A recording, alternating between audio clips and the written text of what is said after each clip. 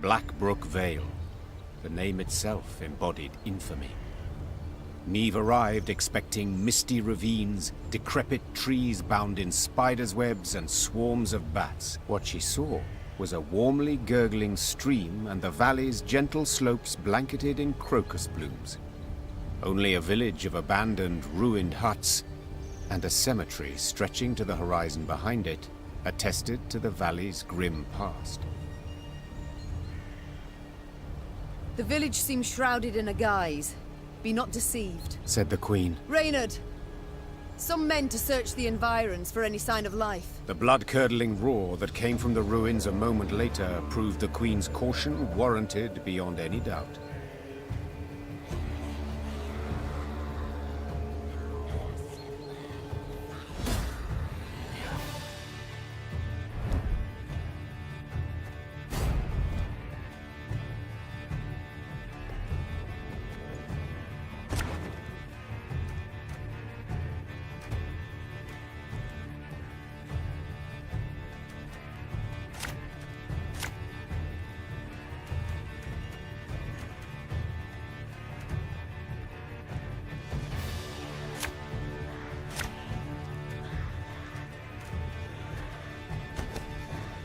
Protect the settlers!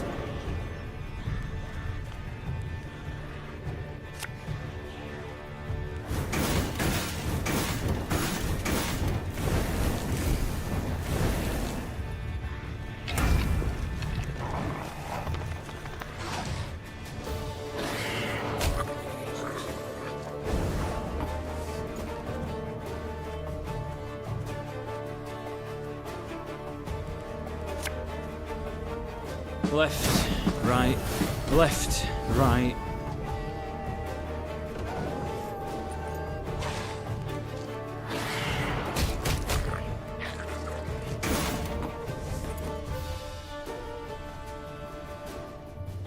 This harvest will be reaping black-clad heads. My spirit's willing and how, but these damn boots are killing me.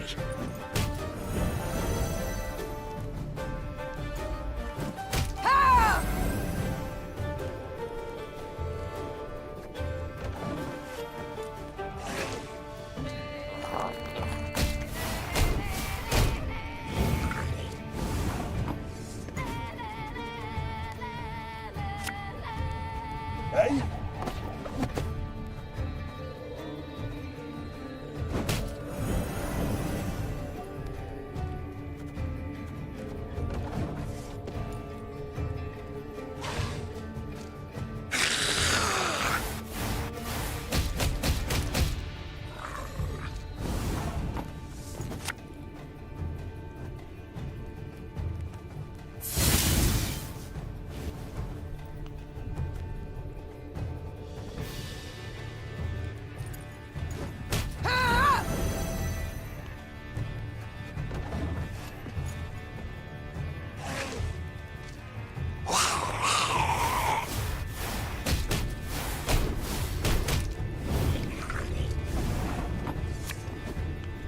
Ever have a stone knock out one of your teeth?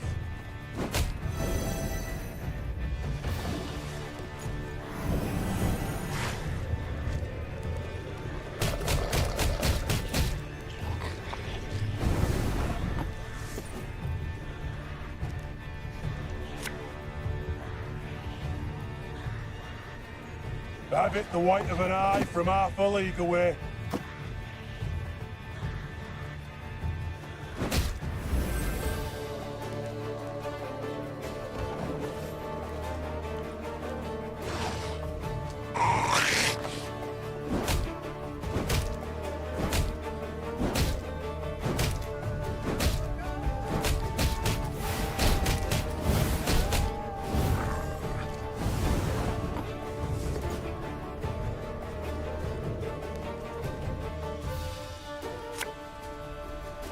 There's a time to reap, a time to sow, and a time to die.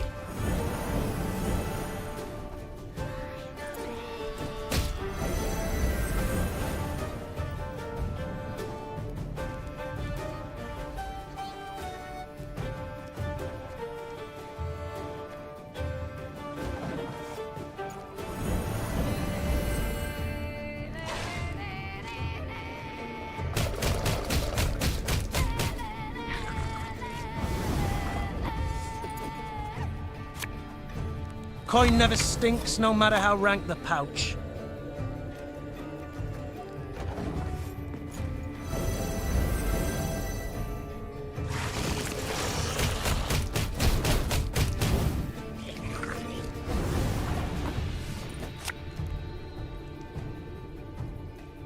Oh, Lyrian lummoxes.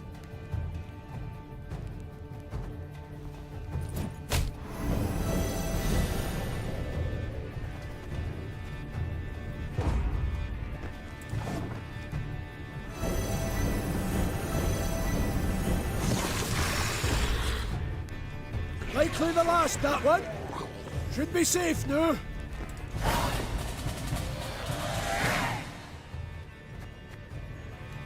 Following the victory, the settlers' hopes seemed renewed.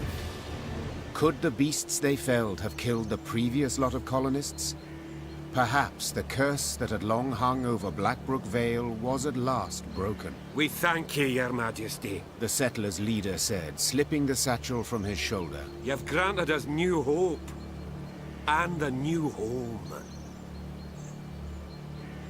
The dwarves rolled up their sleeves at once and set about repairing the cottages. Sounds of hammering, sawing and chopping filled the valley, accompanied by a steady stream of dwarven song. Meve left Blackbrook Vale, her spirits soaring. How great was her subsequent shock when the elders summoned dwarves for another expedition to the valley. It seemed the settlers Meve had escorted had met the same fate as the colonists who had preceded them. Yet what had killed either group would never be known.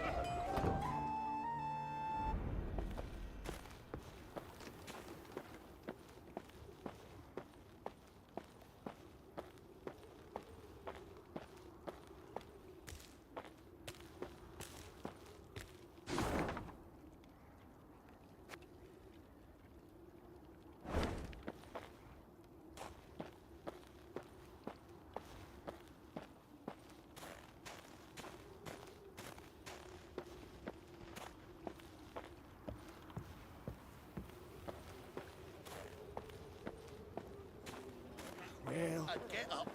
I would, your majesty, but my arse is frozen. well, that's yet more settlers in the ground. Ah, I'd get up. I would, your majesty, but my arse is frozen. Riding past a mine, Meve noticed a group of miners gathered around the entrance to a shaft. Frost had settled on their moustaches and beards, suggesting they had been there for some time. The Queen summoned Gabor and asked him to determine the reason for this sit-in. He returned after a few minutes and announced the most curious thing. they're waiting for the knocking to stop. Meve's frown prompted Gabor to explain in greater detail. According to our laws, dwarves can't go into a mine if there's knocking coming from inside. We're obliged to wait for the ruckus to quieten down. Ah, yes. Our own miners share this superstition. Reynard interjected. They say the knocking is that of a treasurer gnome, a kind of mine ghost. With all due respect, your miners are dimwits. Gabor said, patting Reynard on the shoulder. Knocking means an imminent and abrupt discharge of the potential pliable energy of rock formations. In other words, you can, a rock burst. Except usually it's all done in a day or two, whereas these lads have been waiting gone 2 weeks. Foreman's grown impatient. He'd like to send someone down the shaft, have him see what's at issue, but, well, the code forbids us from doing anything of the sort.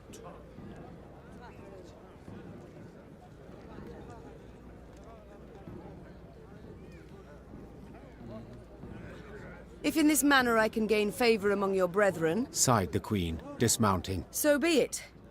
I shall descend and see what the problem is. The shaft was too narrow to fit an entire army, so Meave and a small unit of men entered the mine, miners' lamps in hand and hearts in their mouths. The rhythmic knocking coming from the bowels of the mountains, distorted and multiplied, was unnerving. Soon the company arrived at the place that seemed the source of the knocking. Gabor put his ear to the rock and listened for several moments in silence, then struck the wall with all his might. The wall crumbled with a crash, opening a passage into another corridor, from which sprang numerous foes.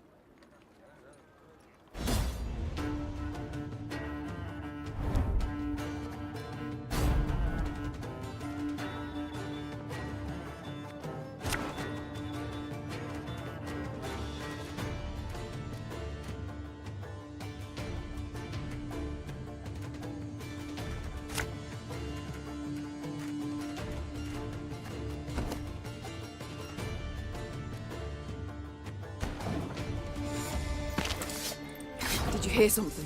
What was that?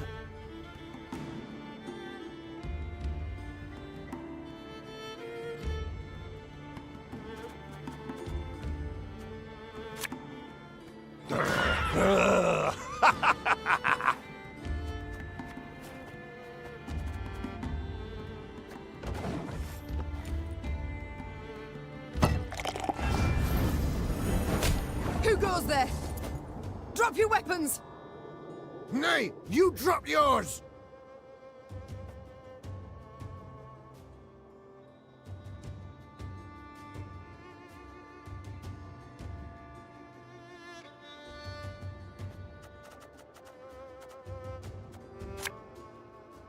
Watch your heads!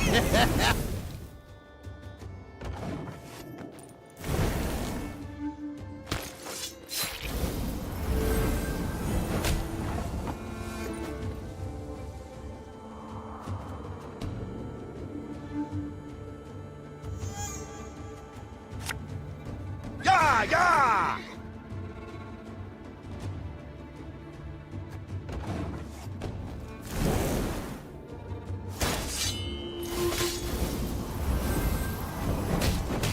Who just grabbed me? Oh, apologies, Maeve. I thought you were Reynard.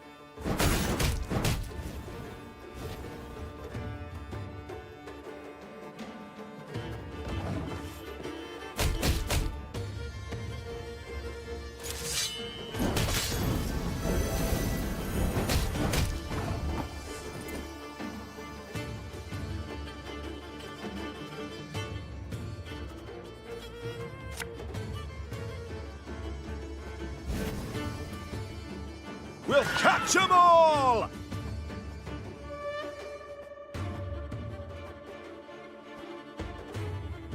My spirit's willing and how, but these damn boots are killing me. Ah!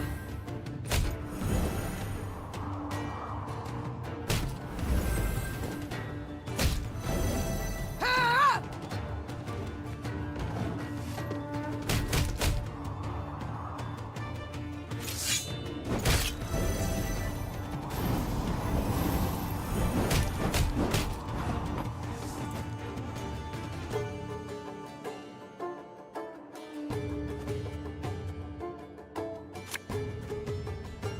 Have it the white of an eye from half a league away.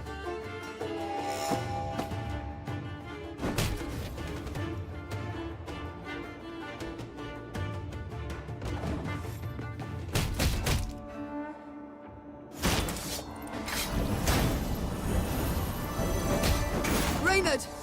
Are we winning? I can't see a bloody thing! The chase is on!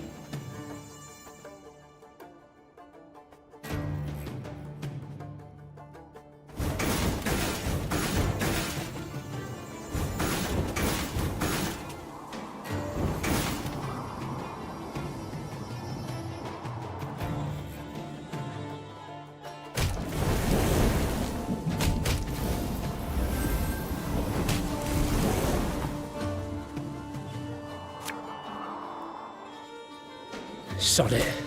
Sod it all.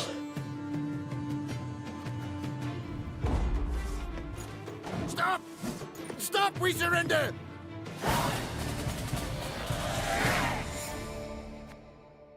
Both sides were surprised. Both fought in the weak light of torches, nearly down on hands and knees. In the end, the Queen emerged victorious, and as soon as she had returned her sword to its sheath, she asked the new prisoners a question that was on everyone's mind. Who the devils are you? The captives looked at each other in disbelief, as if before them stood a ghost. Finally, one of them managed to choke out a response. Your Highness, we're your subjects. Meve recognized the accent at once. The men came from Rivia. But what were they doing so far from home? According to the prisoner's account, after the Nilfgaardians' invasion of their kingdom, terrible poverty gripped the land. Seeking bread, some desperate inhabitants had gone to the mountains of Mahakam, engaging in wildcat mining in search of precious ores. Without asking the dwarves what they thought of this, You know yourself, my queen. explained one captured Riv. They guard their treasure real jealous-like, don't care a whit about the suffering of others. They see us starving down in valley and don't lift a stubby finger. Sadly, the Rivians had dug close to existing corridors. When Gabor destroyed the wall that stood between them and the dwarves, they were convinced they were being attacked by monsters, so they raised arms in self-defense. Maeve, 'tis a tough nut to ken, said Gabor. but let's nae kid ourselves. These men are thieves, and we must hand them over to the Mahakaman Guard. So they may do what? Sentence them to hard labor, or hang them at once? Said Reynard, his usual calm shaken and his voice raised. These are your subjects, Queen. They coveted their neighbor's goods, true, but only because they had nowt themselves.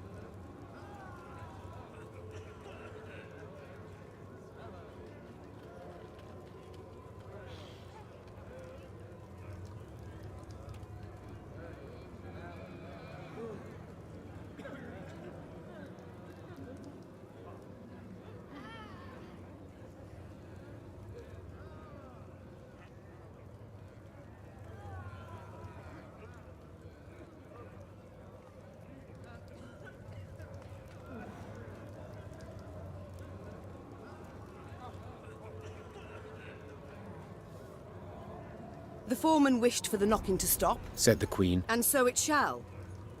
As for you, go back to Rivia, and tell all their queen shall soon return, leading an army. The grateful Rivs quickly packed up their tools and left the mountains. Meve had no doubt Bruva Hoog would soon learn of the affair and would certainly not approve of her decision. Yet she preferred to face the Elder's wrath than send her subjects to a dwarven prison, or possibly to their death.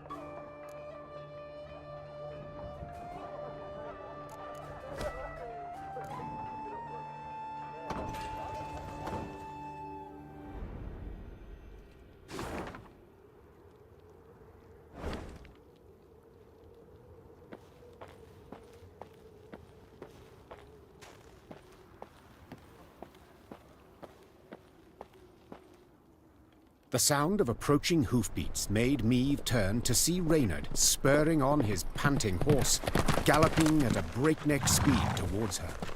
Ill tidings I bring, your grace. Clearly.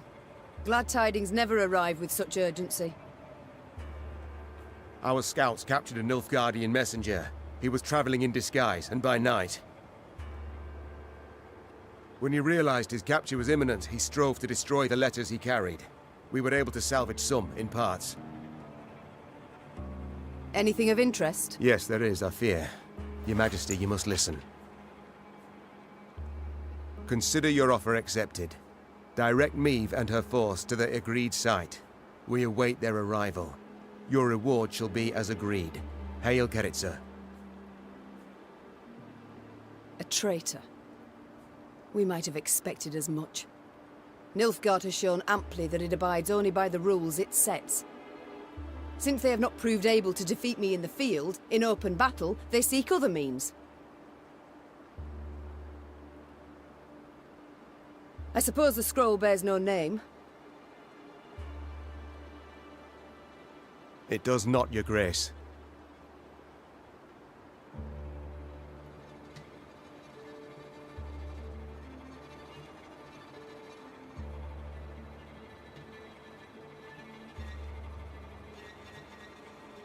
The messenger. Have you questioned him? Naturally, your grace. Alas, he knows not to whom the letter is directed. He was to leave it in an agreed spot. I take it tidings of the whole affair have spread throughout the force. Yes, your Majesty. The witnesses were too many to keep this fact a secret. We must thus assume the traitor in our ranks knows it as well, and will make no attempt to retrieve the scroll. A dead end. Have we any other leads or clues? None, I fear, your Majesty. We must be alert. Keep a keen eye on events as they unfold, and exercise great caution in forging new acquaintances. Very well. Eyes wide open, all senses attuned. Yours in particular, Reynard. Of course, my liege.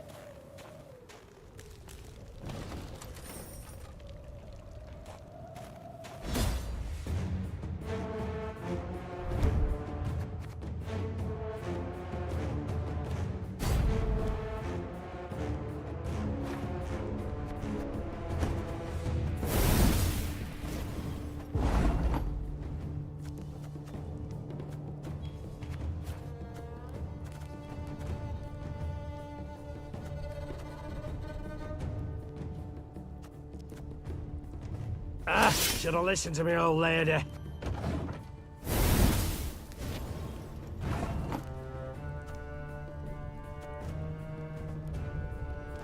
Ever have a stone knock out one of your teeth?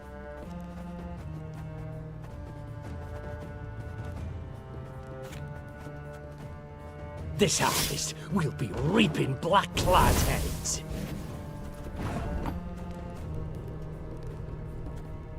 Have it the white of an eye from half a league away.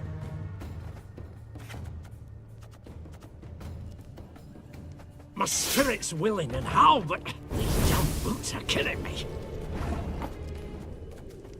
There's a time to reap, a time to sow, a time to die.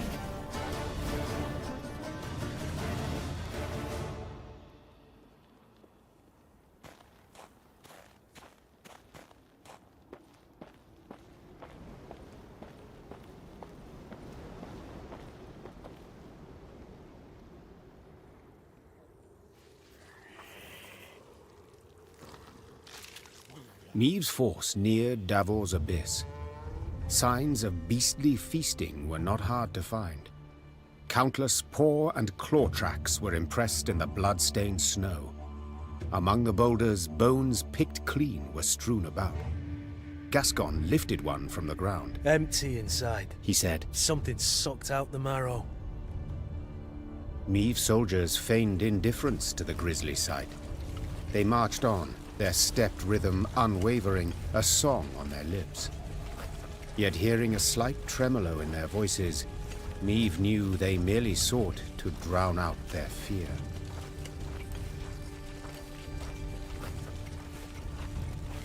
A moment later, a commander's horn sounded, the signal to halt. The Queen galloped to the fore of the column and found herself at the edge of a vast, round hole in the ground. She could not see the bottom. Neve drew her reins tight to prevent her mount from taking even one step forward. What is this? A crater? A desiccated lake? A mine of the strip variety. Gabor explained. Treasures we picked and shoveled for here. Diamonds. Till we happened on the beasts, that is. What now? Orion's a dam. Holds back a lake. If we can break it, water'll rush in, fill the abyss and the tunnels from which the beasts emerge. Just need to get around the mine first. Way down's on the other side. Neve squinted and gazed into the distance. Indeed, there was the dam. And at its foot, a swarm of beasts roiled about. Her soldiers gazed at their queen expectantly, their arms at the ready. She knew well they would rush into battle, in spite of their fear. Gabor! Neve cried out over the whirling wind. Have you bards here in Mahakam? Course, your grace! Then we shall give them good reason to compose this day, on the themes of courage, of heroism, of Lyria! Gee up! And with that cry, the queen spurred her mount, grabbed a banner, and raising it high over her head, rushed headlong at the horrid swarm.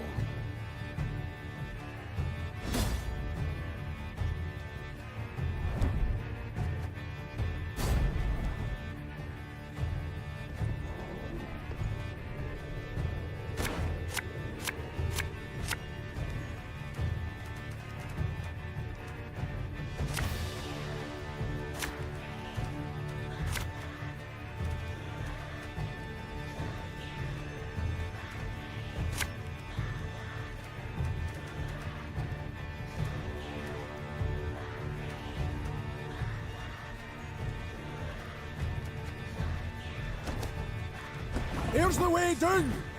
We need to break through and destroy the dam. This harvest, we'll be reaping black-clad heads.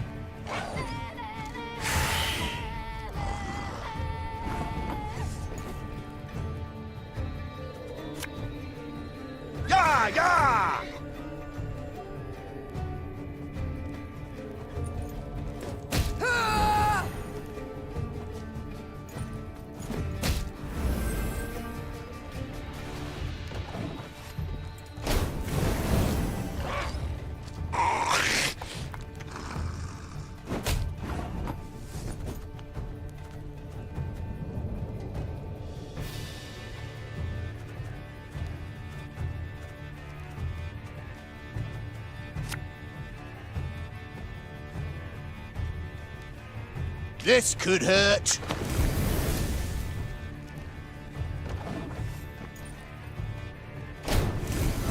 Your Grace, monsters approach from all sides.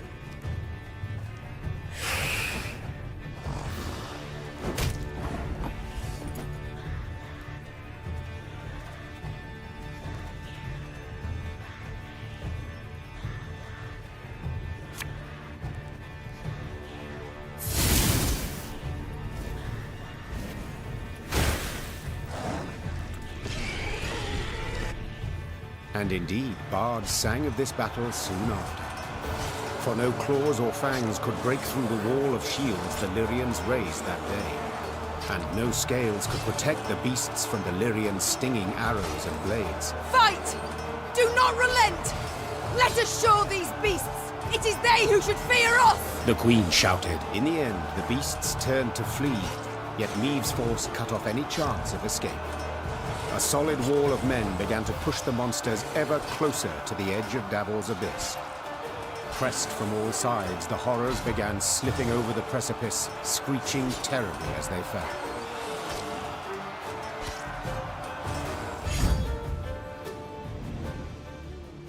Silence came at last. The Queen stood at the edge of the precipice, breathing heavily, leaning on her sword. From the depths of the mine came muted growls and groans. Let's flood the damn hole, Hissed Gabor. before any other shite crawls out of it. A rush of icy water suddenly rose, then just as abruptly plunged into the mine, flooding the pit. And where once lay Davor's abyss, now lay Davor's pond. Maeve descended back into the pass, exhausted and covered in beastly blood, yet also exceedingly pleased. She was one step closer to dwarven support in the war against Nilfgaard. Once the Lyrians had put some distance between themselves and the now destroyed monster lair, Maeve ordered her men to pitch camp. Then she sent the quartermaster off for food and drink. The soldiers lit campfires, then set aside their weapons. Soon after, lively music and song could be heard throughout the camp. Your Majesty, Reynard said from behind Maeve's back. a messenger from the Elder-in-Chief. The Queen turned to see a dwarf in a richly adorned jerkin and a shako with golden seams. She stifled her laugh into a smile and lifted her chin proudly, expecting praise and a pledge of aid in the war against Nilfgaard. My lady, your daring deeds have come to the Elder's attention. Said the dwarf in a measured voice. He's positively irate and demands an explanation. Irate? But why? I and my men, we've aided you greatly. Elder Hugh awaits at the Long Bridge. You'd be wise not to keep him there any length of time. And with that, all the Queen's enthusiasm for a celebration was instantly gone. She waited until the fires expired and the songs died down, then gave the order to march.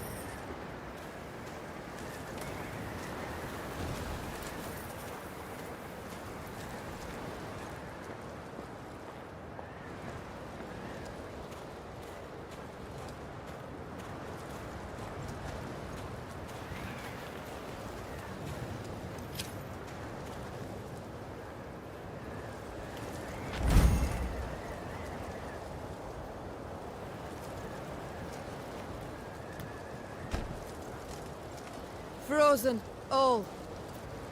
Only the banner moves, blown by the wind. Downright poetic. Prime material for a ballad. Perhaps even a whole saga.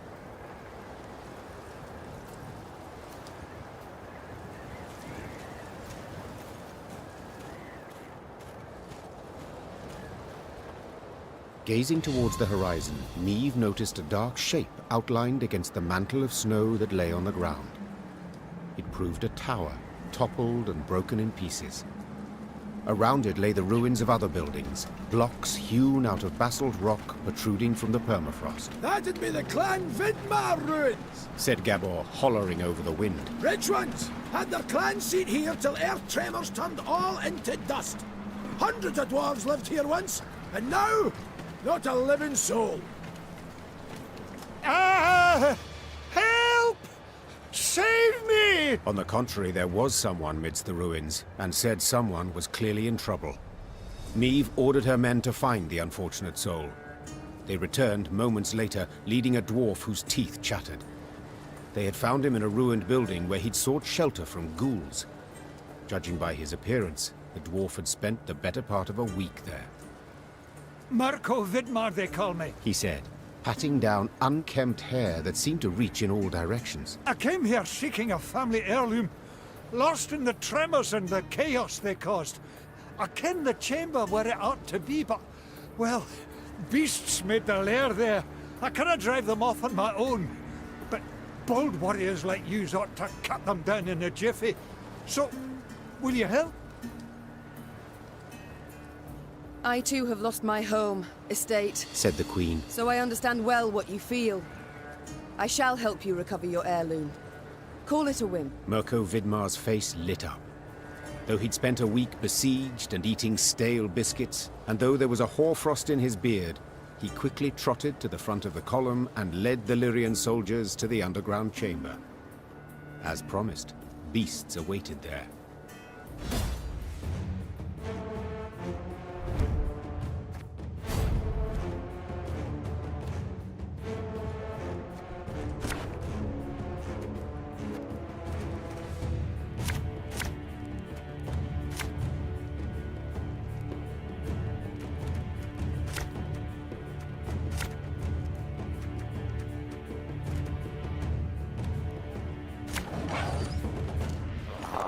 The ruins!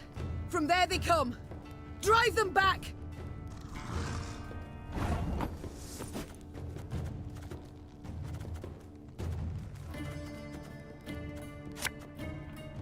The chase is on!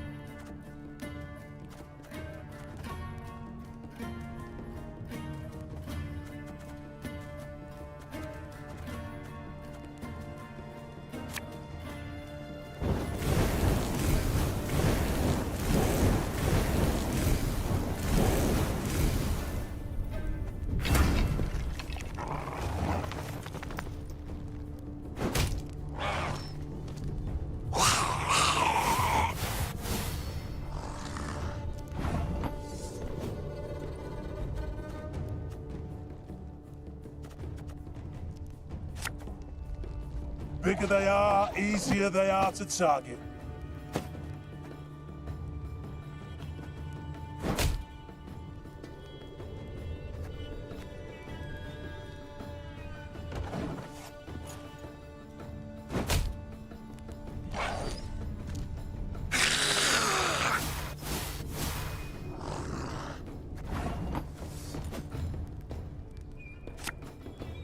Thing about slings, they hide well.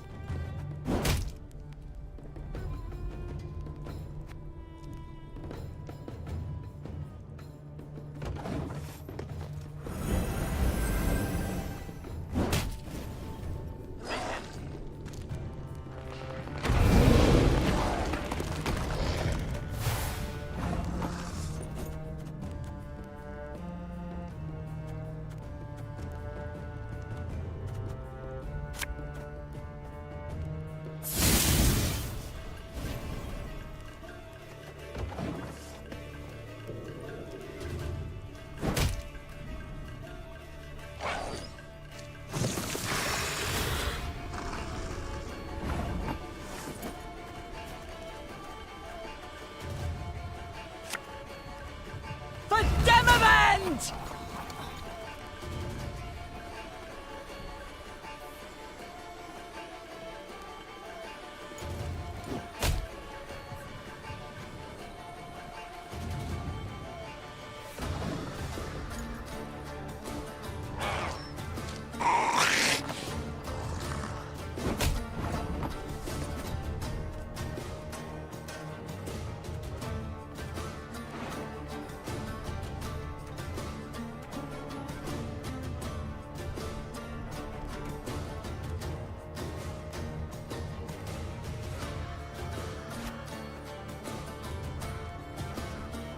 As you wish, milady.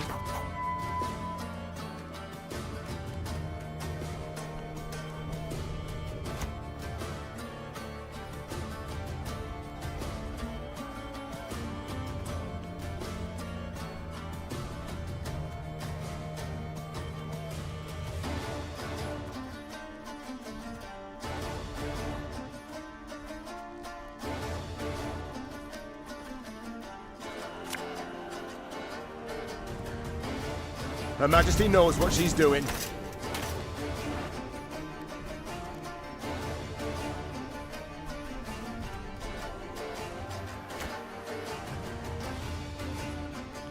You mad? Don't shake that!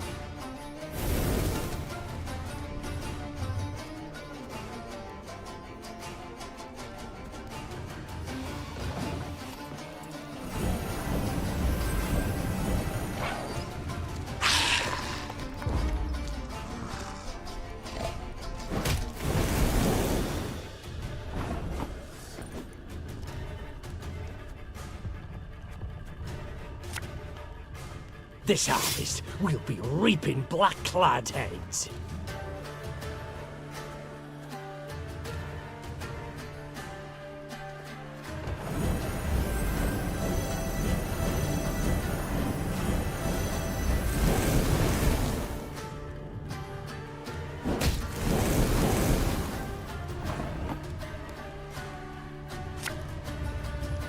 You sure about that?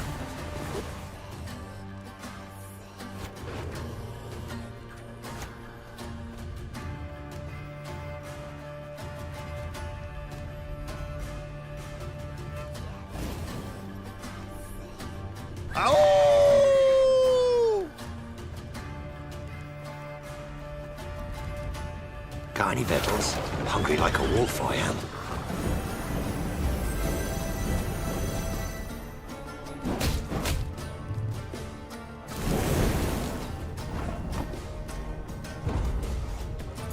Let's get a move on before any others show up.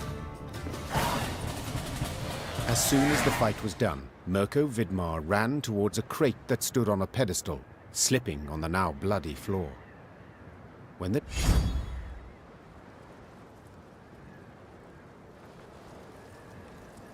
Seems to me Brother Mirko wasn't wholly candid with us. This here's no heirloom, no family souvenir. It's the treasure trove of Clan Vidmar. We thought it gone for good. Pressed for the truth, Mirko admitted no family sentiment had prompted this expedition. The dwarf had planned to leave Mahakam and start a new life among humans. Yet he did not wish to do so without sizable capital. I can't stand to stay here a moment longer. The days, all of them, they're identical.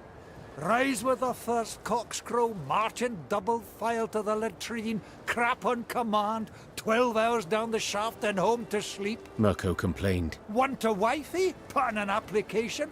In triplicate. Care to snip your beard? Elders got to approve it. You want to add buttermilk, not cream, to your mushroom soup? Clan council's got to debate it. How's a dwarf not to get balmy? I understand the lad, no two ways about it. Gabor sighed. But I feel it's my duty to remind yous that what Mirko's going and doing here, well, there are laws. Treasure's due the Elder-in-Chief, not to Mirko. That's one. Second, any dwarf that wants to leave Mahakam can't take nothing but his breeches, his dixie, and his coat. So, brief like, consider well afore you make your decision, Your Grace.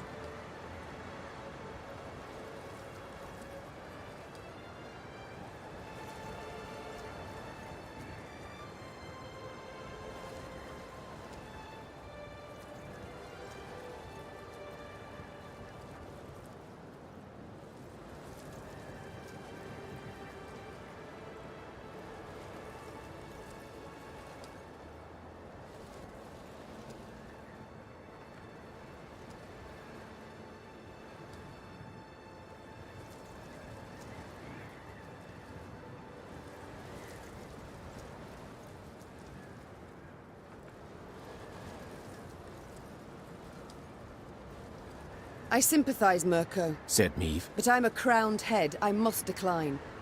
National interest requires I show the greatest possible care for my relations with Elder-in-Chief Hugh. Yet in aiding you, I could sour those greatly. I shall return the treasure to him, I must.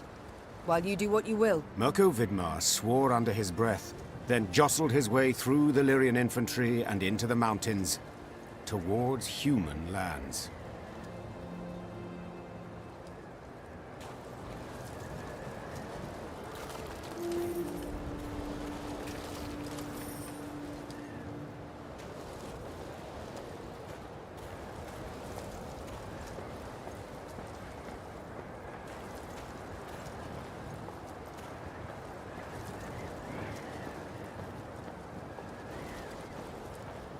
The Lyrians rode a narrow, winding path along the rocky ridge. To one side were ice-covered boulders, to the other, a chasm hundreds of feet deep. They could have at least erected some barriers, complained Gascon, knocking snow from his cap. Got plans for that? Gabor said. Just need to decide how high to make them. What? Think. Should they be the height of your average dwarf or a human? The debate's gone on for 20 years. On the one hand, you've got... Gabor did not finish his discussion. He was interrupted by the Baba Ghazi that jumped down from the rocks. Archers, shoot! Aim for underbelly! Meve's soldiers made quick work of the lone monster. But the sound of battle spooked the horses harnessed to one of her wagons. Whoa there! Whoa, damn it! The driver tried to rein in the animals, but could not. They dragged him into the chasm along with his cart and the soldiers riding in it. They landed a few dozen feet below on a rocky outcropping. Did you see how they fared? Anyone left alive? Asked Meve, leaning over the cliff edge. Worry more about their cargo. Gascon replied. They were also carrying chests of gold. Blast. We can't get down there. Too steep and the snow keeps falling. We can lower ourselves down a line. But without armor, shields, or heavy weapons, otherwise it will snap. And the Baba Ghazis? The Queen said, brow raised. We shan't kill them with daggers. They're too thick of armor. We'll have to try. Or continue on our way. We don't even know if anyone survived the fall. Meve said, stepping back from the edge. And the gold, it's not worth the risk. Maeve. Gascon said, shaking his head. Gold is worth every risk. For a thief, true. But not for a queen. It is decided. We move on. The Lyrians resumed their march, trudging with extra caution across the icy rocks.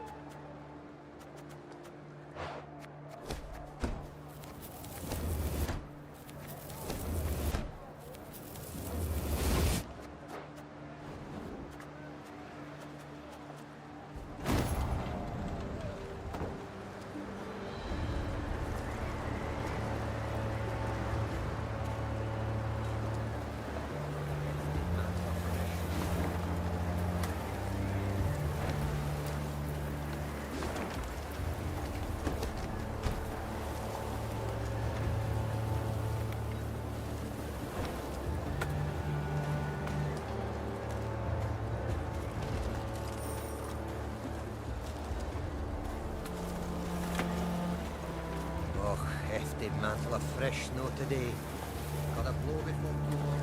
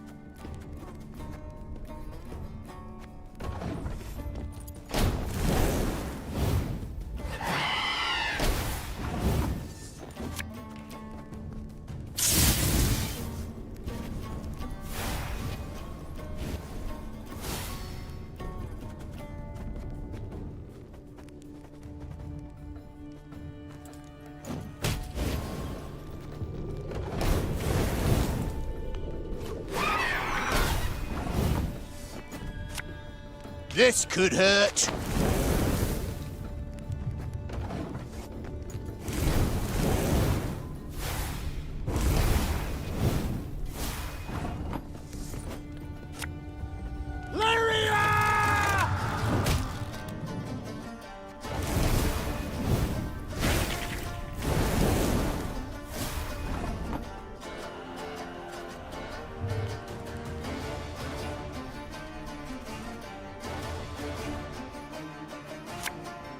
As you wish, milady.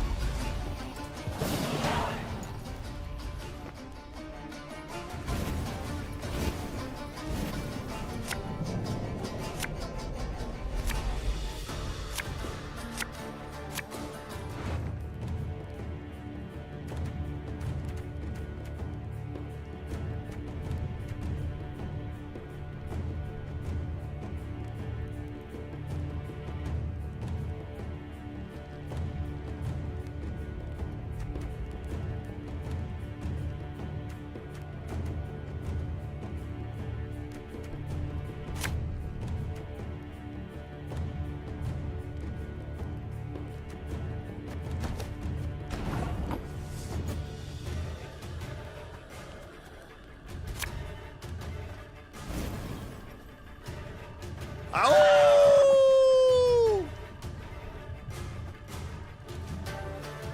Aye.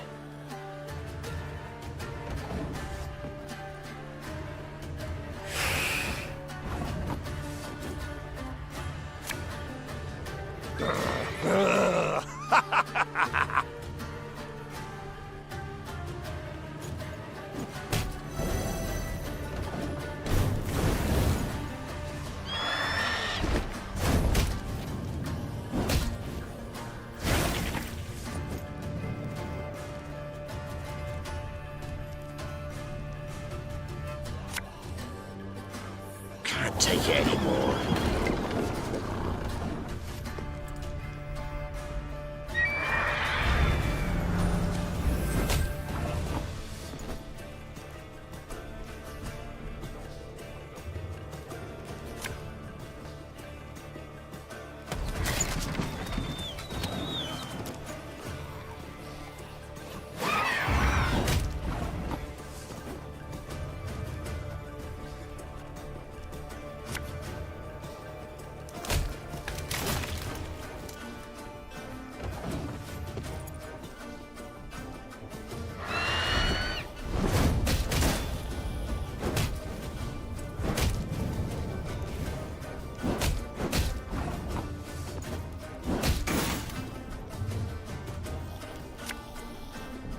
Have it the white of an eye from half a league away.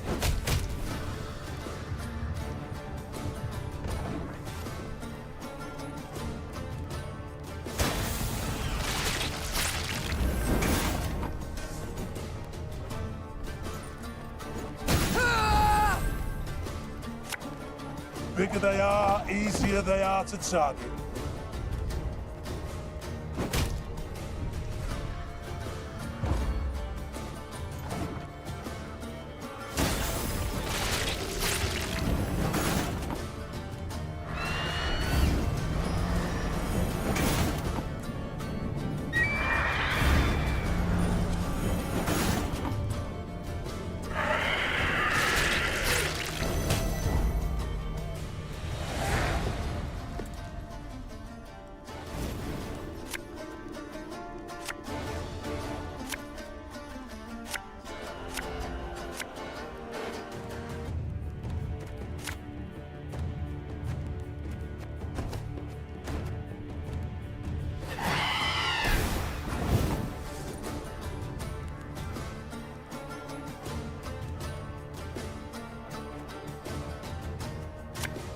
Yeah!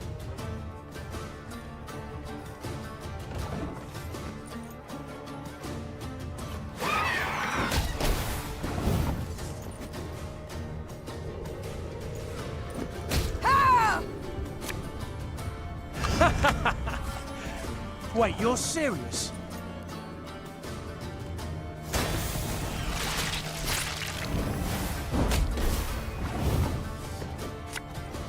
Oh, Lady Margarita told us of this.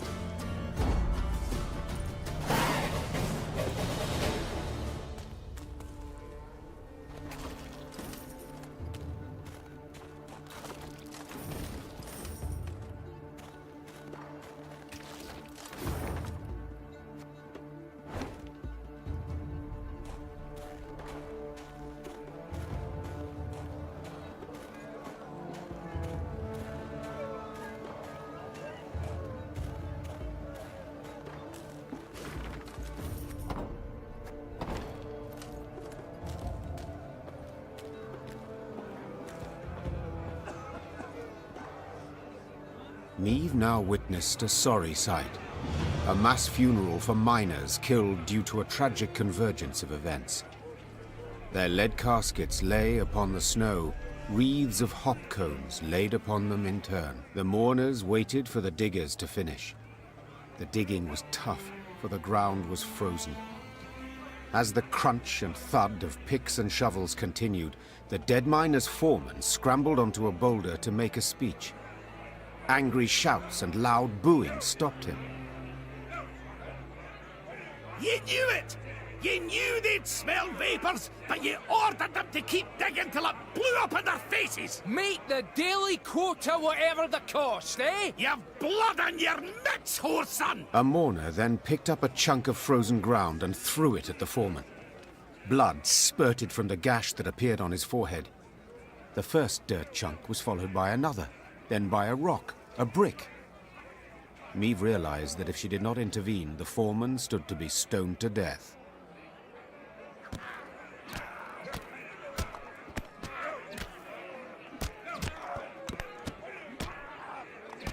Something had to be done quickly. Meve saw this clearly. She spurred her mount and rode into the cemetery, pushing through the throng, then stopping before the foreman, the horse shielding him from further blows. Calm yourselves! Silence! His guilt cannot be decided here. It must! Before Meve could finish her plea, a large rock thrown from the crowd struck her bosom, nearly knocking her from her saddle. Upon seeing this, her Lyrian escort lowered spears and drew swords and rushed at the angry mourners.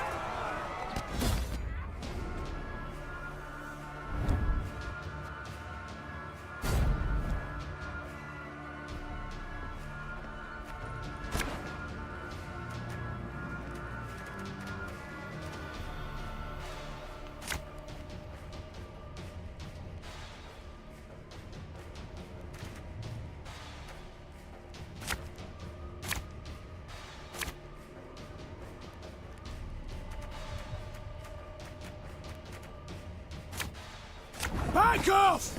No one needs to die!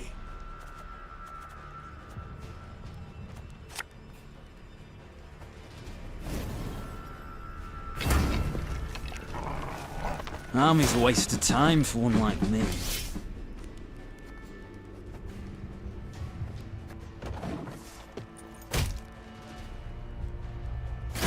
They used to tire my tongue about that. Should have listened to me, old lady. Our ballista, your command.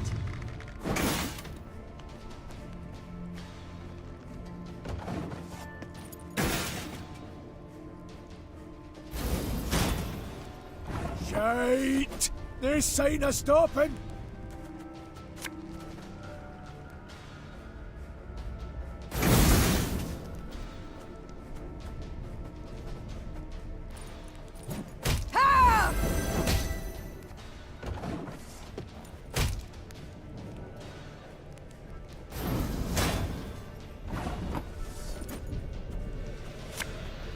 We'll catch 'em all!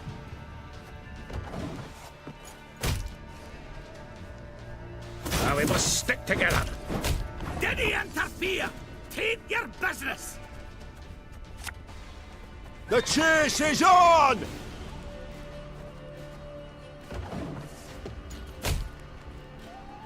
Elven blarney. Oi! Gobshite! You pleased with yourself?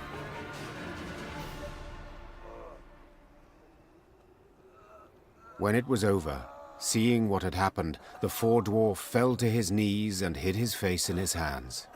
They had it right. Those miners died because of me. Because of my cock-up. And now, they're kin.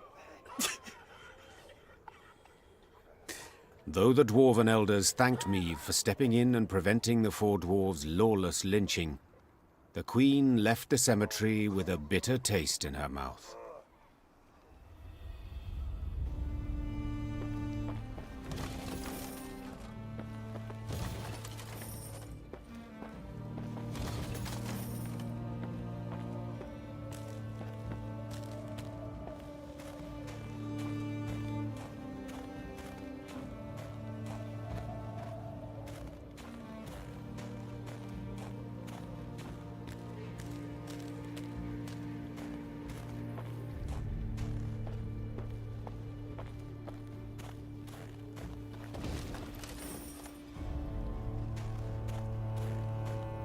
The Lyrians ascended the highest section of the Mahakam Range.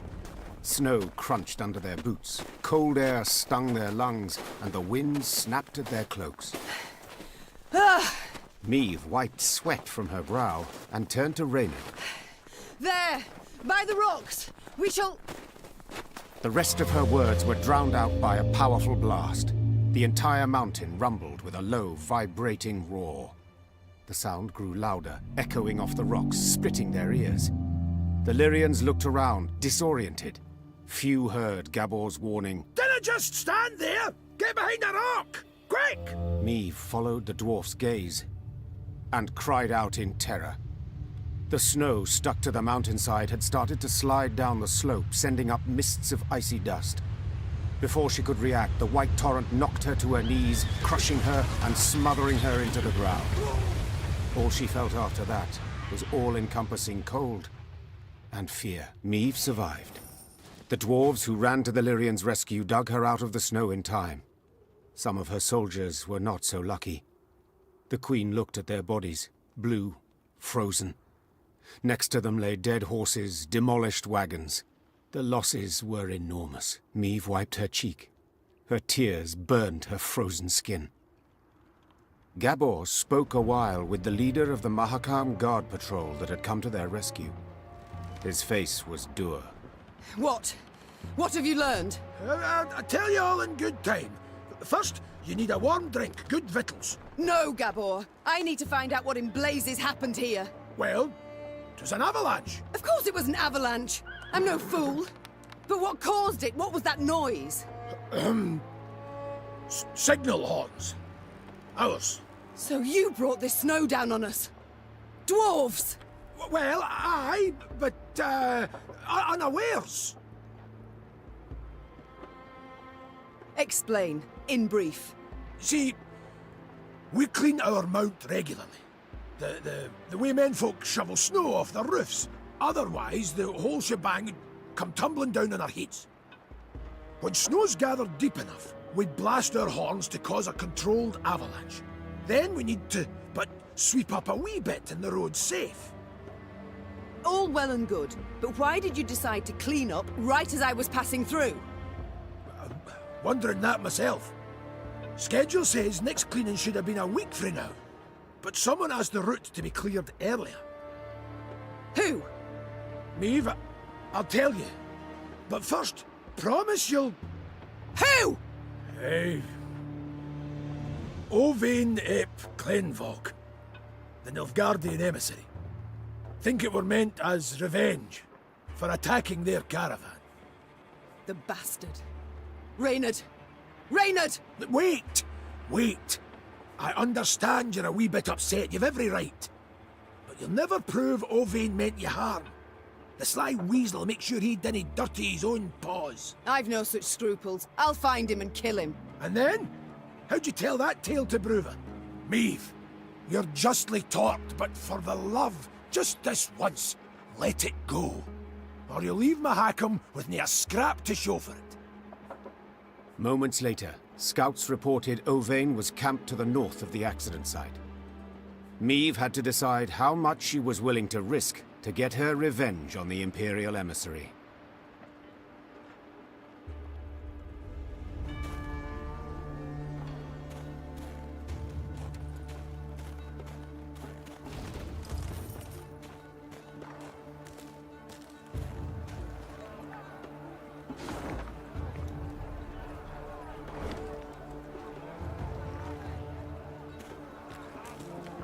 There, milady, whispered one of the scouts. Left of the path. Meve squinted. The Nilfgaardians had taken shelter from the falling snow under a rocky outcropping. The smell of roasting meat wafted from their campfire, and echoes of laughter could be heard. The black-clad soldiers had reason to celebrate. They had just decimated Meve's company without even drawing their weapons. Meve's gaze caught something else. A metal container into which the Nilfgaardians tossed bones once they'd been gnawed clean. It looked strangely familiar.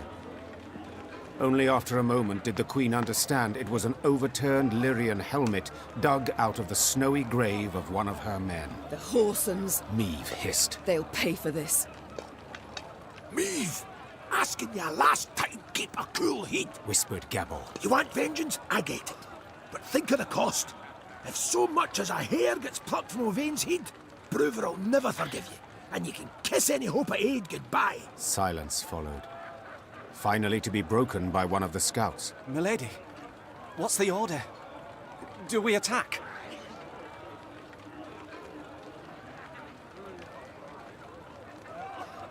No. Said the Queen after long deliberation. But milady, they... I know what they did, and that I shall never forget nor forgive. Said Meve, placing a hand on her scout's shoulder. But breaking Dwarven law only plays into the Nilfgaardian's hand, causing us to lose allies and our chance for victory. Meve brushed the snow from her trousers and straightened her spine. Avenge our comrades we shall. Not here, but in the fields of Lyria and Rivia. The Lyrians resumed their march with heavy, beleaguered steps. Their path still piled high with the snow brought down by the Nilfgaardians.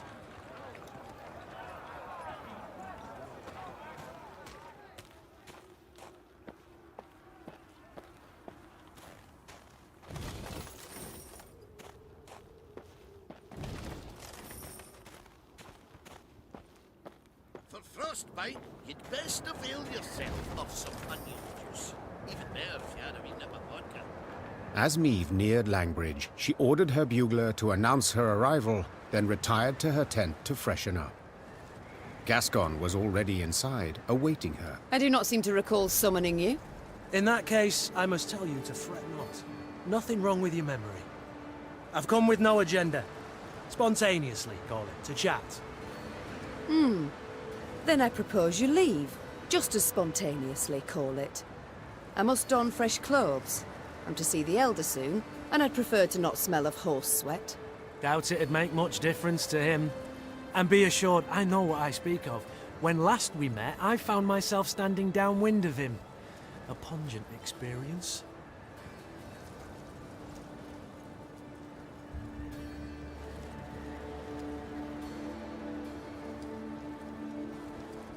My patience is near its end, Gascon. Either state your business, or I shall have the guards escort you out.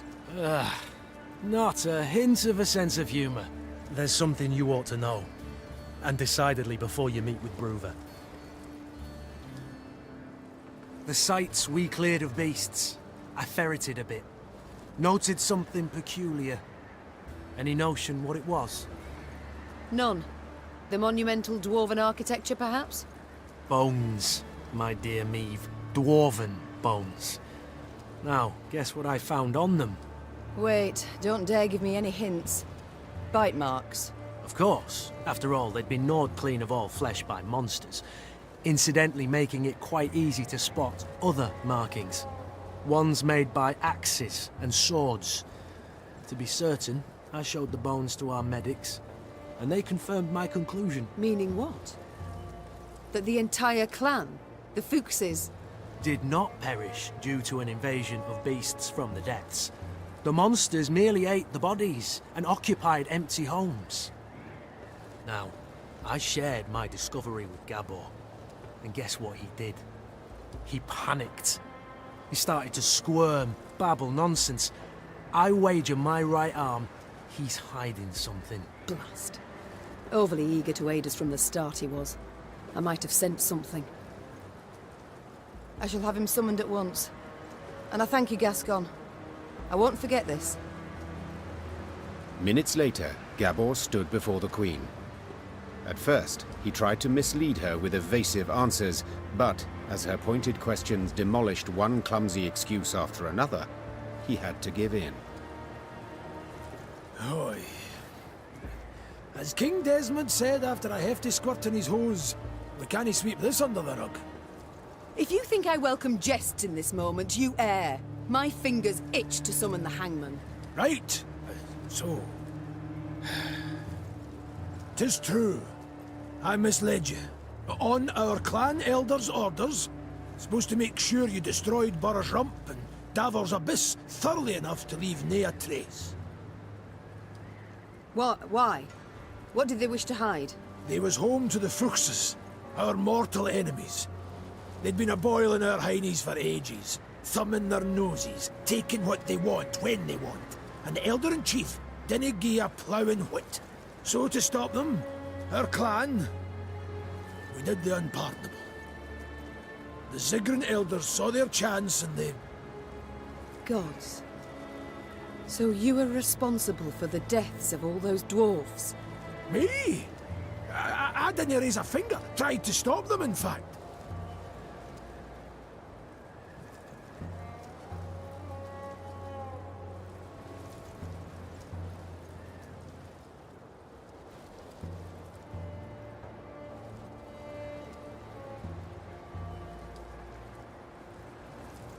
No witnesses survived, meaning you must have murdered the entire clan.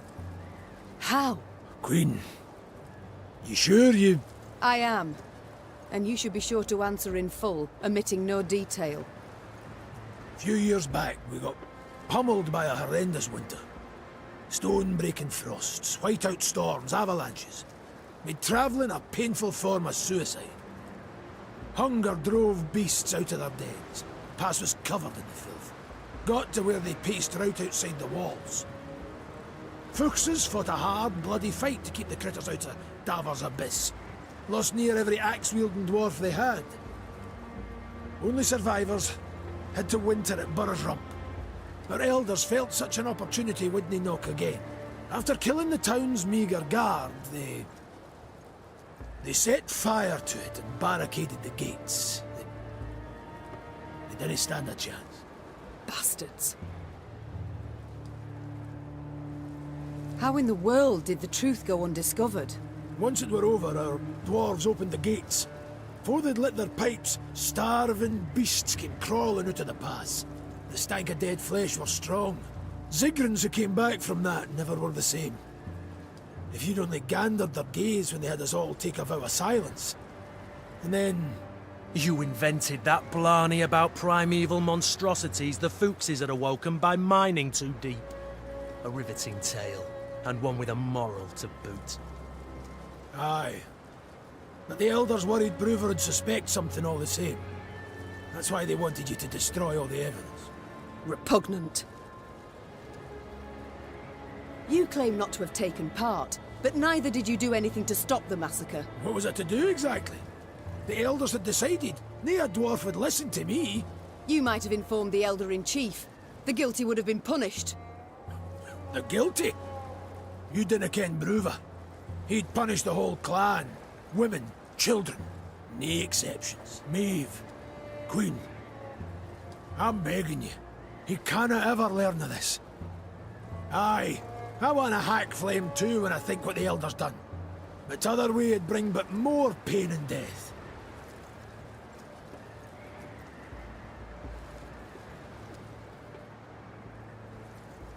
I need to consider what's right.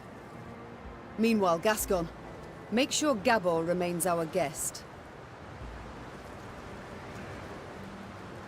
Of course.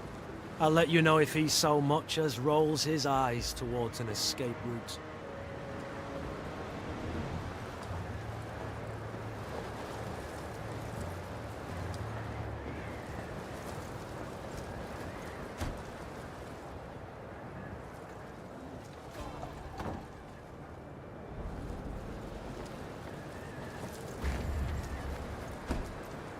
Bruver stood by the bridge like a statue, arms crossed, eyes squinting.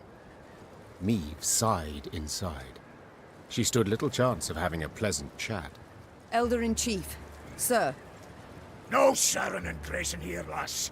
Ploughing humans. Always out to fix things, always end up cocking them up. You think you're due glory, do you? Monster Slayer Maeve? Patroness of dwarves? Blast it. What do you think? Why didn't I exterminate those beasts myself, eh? Go on, tell me! For you... For I didn't want to. For something didn't fit, damn it. So I resolved to not destroy their nests and evidence till I learned the truth of who done it. Postponed it all those years expressly.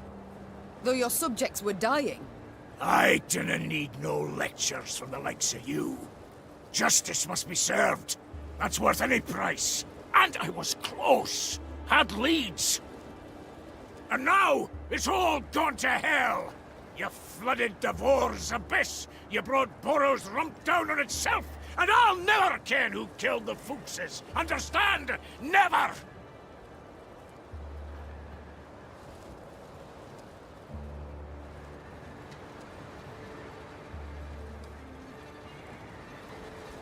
I would not be so sure.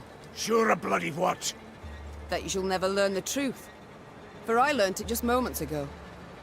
'Twas the Zigrins who killed the Fuchses. The Sigrins? But... hold. Aye, it would explain a lot, that. Ah, the snakes! Worms! Rogues! Why, I'll show 'em. All right. Got to admit you've more in that pretty head of yours than I expected, but dinna you start thinking we'll be toasting a new friendship. You want our aid? You'll have to answer our questions. My questions. Lots of them. And they're all hard, so dinna you go smiling at me yet. Why, I wouldn't dare. Better not. Right. Time we moved on. Bruver set off at a brisk pace, paying Meve nor anyone else heed. The Elder's bodyguards rushed after him. Then came the Lyrian force, and at its end trudged Gabor Zigrin, hands and feet in shackles.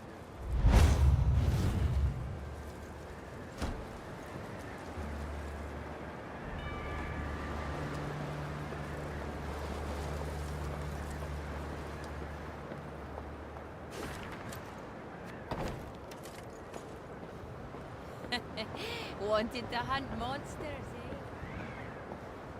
Dwarves demonstrate innovative thinking in many domains. Metallurgy, engineering, architecture. Yet there is one in which they could not be bothered. Naming. For this reason, the bridge that linked the Mahakam Pass with Mount Carbon was simply named Langbridge. Meve learned it was a thoroughly fitting name. Having stopped for a breath halfway across the road suspended over a deep chasm, the Queen could see neither end of the bridge, both concealed by thick clouds. Amazing, whispered the Queen. I feel as though we traversed the very sky. The Queen and her retinue were nearing Mount Carbon when Meve heard a cry. It was Xavier. Hold! Hold! Meve drew in her reins abruptly. Her mare neighed and reared, lifting the Queen above her formation of men. From that height, she saw the last pier of the bridge crumbling. The dwarves at the head of the procession were unable to stop in time and plummeted, screaming into the abyss. What's the meaning of this, God damn it? Bruver roared. Fetch the engineers! Now! The Queen was striving to calm her spooked mount when she sensed something swish past her ear. Out of nowhere, a Scoia'tael band had appeared at the rear of the column. Before anyone could react, elven archers had felled the rear guard. The soldiers lay on the bridge's stone surface with arrows in their backs. Meve was trapped. In one direction lay the chasm, in the other, a fierce foe. She had no choice but to stand and fight.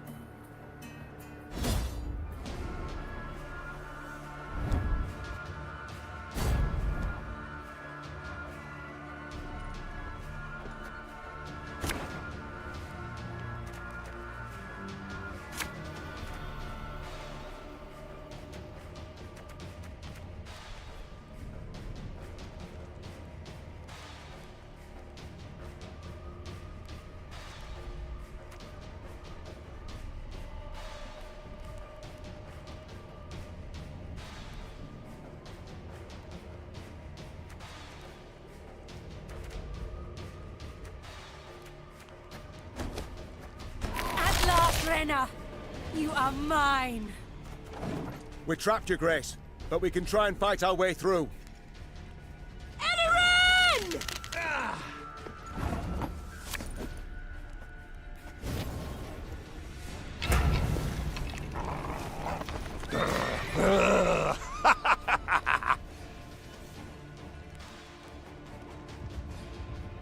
You can try to win them all, but you won't.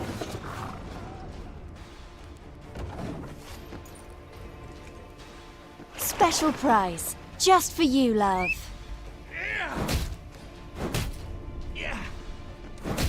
I recognize the colours. They belong to Eldane.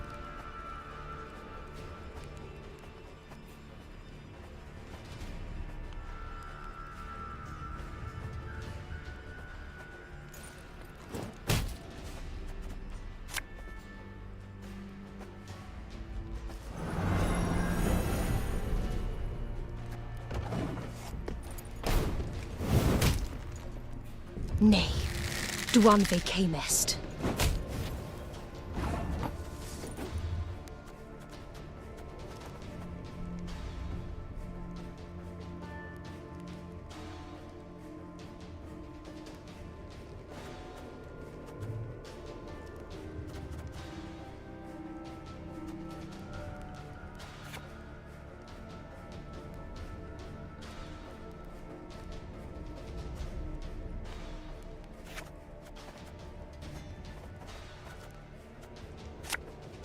This could hurt.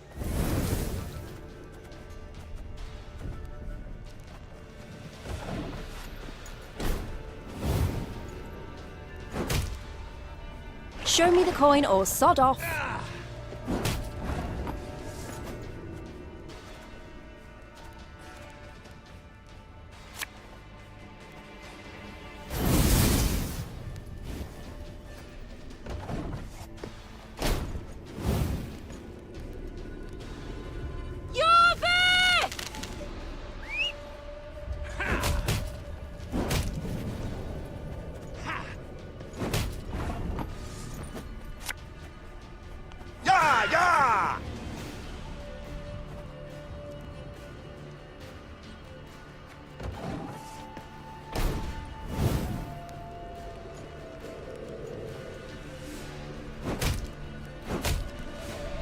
May your sword and arm be one.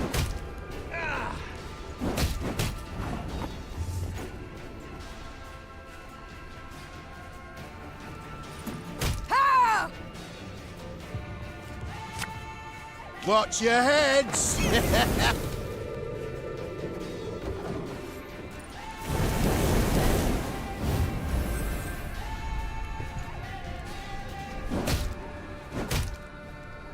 I was hoping you'd say that.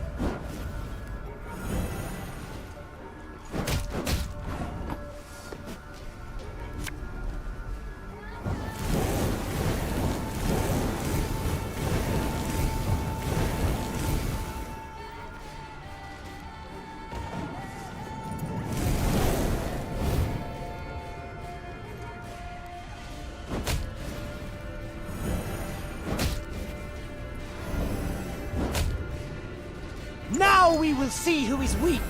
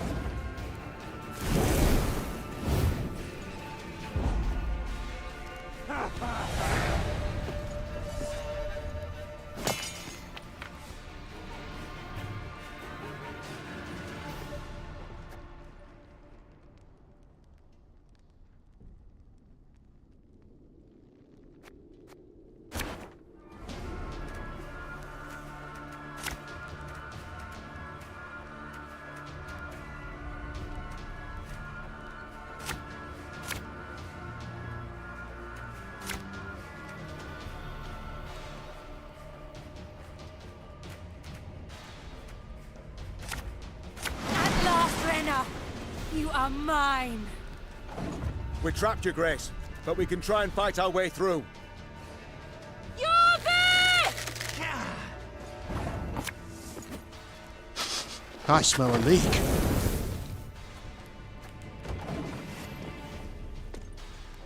Got business for me?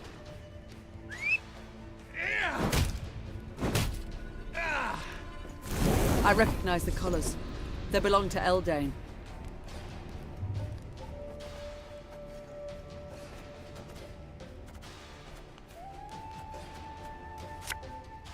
Are you mad? Don't shake that!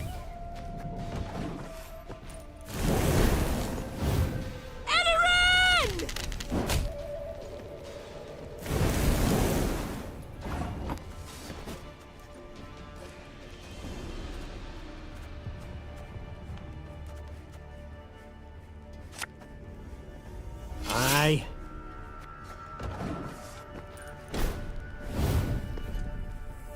Special price. Just for you, love.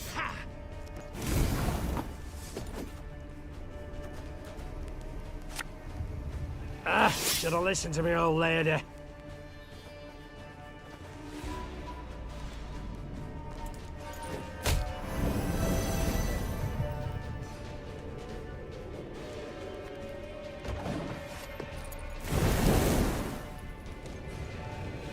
Nay, Dwan ve camest.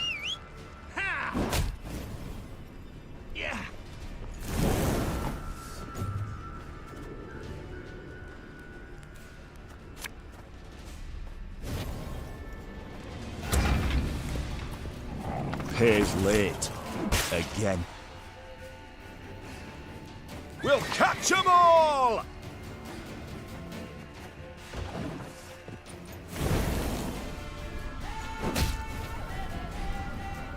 Swords I smile at, weapons laugh to scorn.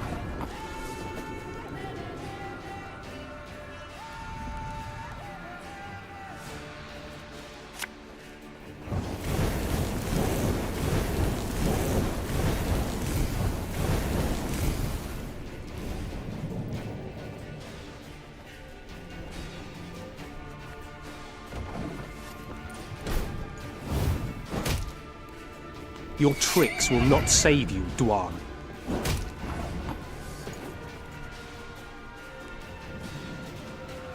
Mahaki ballbags can do whatever the devils you please! This is Mahakam!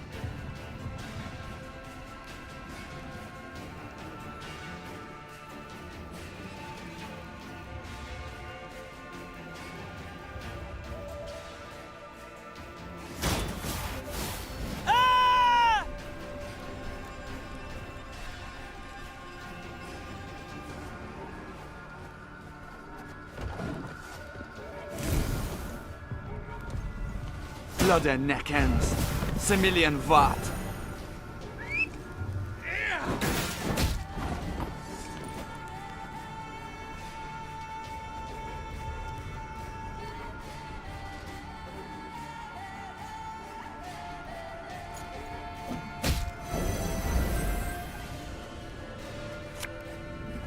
Tell me you jest. This could hurt.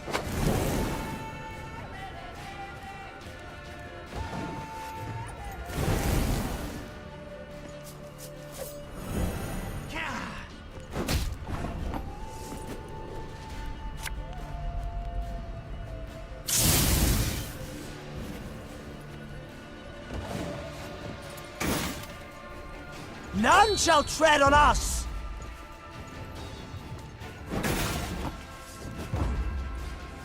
No! Blederenna! She must die! Their strength combined, the Lyrians and dwarves managed to defeat the Scoia'tael. The guerrillas had weakened the last span of the bridge, turning the crossing into a deadly trap.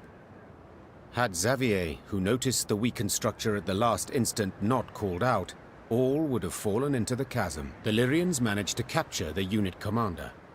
She stood, her head raised high, and when Meve glared at her, she did not avert her eyes. What is your name, elf? Abayeth me a parst one. She said, Thank you, Reynard. I know well what she said. Kiss my arse, is that truly the best you can muster? I'd rather show you exactly what I can muster. Tell them to unbind me. You got your opportunity. On the battlefield. Will you not tell me what they call you? Fine. It's all the same to me. I'm more interested to know how you came to be here. Who sent you? No one. It was my decision to kill you, and thus avenge Eldain. Do you remember him? The elf whom you denied a burial?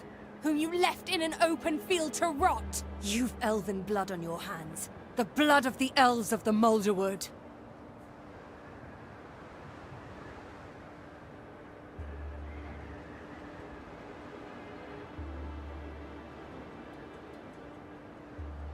Eldain was a criminal.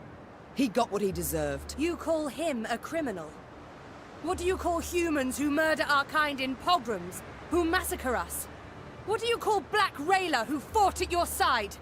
Do not dare compare us. Do not dare! Enough.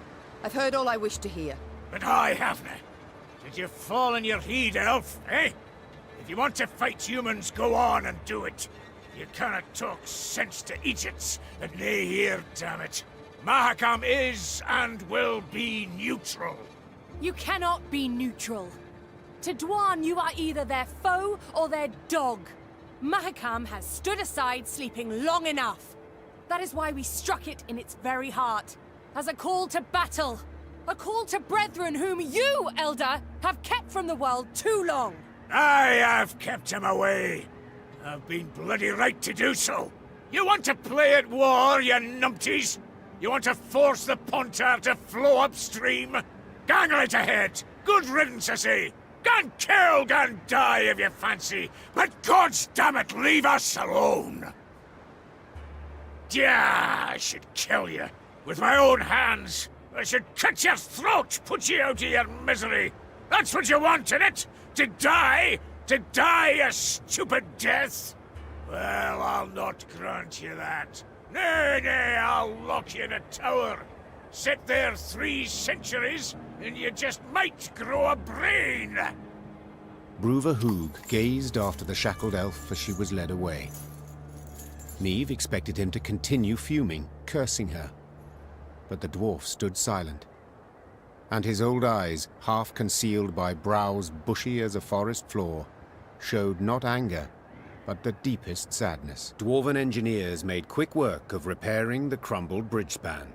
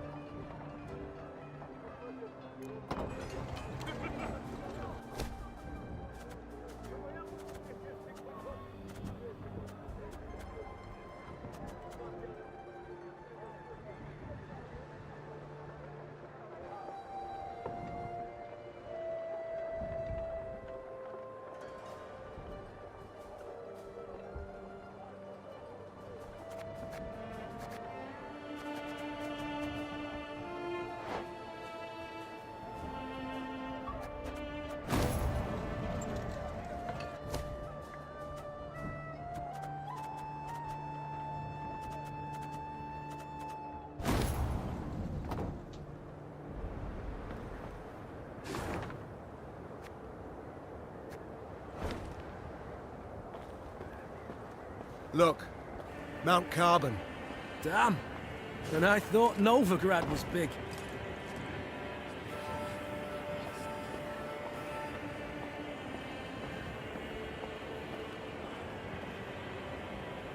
The Lyrians stepped inside Mount Carbon's bowels. Neve rode while looking upwards, admiring the intricately carved ceiling, gilded walls, monumental bas-reliefs carved from basalt. Yet this was no time to admire the sights. Bruva Hoog had summoned her to speak. I thank you for your invitation, Elder. My invitation? Choice term, lass. You wangled your way in here. Long I've lived, but ne'er have I seen a wench so stubborn. With all due respect, do you not feel like a pot conversing with a kettle? Ha! True enough. Changes of mind dinna come easy to me. But they do come at times. Human wars concern me not at all.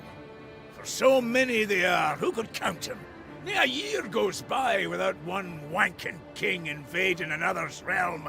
A dog with scabies is less restless. That's why, this morning, I aimed to send you off with nothing. Mattered not what the clans were saying. Revere, Schmivia, who gives a sheep's fart? But that was this morn, before that daft wench and her pups attacked. Nilfgaard supports the Scoia'tael, it's common knowledge. Nilfgaard uses them. Well, I'm nae worse, and I choose to use Queen Maeve.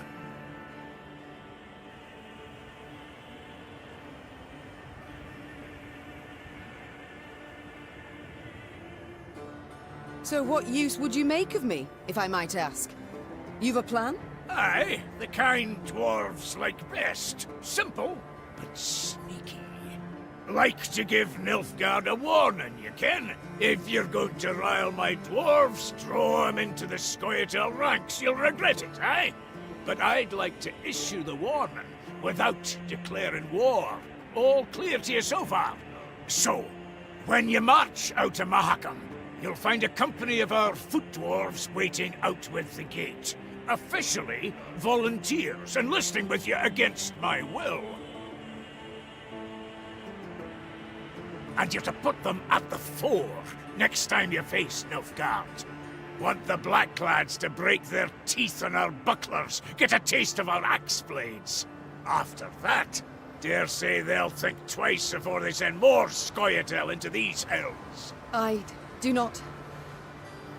Thank you, Elder. You restore my hope that I shall have my home back in the end. Faith can move mountains, aye, but it can't do much about borders. I've watched you close, and must admit you're a plucky lass. That enough for Nilfgaard? Can I be sure? We will see. We shall know soon.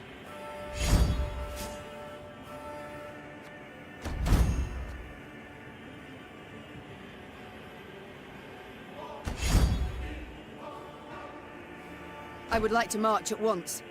So by your leave? Nay, not granted. At once? What's that mean? Our laws are clear. Guests are to be sent off with a thundering feast. Even the humans. Bruver, as was Bruver's wont, insisted. So the Queen accepted the invitation, but as was her wont, set a condition. The feast was to last but one night, and not, as was the wont of local custom, an entire week.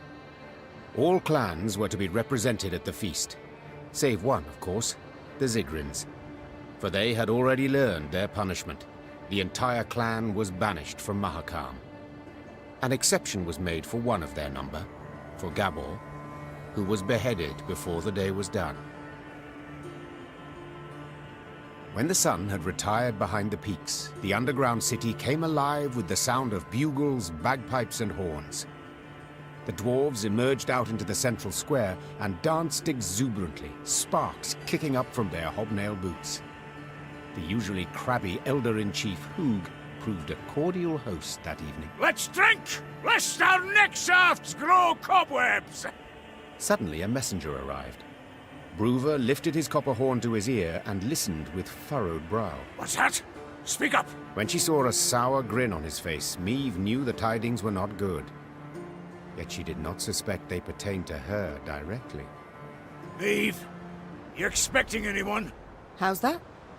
Runner says a delegation's arrived at Carbon.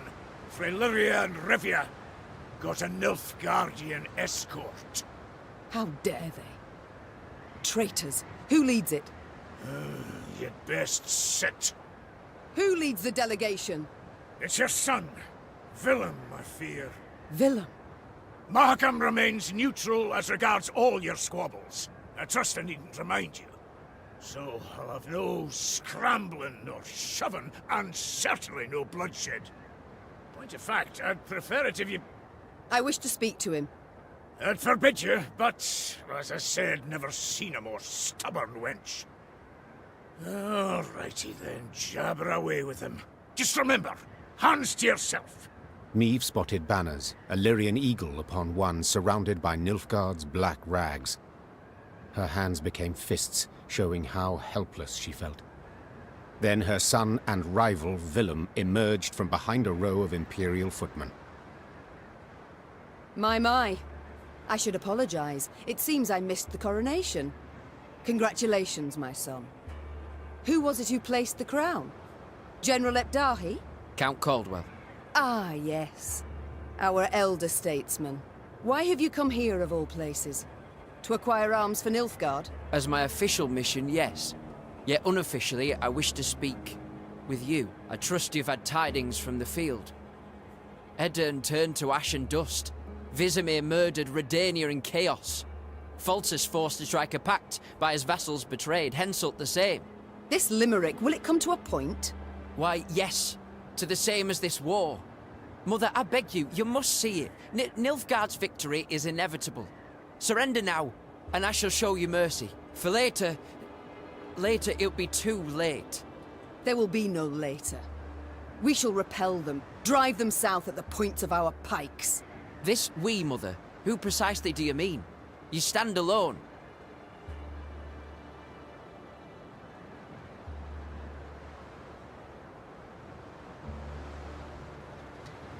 An impression many might have indeed. Yet I've allies. Those long loyal, and those new. Where, Mother?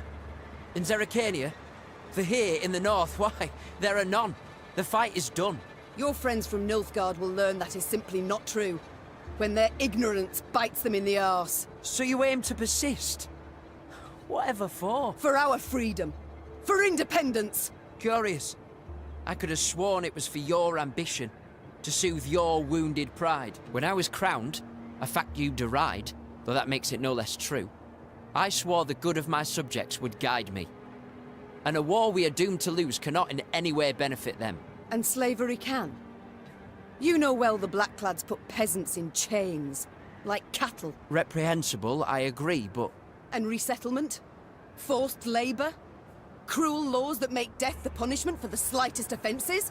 Are those benefits? Well, answer me! I see I will not sway you, Mother. A shame, though I take comfort in the fact I tried. And now, adieu. Oh no, I, not you, will decide when this conversation is over. Oh, have we anything else to discuss?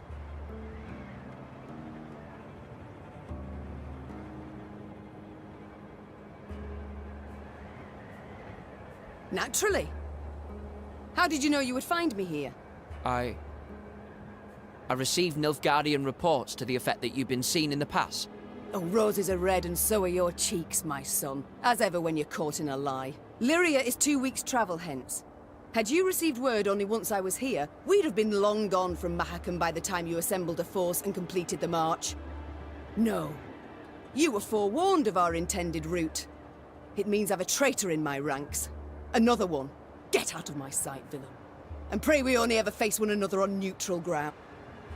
Meve struggled inside not to turn and gaze once more at her son. He'd changed since they'd last faced each other, grown manlier, and he wore the crown well. The Queen returned to the banquet hall. Her advisors shot her questioning glances, curious what she had discussed with Bruver. But Meve decided to keep the details to herself. One of them wore a Nilfgaardian lead around his neck. Until she knew who, she would have to remain vigilant. Feasting's done, Reynard. We must consider our next move. I've thought on it, Your Grace. We've strength enough to hit the foe, but still not the numbers to face him in open battle. So what do you propose? This war we cannot win alone, nor even with the dwarves at our side. But if we secure a victory, small yet symbolic, we shall show the other realms of the north all is not yet lost.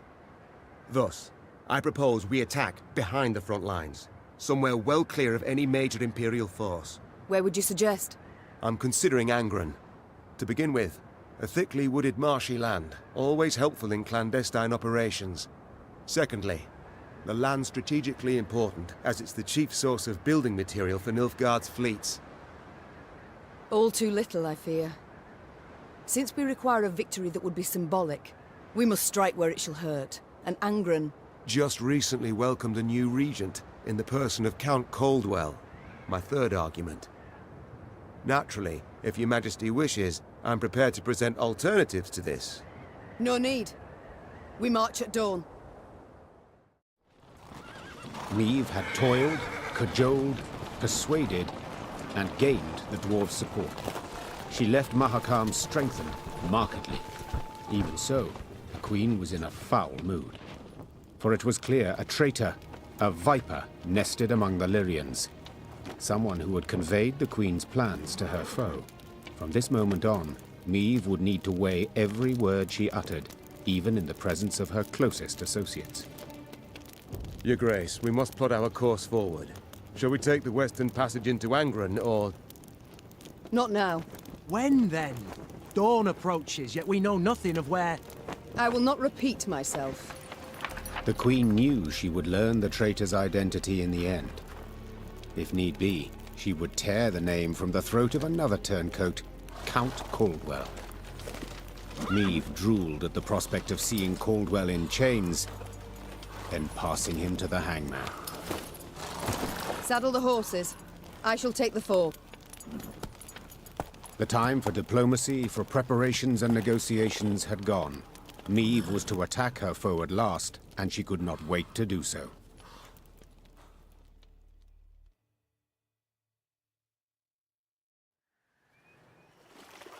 At long last, Meve's force reached Angren's marshy woods.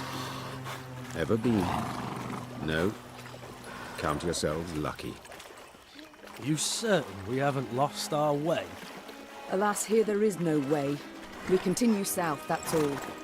South meaning the bottom. Should you ever venture there, I offer you this advice. Do your utmost to make no noise. Poor soul. His comrades cried out, reached out, but alas, amidst frothing waters they heard bones cracking, the moan of metal bent and crushed. What the... bloody hell, what was that? Rather not know, personally. Hold your positions! Arms at the ready! It was a glusty war. One of many the Lyrians would encounter along their path. But let's not get ahead of ourselves. At last, Meve and her force stood upon the Yaruga's bank. To find and punish the traitor Caldwell, they would have to cross the river. Yet the sole bridge nearby was in Nilfgaard's hands.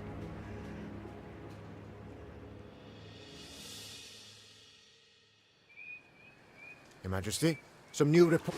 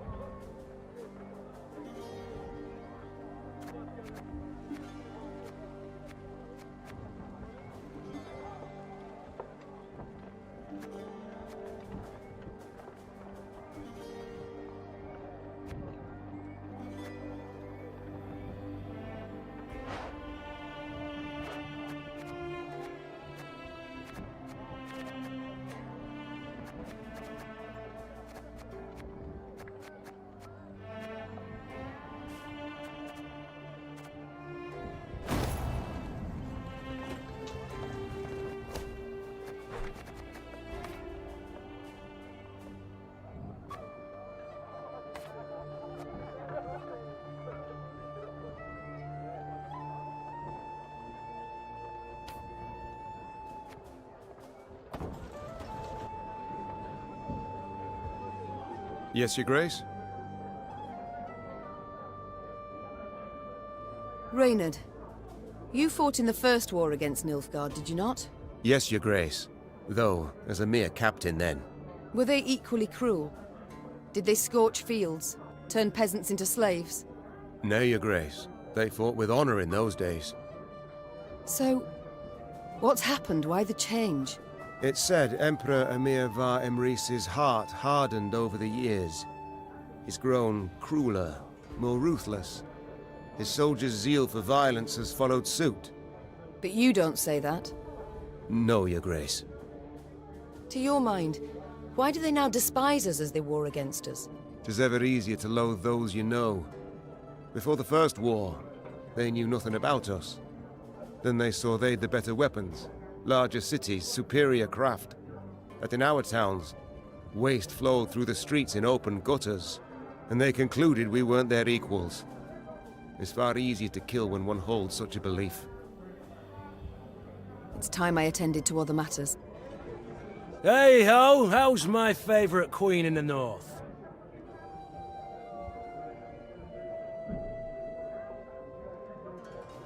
Ever have regrets? Feel remorse? For what? Oh, I don't know. Killing innocents, perhaps? Murdering travellers, pilgrims? I've always warned them. Won't touch a hair on your heads, provided you don't resist. So, see, gave them a choice. Besides, innocents? Please, Maeve. We both know those to be mythical creatures. Everyone's got something on their conscience. So there's always call for murder? That's right. Dead right. You need but answer it. It's time I attended to other matters. Yes, milady? I haven't had the opportunity to thank you. Had you not been so alert, we'd have fallen to our deaths in Mahakam. I merely did my duty, Your Majesty. Modest as ever. Yet once the war is over, I shall make certain you're properly rewarded. My lady, the one reward I desire is victory. Your victory. You've long served in King Demoven's army, haven't you? Yes, Your Grace. Why enlist at all? What prompted you to do so? The king needed engineers. I answered the call. Not terribly talkative, are you? I can build any bridge, any ballista, but to talk, well, it hurts to talk. I see. Well, do not worry. I prefer deeds to words, in myself and others. Other matters await my attention. We shall speak later. As you wish, my lady. Yes? To see Scoia'tael in Mahakam, I was quite surprised. To see them attack their own. Their own? Ha! They hate humans, sure, but those non-humans who won't join in their struggle, they hate far more. Collaborators, they call them. Traitors to their races. Murder them in cold blood to make others join out of fear. Only way to replenish their ranks, truth be told. I'm led to think we may owe the Scoia'tael more compassion. Seems so many enlisted under duress that... Hold, madam, truly? And how would you tell those from the others, who grasp their weapons willingly? Those whose hearts have turned black from sheer hatred? I know not for certain, but to question them might be a start. Ha! And what? Think you'd hear the truth from them? From elves? No. Exceptions are a clear road to human blood spilt. All Scoia'tael must die. Leave the gods to sort the wheat from the chaff.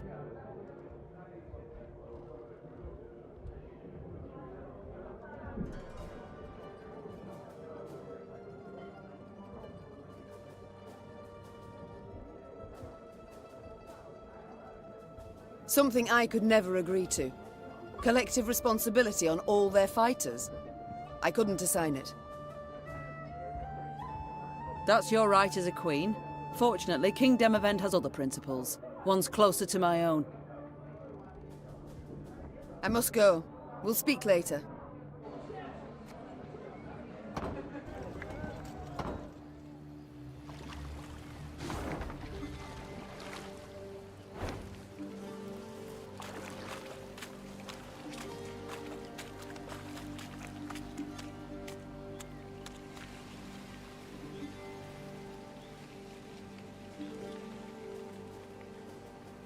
Hidden among brambles, Maeve watched the Nilfgaardian sentries atop the palisade.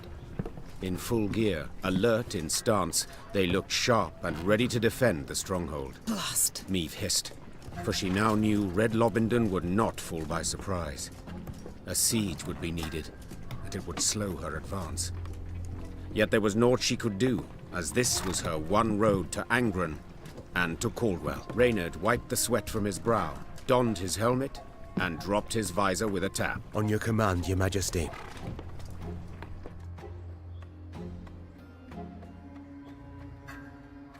Soon, Reynard. began the Queen, her eyes narrowing slightly. But not just yet.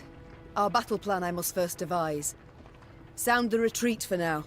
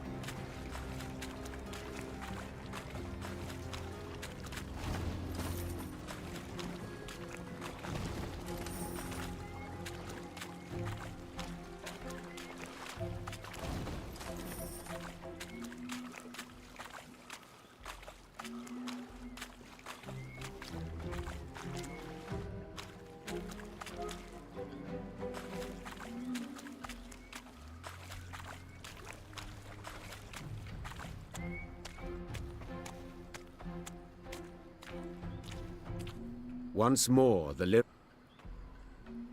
Very well. We mustn't delay. Reynard, our plan of attack. Armoured infantry to lead and take the first salvo upon their breast, scaling ladders to follow. Afterwards... Masterful. Truly masterful. interrupted Gascon. Yet, despite the mastery, fit to be improved. How, namely? Hold back your force. Lie in waiting. I'll take 10 good men and open the gates for you. Wide.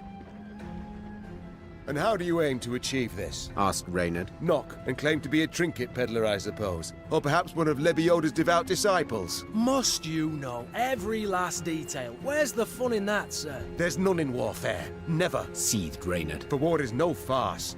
Your Majesty, he stands no chance. Not the slightest. None at all, I concur. Yet his eagerness intrigues. Let's see what he can do. Reynard did not approve of Meave's decision, this was clear. Yet he dared not undermine it. The Queen's blessing now his, Gascon assembled a small force and set off, straight for the stronghold gate. Lambs to the slaughter, muttered Reynard, shaking his head. My Queen, it's not too late. We can always... Shh! Look. Already at the gate, Gascon lifted his arm in a gesture of peace, then merrily bantered a bit with the guards. A moment later, the gates jerked into motion. But how? No matter. The gate stands open. We must attack. Meave raced off towards the fortress without even glancing back. She knew well her soldiers would follow.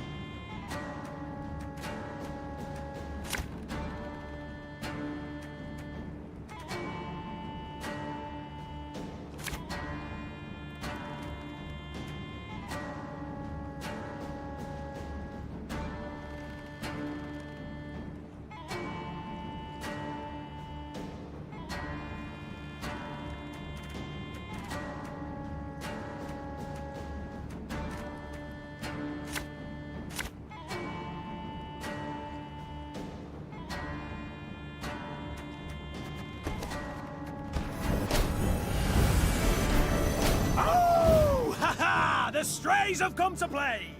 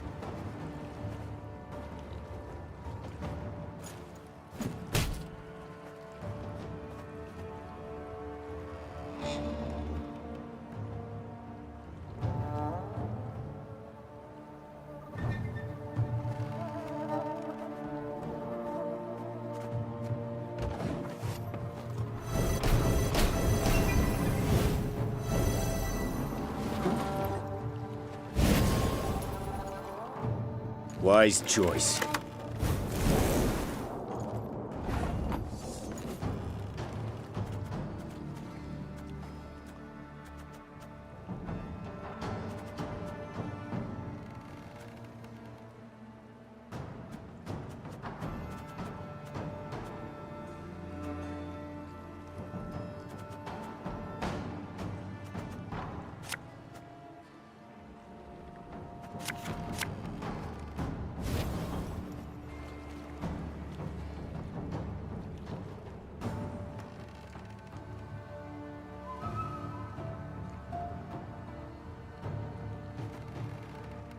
Never had your kneecaps broken.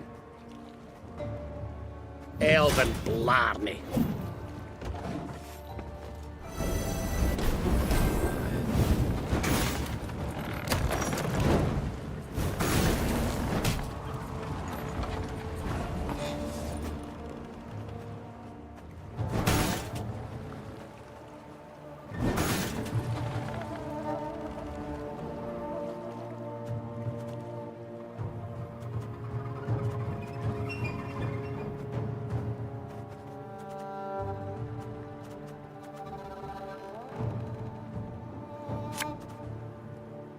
As you wish, milady.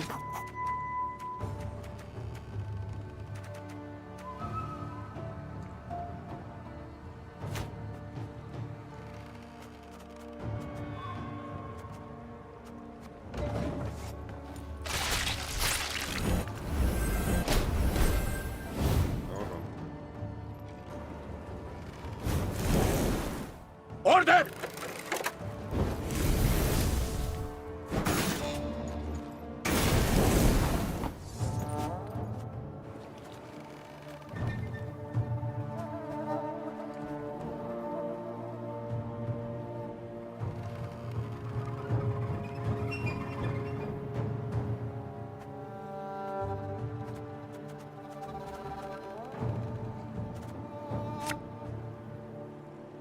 What do you want of me?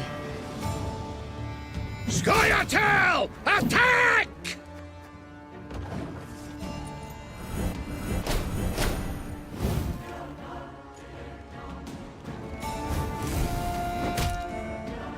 Praise be to the great sun!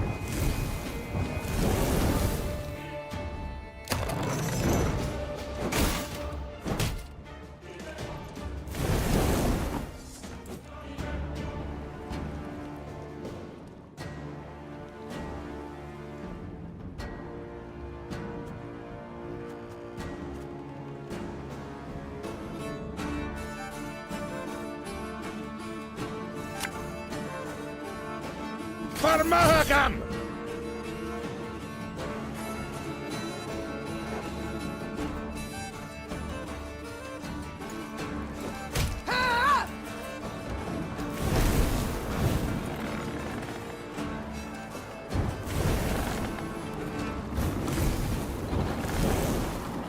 Notice! All roads lead to Nilfgaard!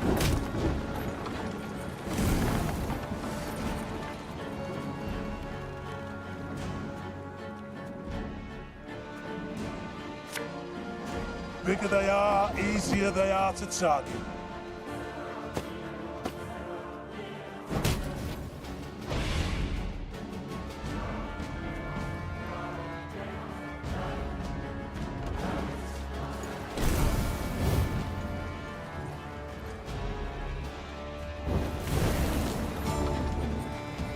My boots got sand aplenty.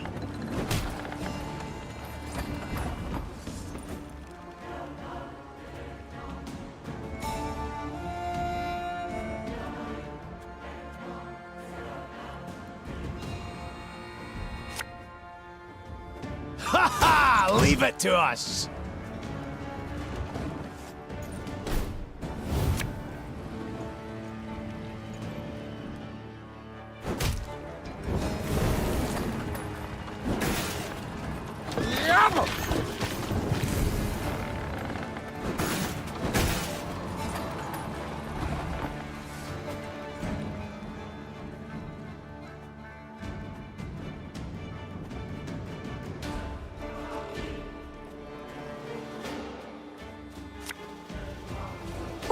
Oh, Lady Margarita told us of this.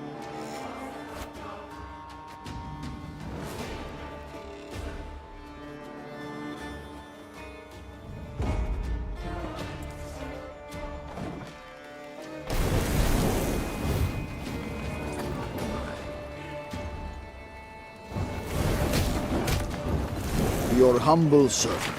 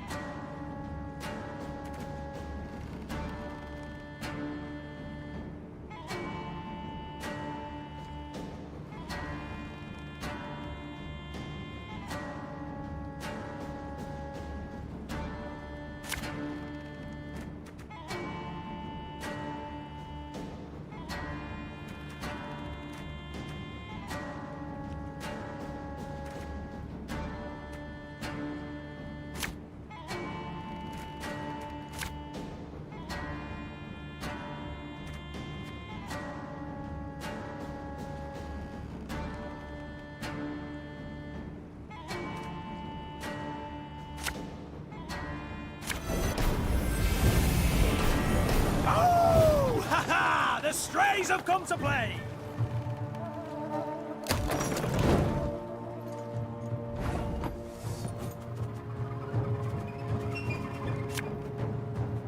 Aye.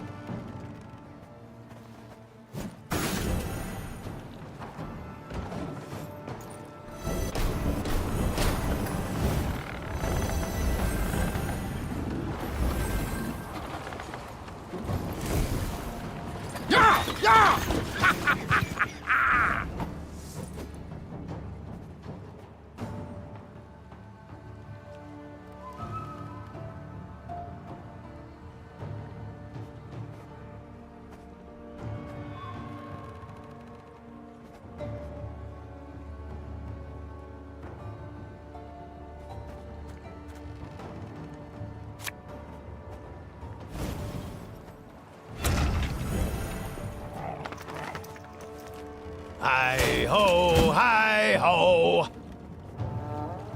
Scoia'tael! Attack!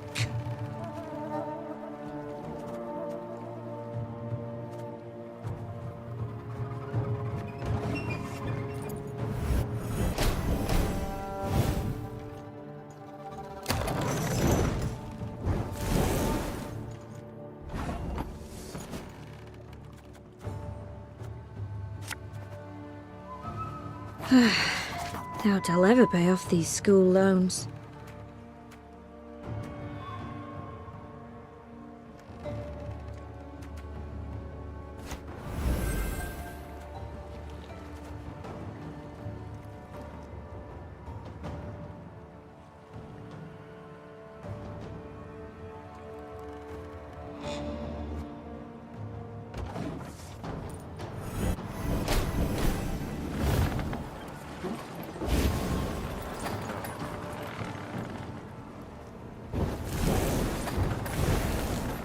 Wise choice.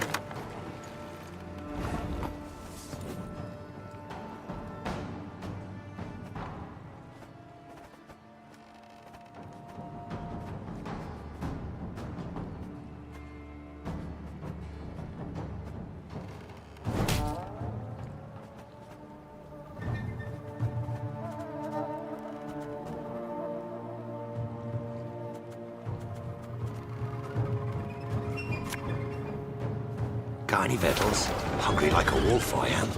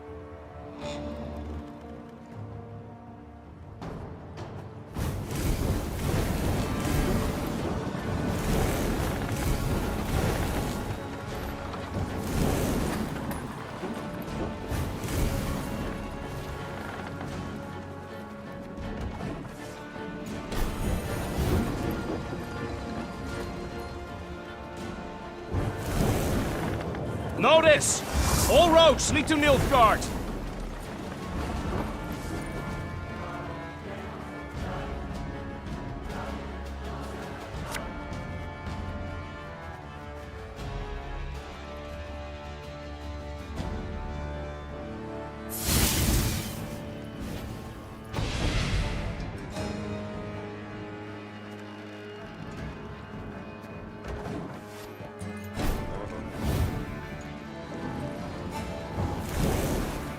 Order will triumph! It must triumph!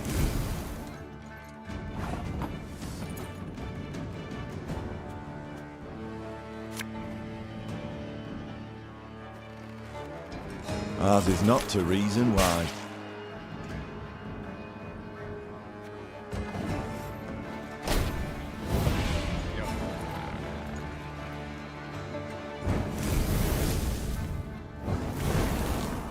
Order!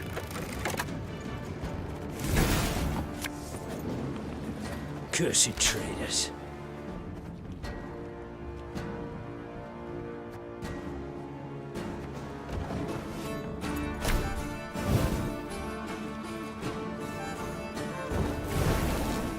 Your humble servant.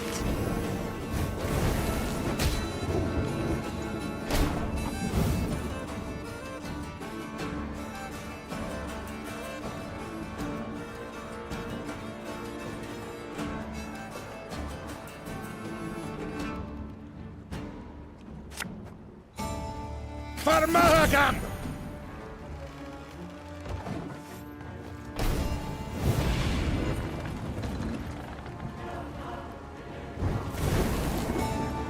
My boots got sand aplenty in them.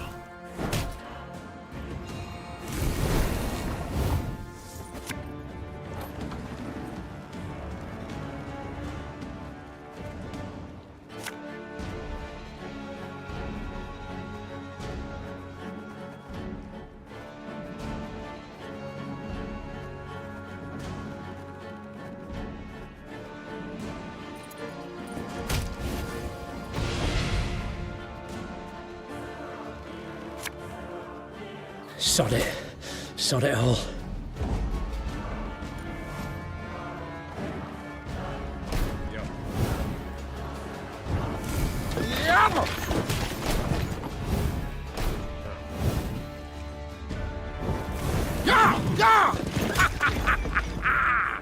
One red Lobington for you, milady. Compliments of the house.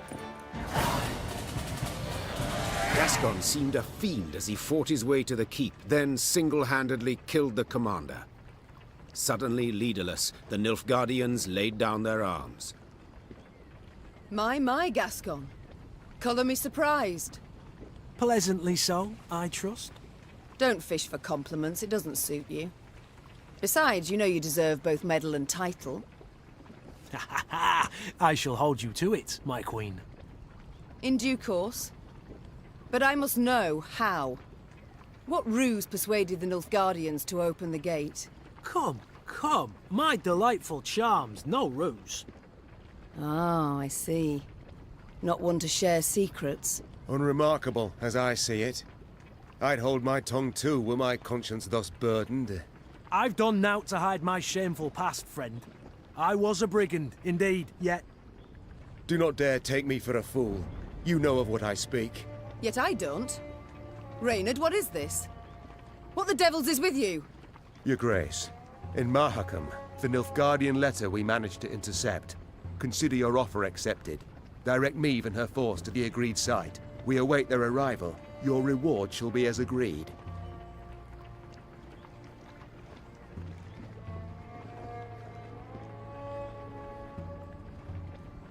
'Twas Gascon who told us Caldwell had received Angren to rule. 'Twas Gascon who suggested we ride for Lobendon. Here, the Blackclads willingly opened the gate, for they expected him to deliver a prisoner.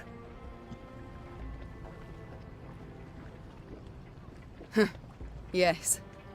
I might have expected as much.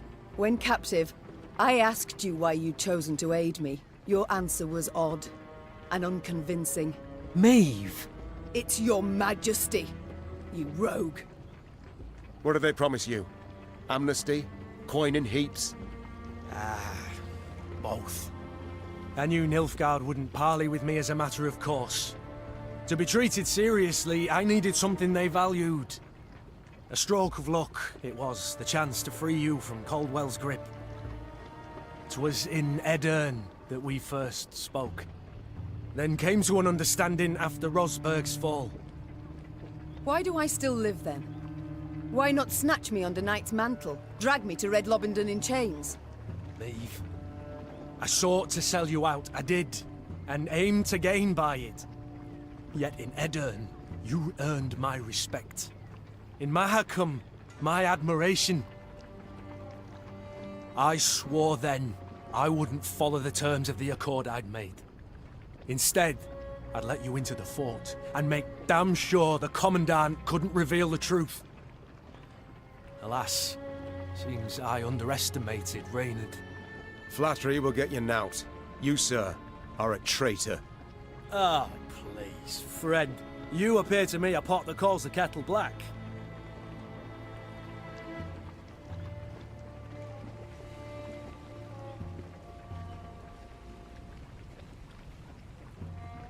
Reynard? What does he mean? I've no notion, your grace. Not the slightest. Truly? Ha! And I had you pegged for a man of honor. Come now, Reynard. Who sent secret missives to Willem? Go on, you really should tell your queen. What? Reynard? His Highness guest chambers in Mahakam. One of my lads snuck in. Found a letter bearing the signature of one Reynard Odo. Reynard, I beg you. Say it's not so. Tell me it's a filthy lie. Your grace. I'd hoped his highness and you would reconcile.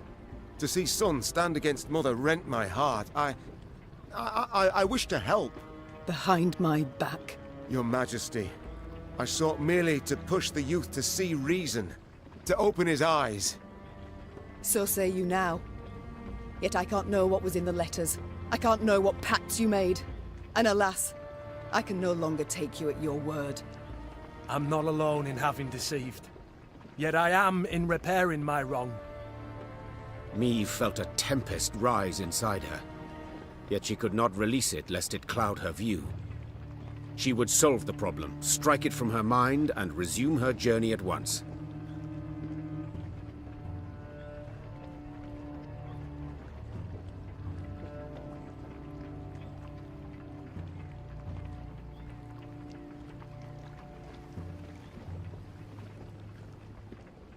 Drawn and quartered I should have you both.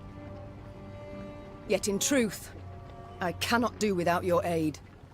Now more than ever. 'Tis the one reason I show mercy and forgive. Your grace, perhaps made with doubt, but 'tis the right decision. I shall prove it. Thank you. Reynard and I rarely see eye to eye. but under the circumstances, I second his every word. Oh, shut your damn traps! And I believe you're needed in the wagon train. Now! The Queen's wish was clear and fierce. Gascon and Reynard slid off, leaving Meve to her thoughts. From the palisade's rampart, Meve gazed out over the marshlands across the Iruga. The Queen sighed deeply. She expected great challenges in Angren. She had also expected, even hoped, to find the one traitor in her midst. But two, and both her close aides-de-camp. She felt a weight upon her heart now. Blast it all. She muttered. Not the first dagger I've taken in the back. Likely not the last either. Yet to pity my lot will help not at all. From the captive Nilfgaardians, Meve learned Caldwell was at Tuzla Castle, in Angren's very heart. A small detachment would remain at Red Lobindon, while the Queen with the rest of her force set off to face the treacherous Count.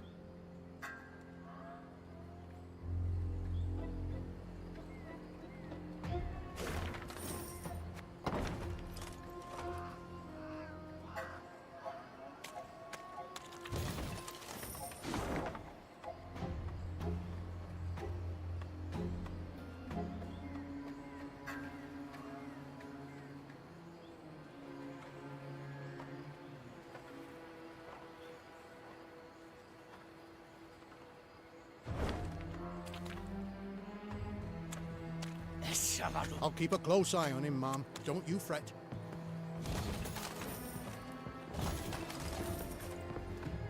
No two ways to it. Charming this county the Blackclads granted Caldwell to rape. Yes, a gift so lovely Caldwell could not refuse. Ep Dahi, it seems, wished to be rid of the Count, so as to rule Lyria alone. I do wonder why they quarrelled. Caldwell wished to rule by Willem's hand, and by his claim. Of little benefit to Nilfgaard, so the general disapproved. As do I. By all means.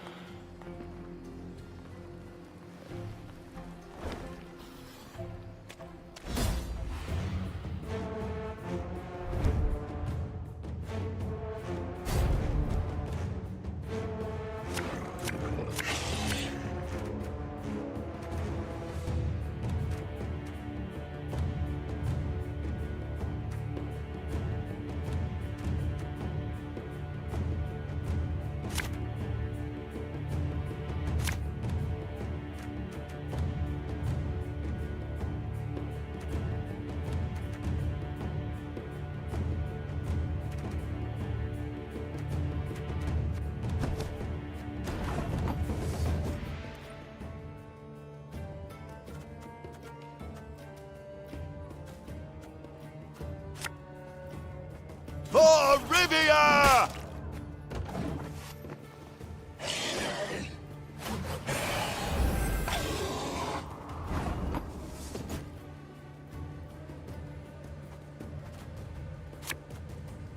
This could hurt.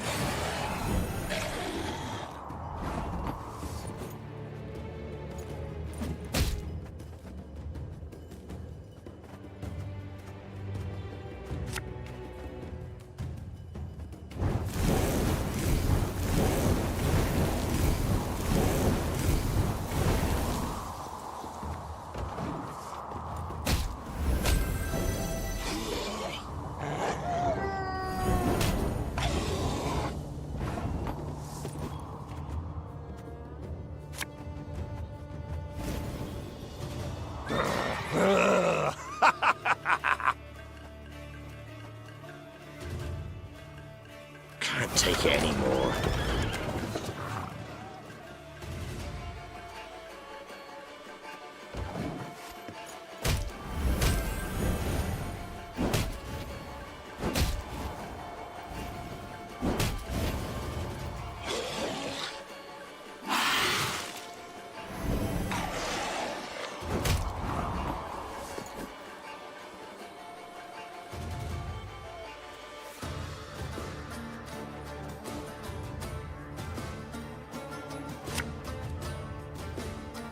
Something from nothing? It's exactly what I do.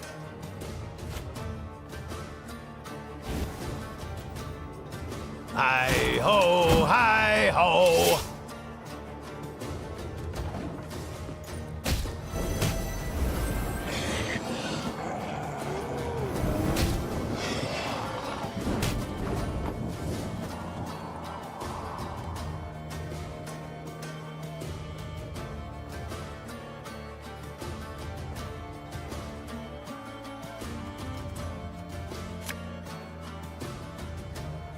Fuck, our arse is moving.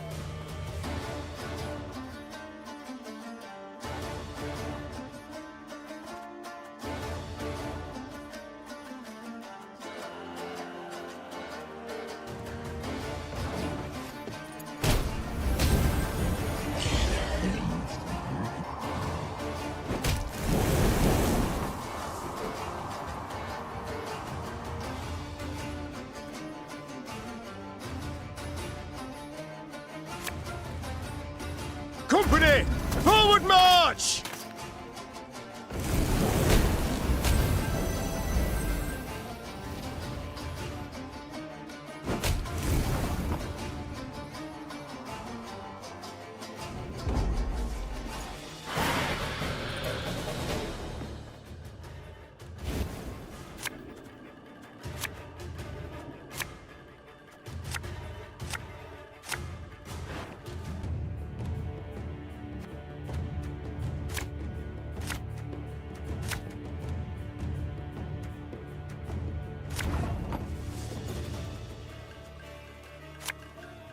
As you wish, milady.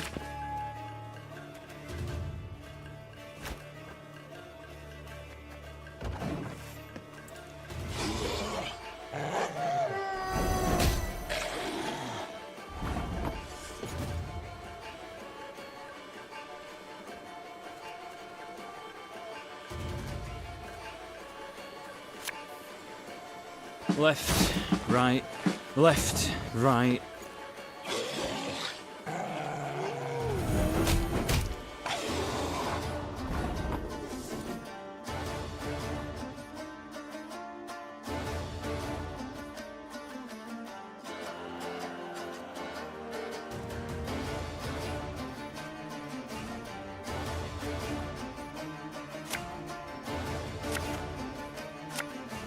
Cursed traitors.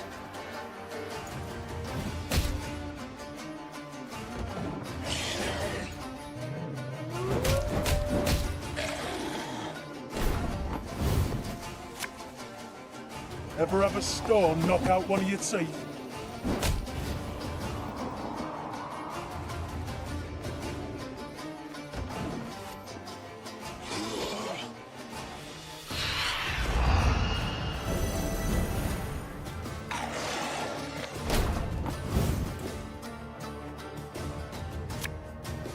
Have it the white of an eye from half a league away.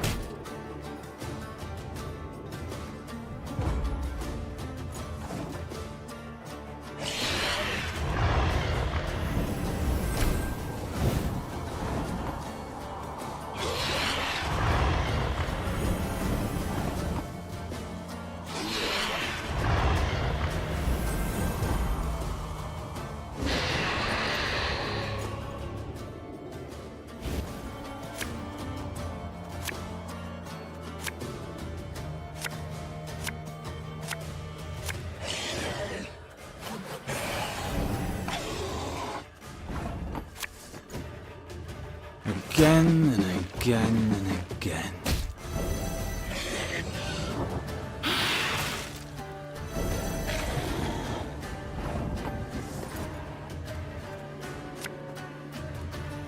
Ah, should have listened to me, old lady.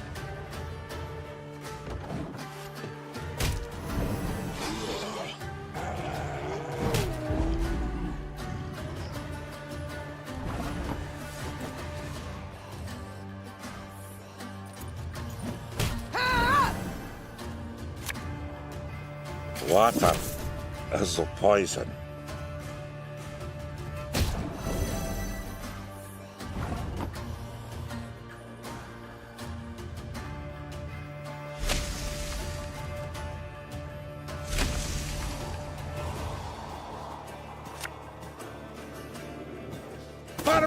Bam!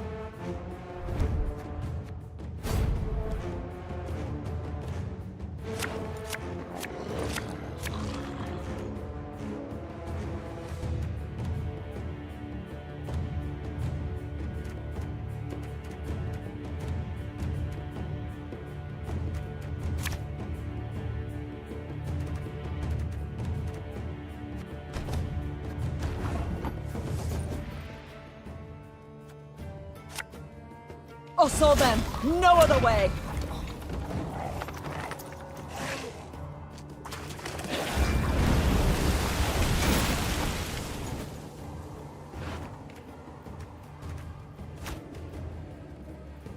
I'm coming, I'm coming.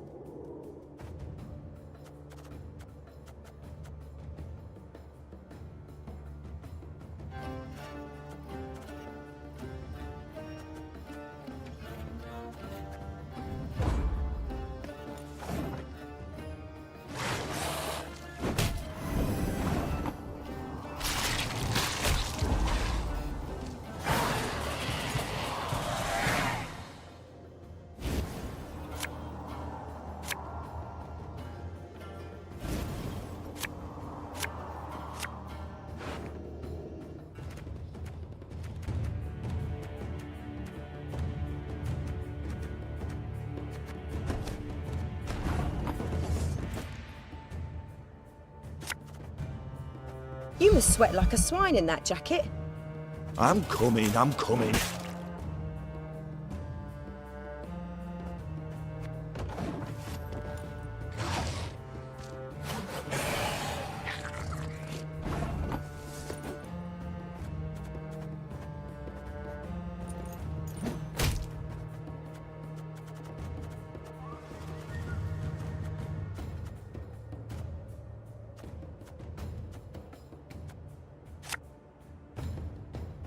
Left, right, left, right.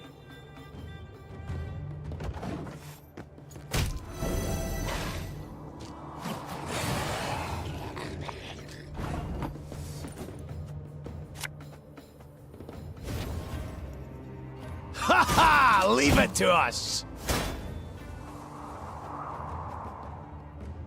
Should have listened to me old lady.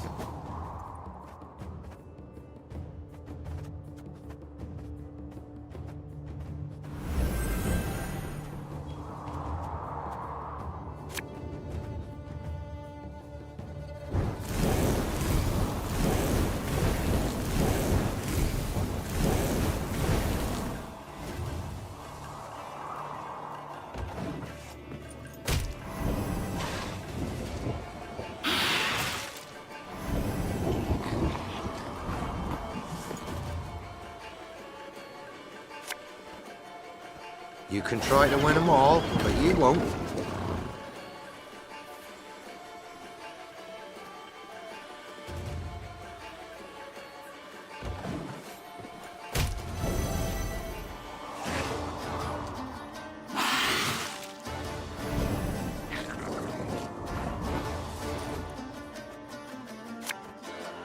Everything all right?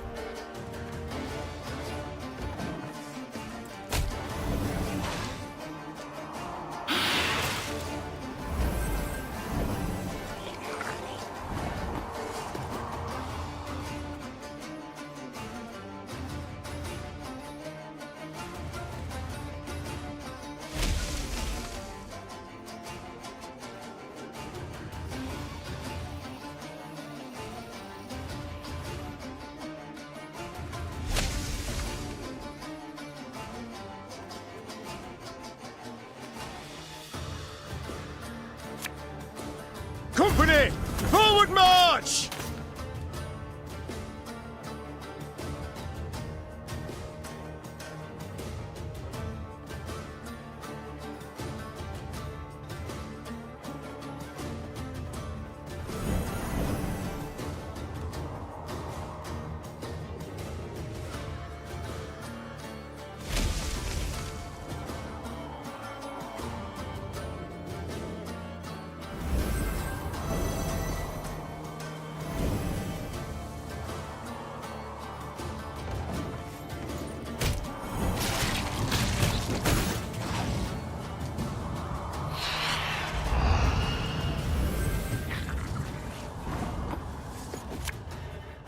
Ever have a stone knock out one of your teeth?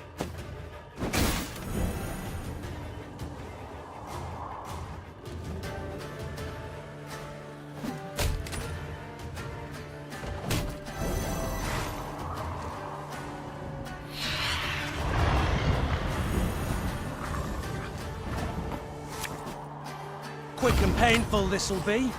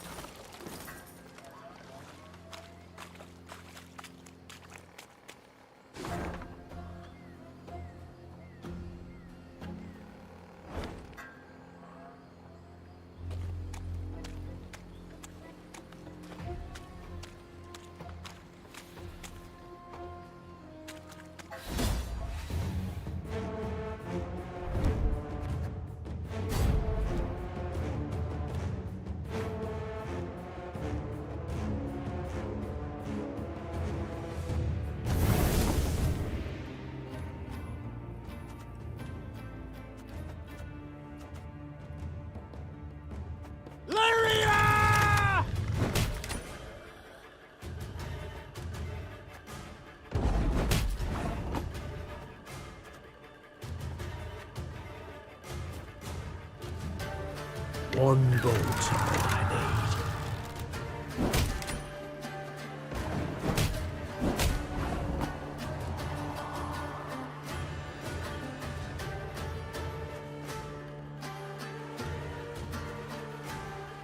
Give me a time.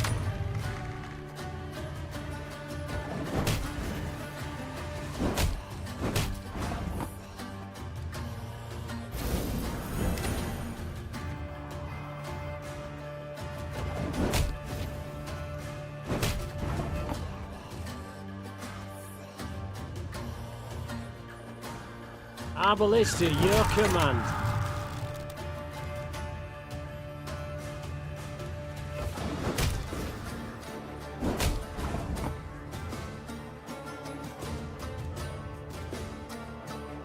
Armor won't save.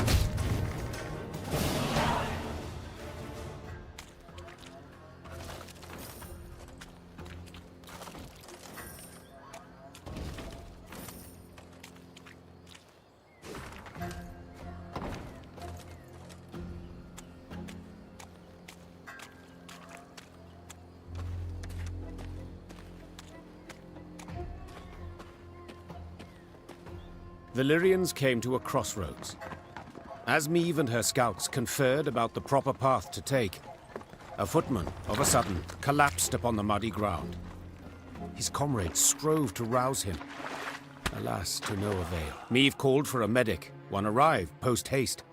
He checked for wounds, a heartbeat, all else for which a medic checks. Then he peered down the soldier's throat. In a flash, he was on his feet, his hand over his mouth, backing away. What's with him? What's wrong? The Queen asked, her eyes darting between the medic and his patient. Typhus exanthematicus, Your Grace. Replied the physician, wiping his hands with a spirit-soaked cloth. Typhus fever. Contagious? Extremely, I fear. Though not yet at this stage.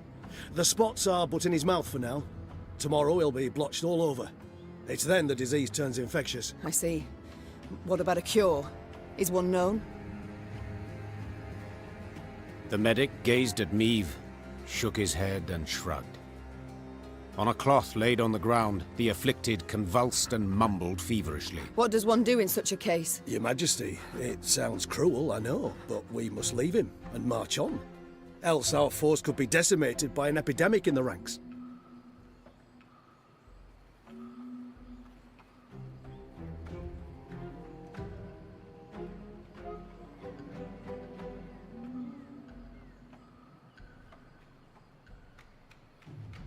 The entire force I cannot risk for but one man, said the Queen to the medic. We leave him. Your Grace, we oughtn't let the others know.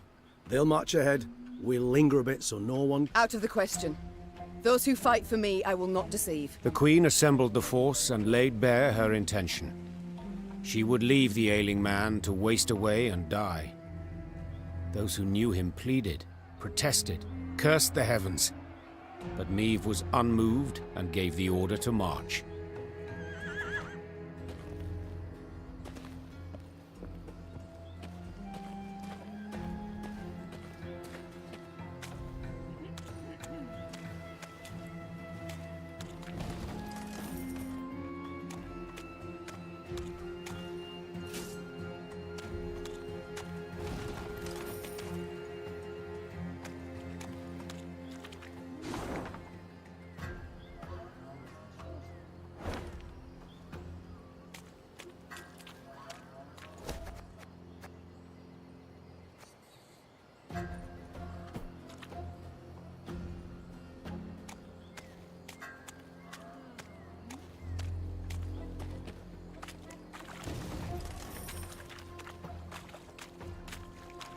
For no visible reason, the Lyrian column came to a halt. Meave stood in her stirrups in a bid to see the cause. Something had blocked the way, it seemed. Something large. A tree felled by a storm, or an abandoned wagon, the Queen thought. Neither was true. A boulder huge as a barn lay in their path. Footmen had slung ropes around it, planted their feet, and now sought to pull it aside. It did not budge an inch. Perhaps I could assist you. Meave turned in her saddle on hearing the voice. Several travelers in faded robes warily crept from the trees. A young woman with long, light-colored hair led the way. You don't much resemble a rock troll, said the Queen, eyeing the slender stranger skeptically. But go on, do try. The fair-haired lass crouched beside the stone, closed her eyes, and began to whisper. Horses whinnied and tugged at their reins. A hound howled in the distance. And then, the boulder rolled to the side like an apple across the deck of a boat rocked by seas. Who are you? Do tell. A druid, Came her calm response. this stone. It stood in our circle. The woman silently turned toward the wood. Meave followed her gaze, and among the trees saw other large stones, cracked and scorched. What happened here? We refused the Nilfgaardians' aid, Answered the druid. so they razed our shrines. Though, perhaps it's a blessing. A blessing? How so? A darkness fell upon Angren a time past, and it grows. The forest turns savage, its creatures drunk on blood. Folk have come to worship other cruel gods. It's time we abandoned this land forsaken and went south, to Kedmerkvid.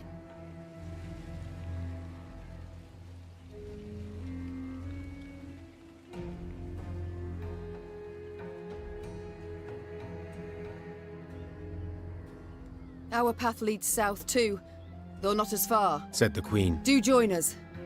Given the times, there's safety in numbers. The druids agreed, and were grateful. They walked at the rear of the column, muttering prayers, their faces concealed beneath hoods.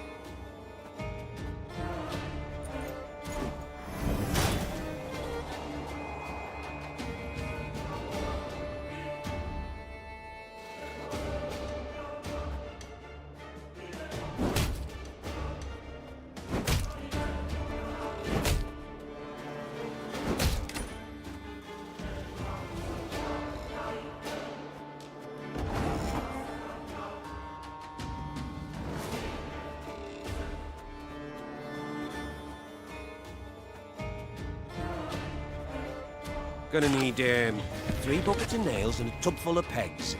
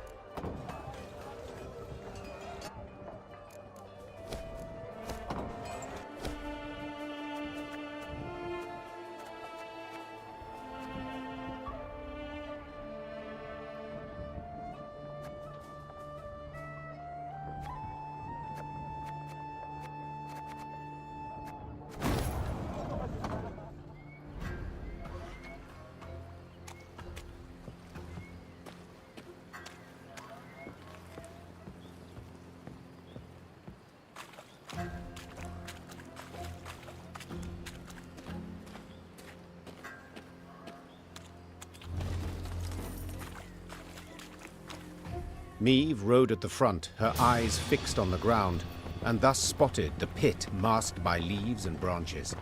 She tugged hard on her reins and steered her mount to the side. Alas, the cavalryman behind her did not follow her lead. Leaves rustled, boughs snapped, and the horseman crashed to the pit's bottom, snapping his neck. Moments later, it was clear who'd set the trap when the forest came alive and a cry rang out.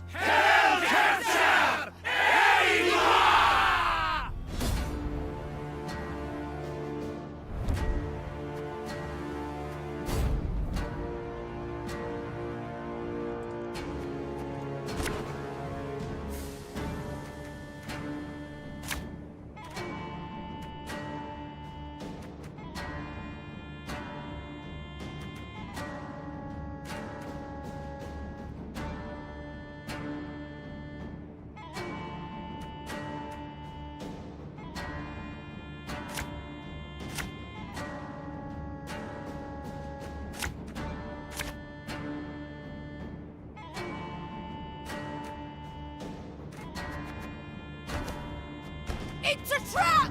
Rally to me! Wise choice.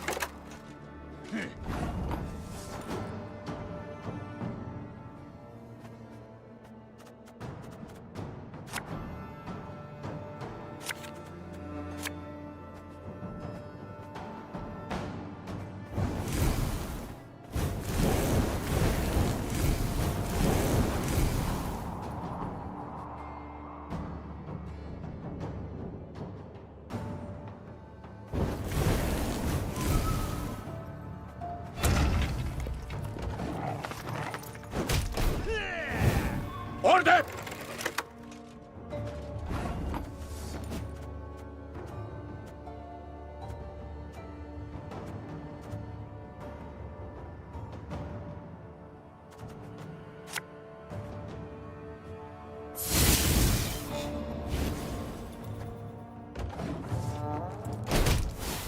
Is that why?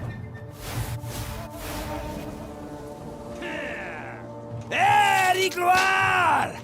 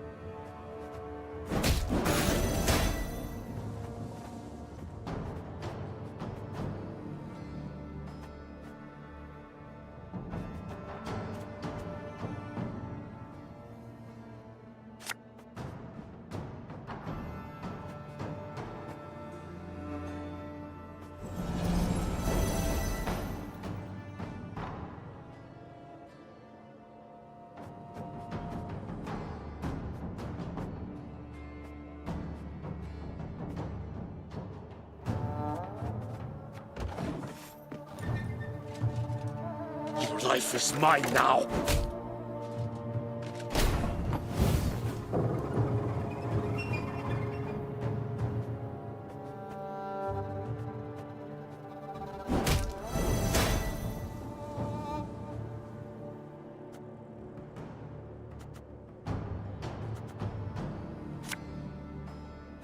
I'm coming.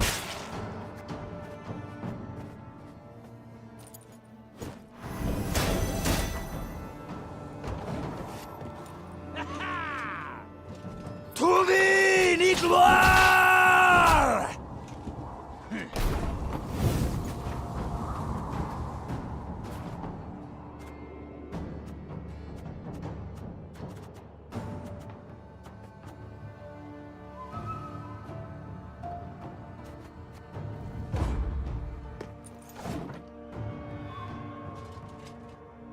Yes.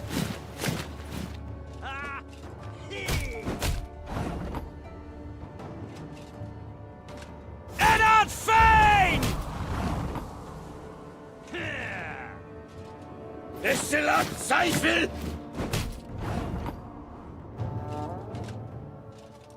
Alba!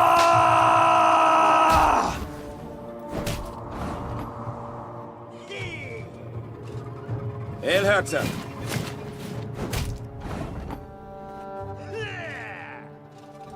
Yes.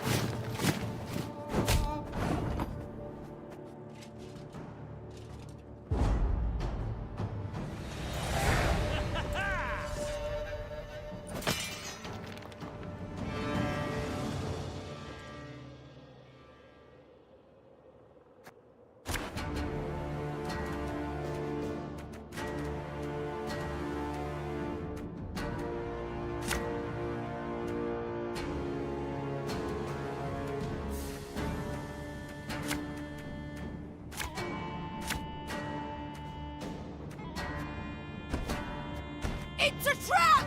Rally to me!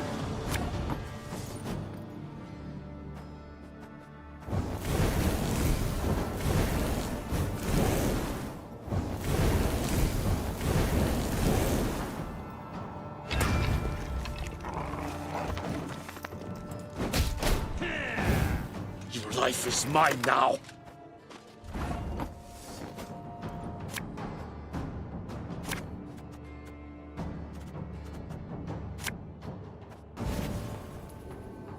You can try to win them all, but you won't. Can't take it anymore.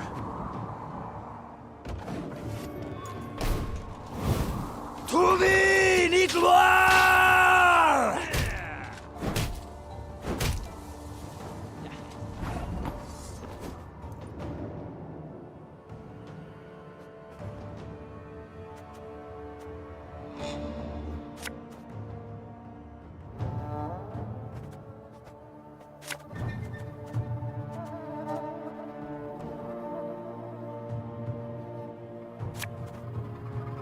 Everything all right?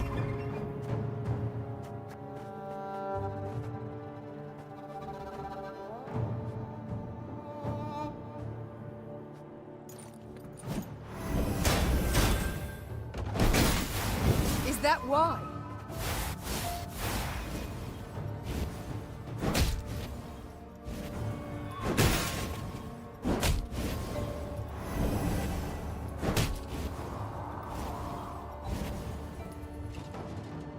Wise choice.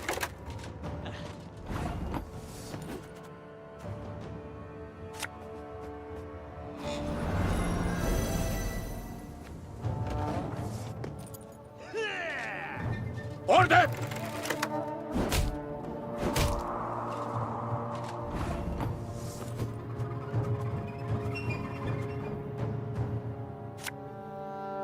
For Rivia!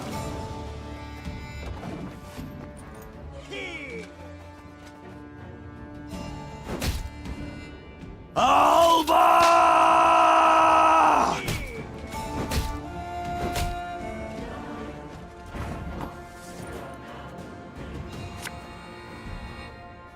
You'll never take me alive!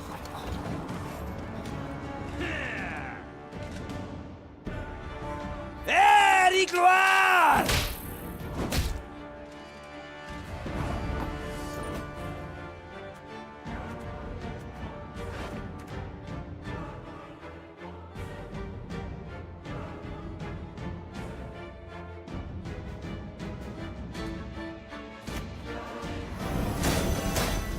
Watch your heads!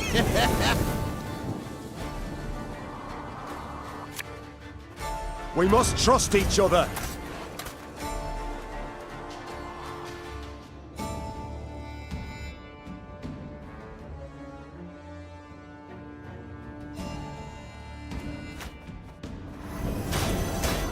Catch!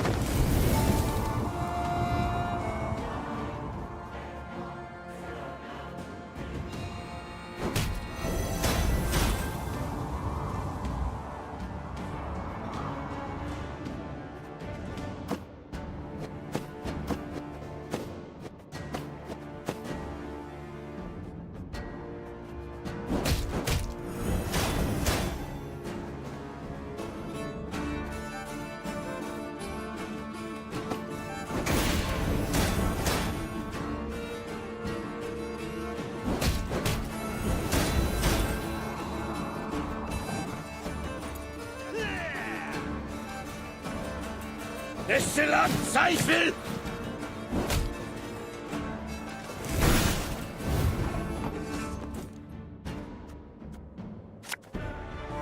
We'll catch 'em all!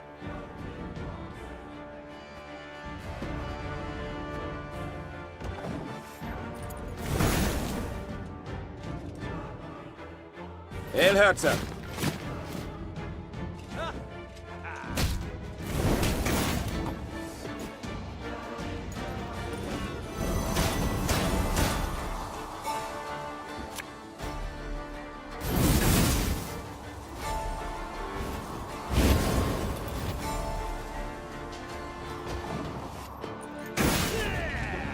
Hail Katza!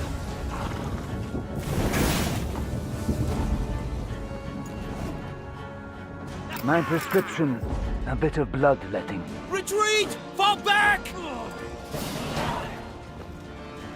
Caught between Lyrian hammer and Skelligan stone, Nilfgaard was shattered, destroyed. The victors now stood eyeing each other. These islanders were not like those Meve had met before. They wore no armor and carried no shields. At their fore stood a man as stout as an ox and bald as an ancient ghoul. His men called him Arnulf, the patricide. I thank you for your aid, Arnulf, said Meve, extending a hand. Aid, she says. Aid? Do you hear that, mates? The Skelligers exchanged glances, then erupted in roaring laughter.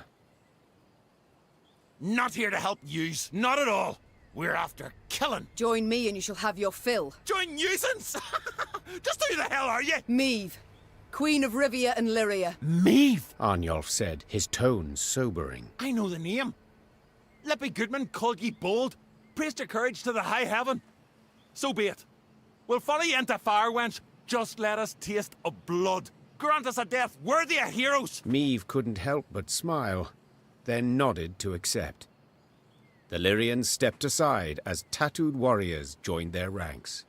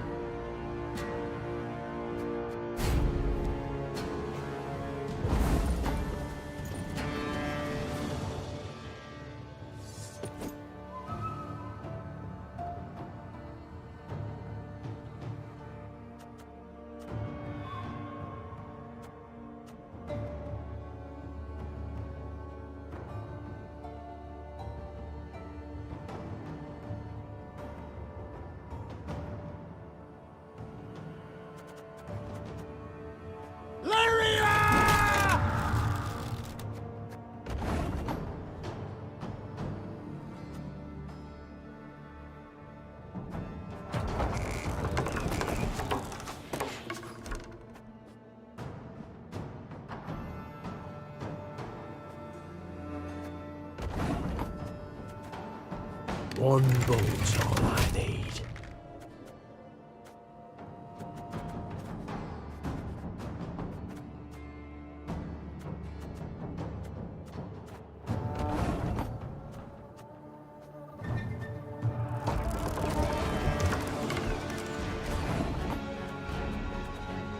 Give me a target.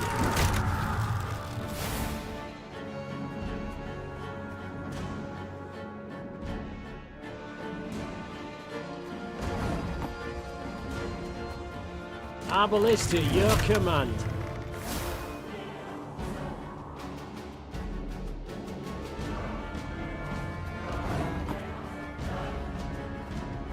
I'm a monster.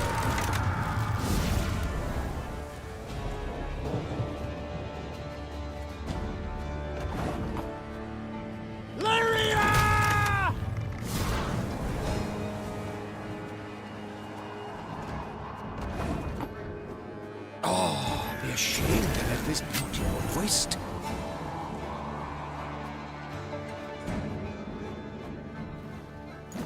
Ha! Ha! Ha!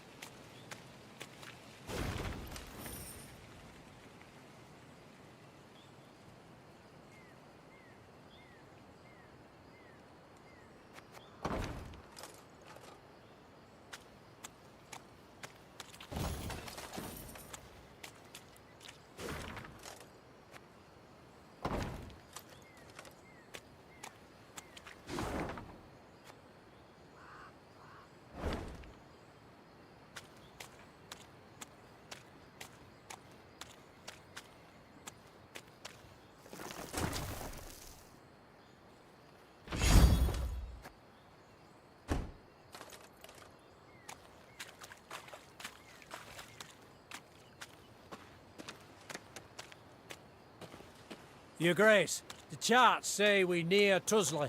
Angren renders charts helpless to show the way, I fear. Soon we shall halt to sight our exact position. We will know then if our path is true. As you wish, Your Grace. Here we must part. Began the druid, waking Meave from deep thought. We wish you good fortune, Your Majesty, and give thanks for the road shared with this modest gift. As the druids turned and walked away, the Lyrians' horses, unbidden, stepped back and bowed their heads. Meave gazed long after the travellers, and only then opened the bundle.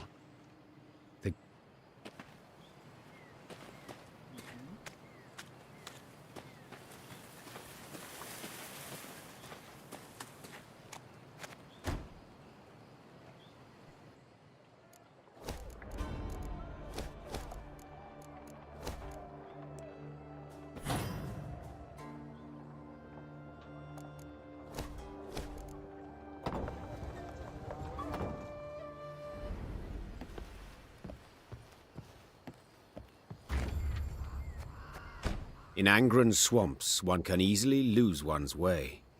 Thick fog fills the air, paths end without warning, dense thickets obscure the distance. The sole way to determine one's position is to climb a tree and peer out over the canopy. This duty fell to Meave's scouts, while the force halted below. During one such delay, Meave caught the words she'd longed to hear. Majesty! Tuzla Castle! Its tower! I see it! To her soldiers' astonishment, Meave cast off her gauntlets and started up the nearest trunk. She longed to see the castle for herself, but then she would know sweet vengeance was at hand. The climb proved tricky, as the trunk was slippery and the branches, run through with rot, were frail. Yet Meave showed herself to be skillful and spry. As a child, she had loved to scale trees, much to her governess' dismay. Meave looked out to see a mighty stone tower outlined against the horizon. Legend holds Tuzla Castle was to have had 3 such bastions. Yet King Ragbard, the fort's benefactor, had forsaken the effort when yet another stone transport simply sank. into Angren's boggy roads. It was a moment of respite for Meve, a moment of quiet joy. She breathed and tasted air free of the bog stench. She took in silence undisturbed by the hum of mosquito swarms. And she relished her prospects. The coming battle against Caldwell. The soldiers stood exhausted and filthy, many with raspy coughs, all sick of the meager gruel. But with the command to advance, a new strength sparked within them. Their step was lively, a fire burned in their eyes, each hoping to spill Caldwell's entrails, then dash them upon the fort walls. Yet as they drew near the stronghold, perched atop a stone isle, their verve dwindled, enthusiasm waned. They had taken fortresses with thicker walls, taller towers, and manned by more men. Yet they'd never seen nor laid siege to a fort standing on land so ill-suited. To rush the bulwarks through waist-deep mud. Was this even possible? Prove I was no fool to keep you at my side, said Meve, turning to Gascon and Reynard. A slaughter I must avoid. How will I do it? Your Grace, began Reynard. Set our machines to sling boulders. At the west wall, it's weakest. 'Tis our best chance at a breach. Our men will need cover, added Gascon. Reeds we must harvest and burn. Smoke will cloak us, conceal us from the castle's defenders. Good, agreed the Queen. Now get to work. Amidst billowing blue smoke, Lyrian footmen rushed through the breach wrought by Reynard's catapults. Though she had yet to forgive her companions, Meve had to admit they'd given her sound advice.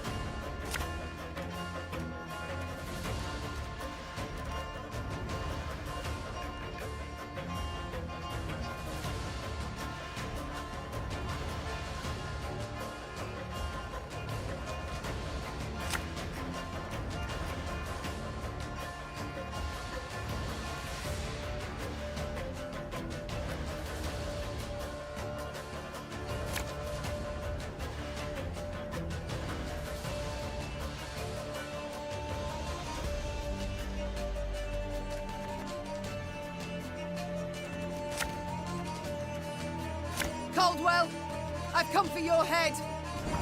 I knew you'd come. Your lofty pride presages another dramatic fall.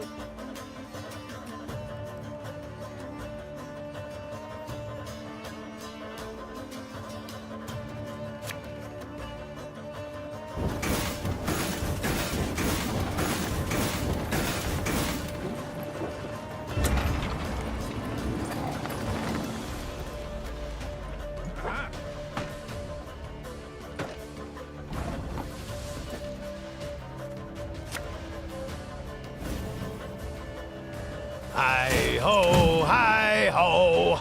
Pays late. Again.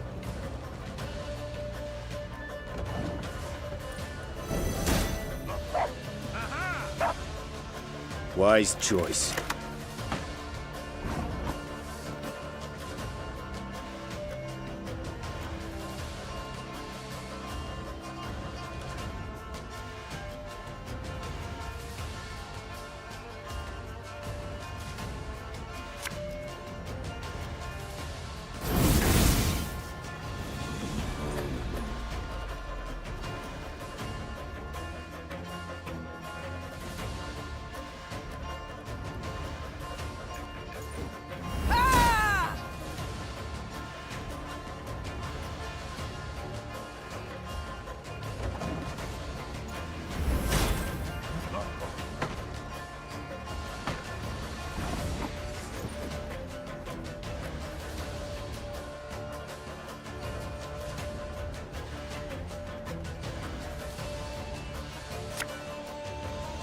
Can't take it anymore.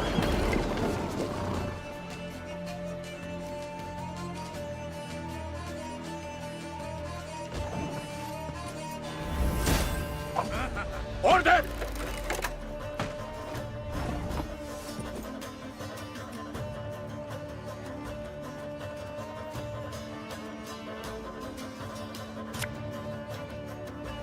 Shh!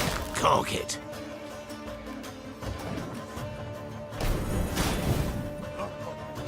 Your life is mine now!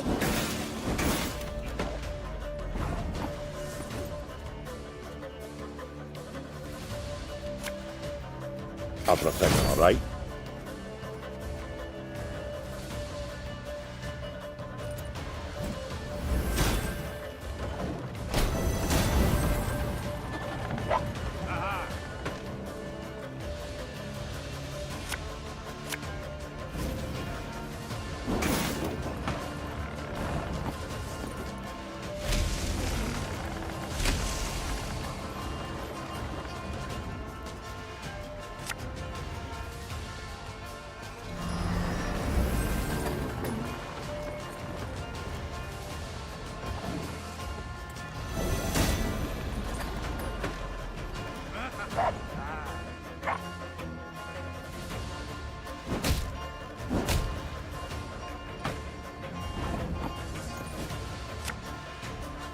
And just when you thought things were about to get dull.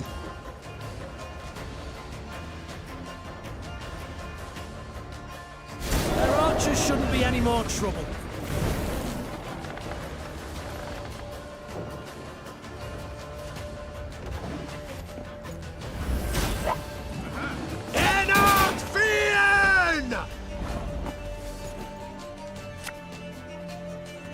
This harvest, we'll be reaping black-clad heads.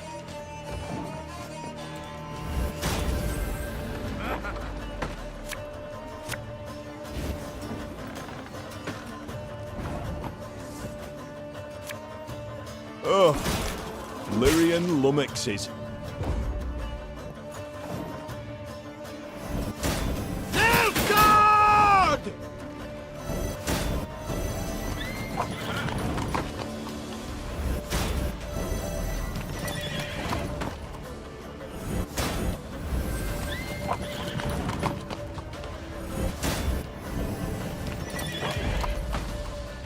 No one touch him!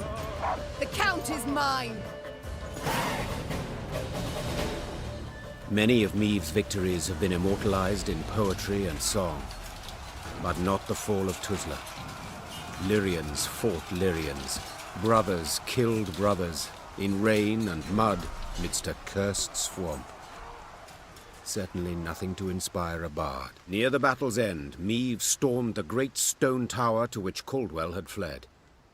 The Queen ascended the stairs, dealing blow after blow, blood cascading down in her wake. She reached the top floor to find the Count waiting, with no intention to defend himself. If it's mercy you expect, you'll be sorely disappointed. Mercy? I know you all too well for that, Maeve. Ever vindictive and cruel. All this from a paragon of knightly virtues. You stabbed me in the back, Caldwell, and used Willem to do so. My son! Who agreed without a moment's hesitation? Forsaken by your own son, your flesh and blood. What's that say about you? Oh, you tread on thin ice. Choose your next words carefully. Spare me your threats. You'll kill me all the same. Death can come in many ways, Count. Some quick, some slow. My, how you strut and vaunt. Terribly sure of yourself. Perhaps too sure. Your castle is mine. I've crushed your force. I dare say no, I'm not. Precisely my point. Don't you see? The Empire's not one army, it's dozens, hundreds. It's what I strove to knock into that thick dome of yours. Alas, you're too much a dullard. Soon as I'd learned you'd crossed into Angren, I sent for reinforcements. They'll be here soon. 3 regiments, armed to their teeth.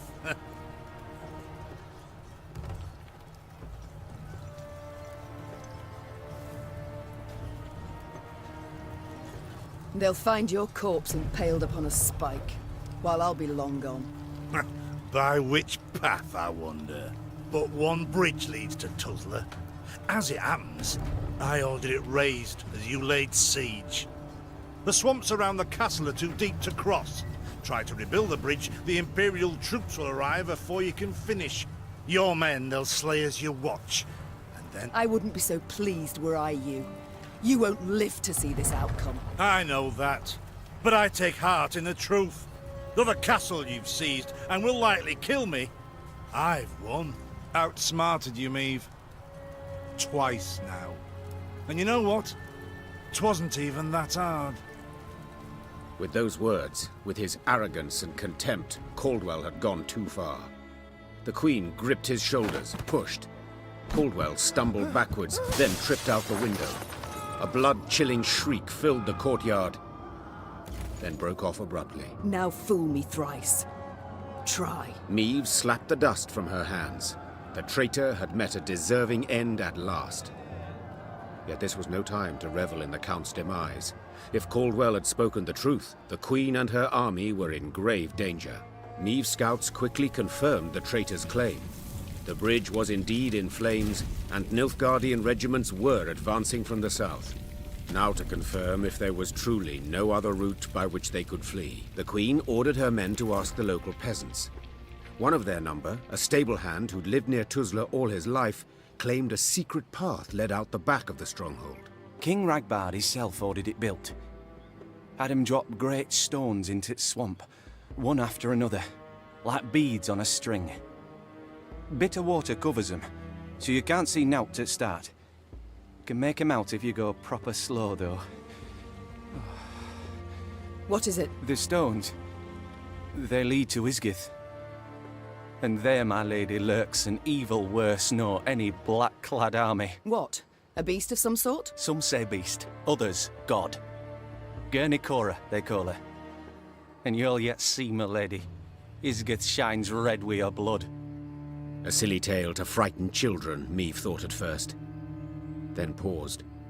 For something about the man's voice made his every word believable. None too encouraging, yet preferable to certain death.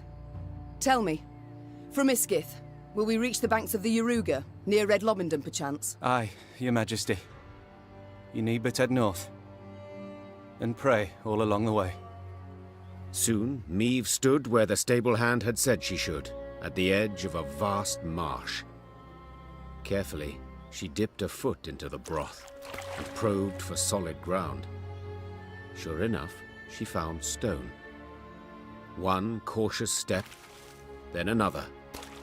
Meave slowly strode off towards Isgith.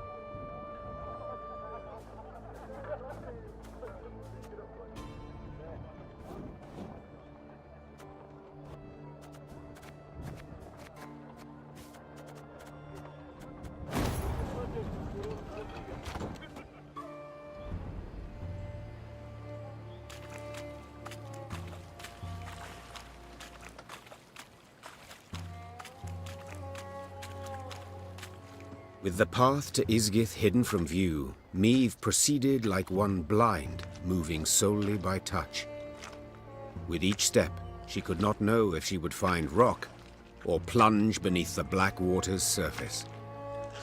The Queen's soldiers followed single file, carefully mirroring her every move. The Lyrians, near the end of their strength, got lucky when a light breeze dispersed the fog to reveal dry land. The Queen let out a sigh of relief. At last. Meve kicked off her boots to empty them of water and mud, then promptly screamed. Her legs were in leeches, slimy, bloated leeches. Ignoring the pain and trickling blood, she frantically tore them from her legs, wishing to be rid of them. Having plucked the last parasite from her calf, Meve grabbed her boot to crush the bloodsucker beneath her heel. Yet it had already slithered off. She spotted it on the trunk of a birch where, like a very fast snail, it was climbing. What the devils? But Meve's words caught in her throat. Leeches and ticks in the dozens dangled from the tree's branches. Some were so gorged on blood that their skin was translucent and on the point of bursting. Meve had some difficulty muting the urge to retch. The Queen stepped back, finding it hard to believe what hung before her eyes, confused as to what it all meant.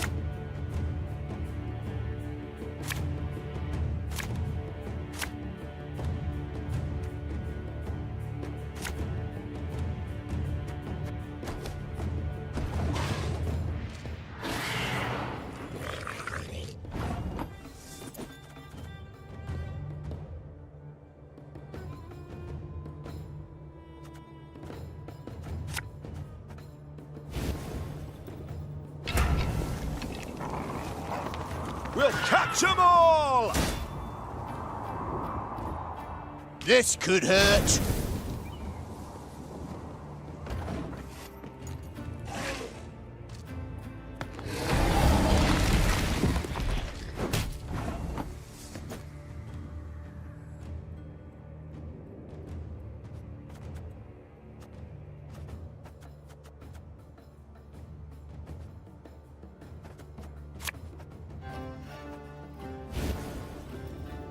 The chase is on!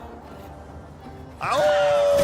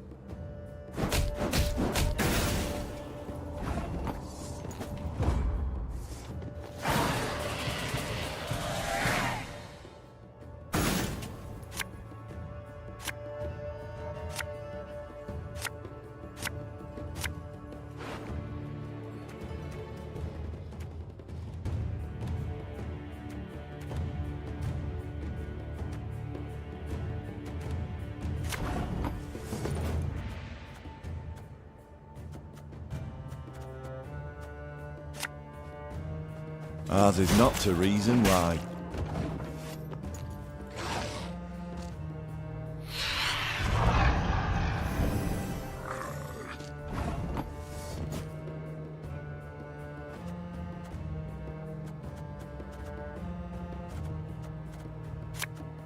I'm a Lord Sir.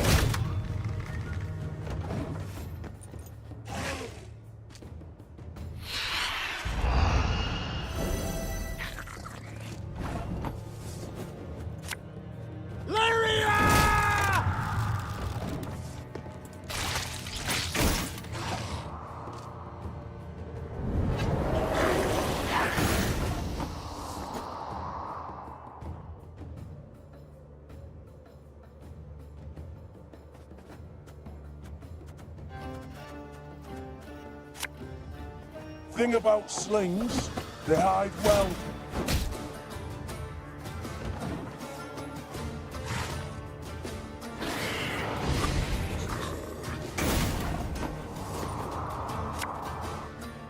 Hey?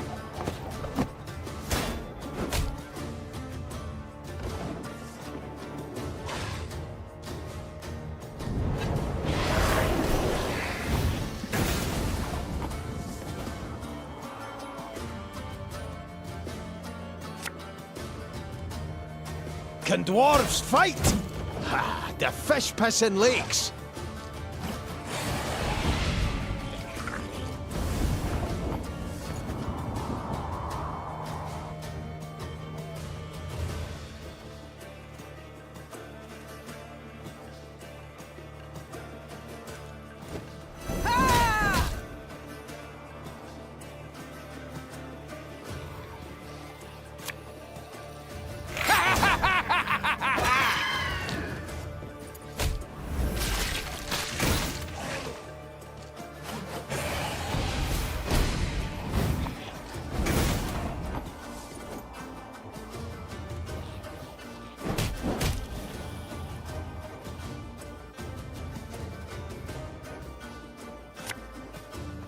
Never had your kneecaps broken.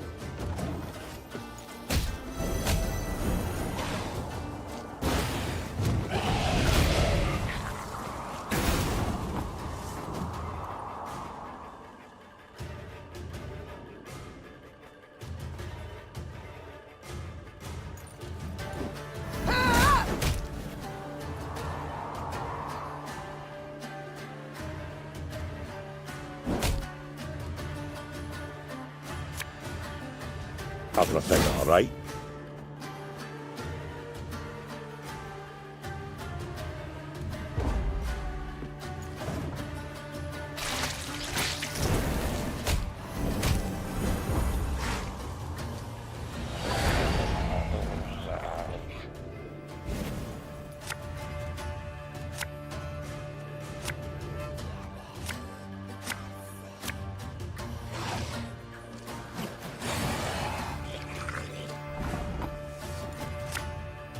As you wish, milady.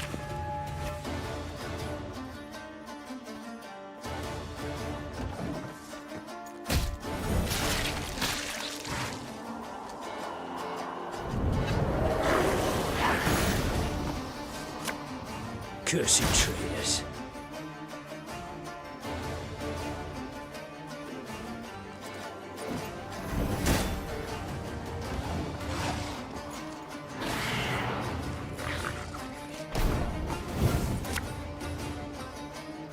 Oh, Lady Margarita told us of this.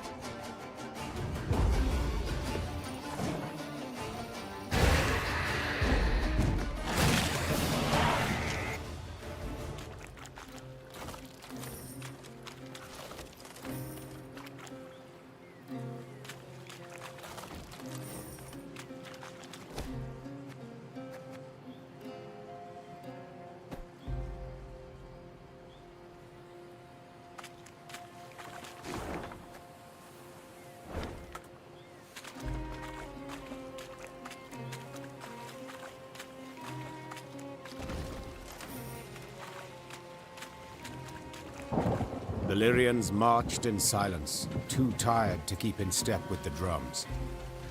Suddenly, the wind rose to a howl, and there was a loud crash of thunder. Blast! Meve leapt from her saddle. We camp here. Pitch the tents, quickly! Quickly! As the soldiers rushed to unload the wagons, a wall of water came down, soaking them to the bone.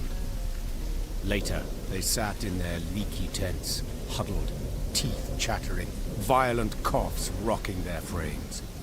The storm raged the night through, then finally passed before dawn. Meve emerged from her tent to wring out her coat. Reynard approached, his gait heavy, his face grim. Your Majesty, several men of the 11th, a dozen or so, sought to flee last night. Sentries stopped and bound them. Now they await your judgment. Meve fastened her still wet coat. She knew well why the men had tried to desert. They longed for their kin, had lost sight of victory. Perhaps even no longer believed. Yet the marching and fighting seemed destined to go on forever. The Queen sympathized. She, too, was spent, and many doubts plagued her. Yet she knew the deserters had to be punished. The question was, to what extent? Meve entered the tent where the prisoners stood. Some of the men looked away, ashamed at their deed. Others raised their gazes to meet hers, their eyes red, tearful, pleading.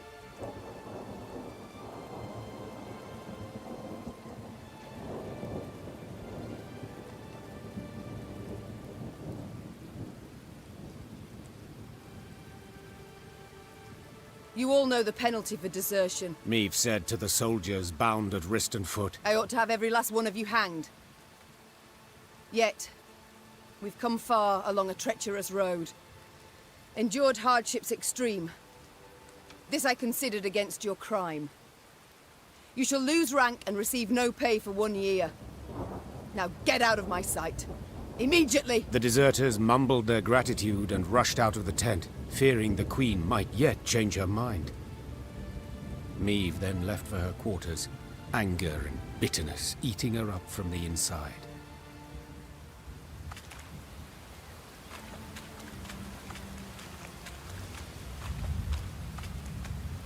Gods, have we passed the very threshold into hell? Close ranks. None is to step off the path without clear orders to do so.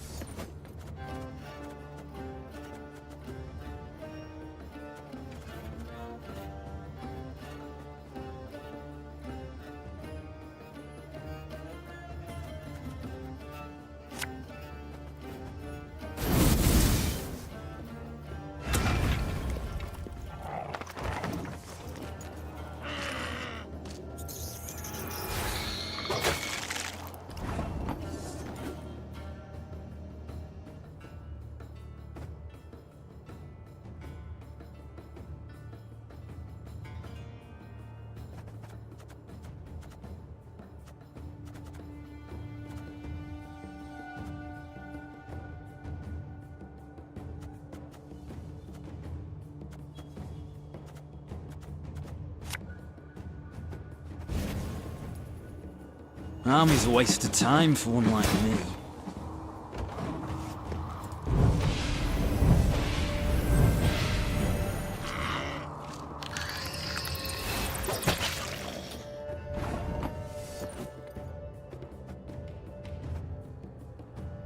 I'm coming. Water is the poison.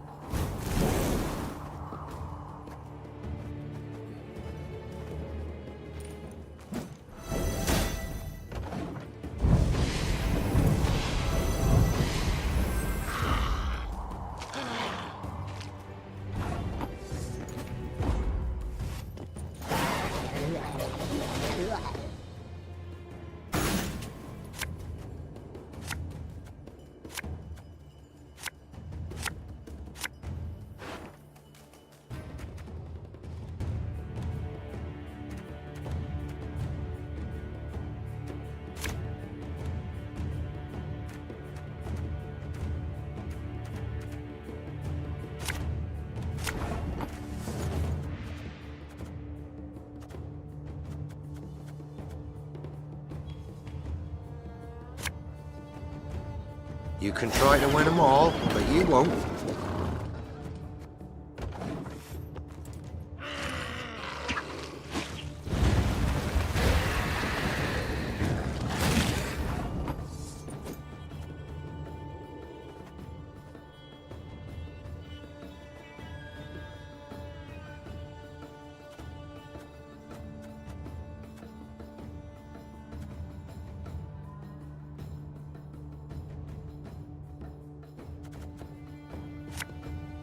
This harvest, we'll be reaping black-clad heads.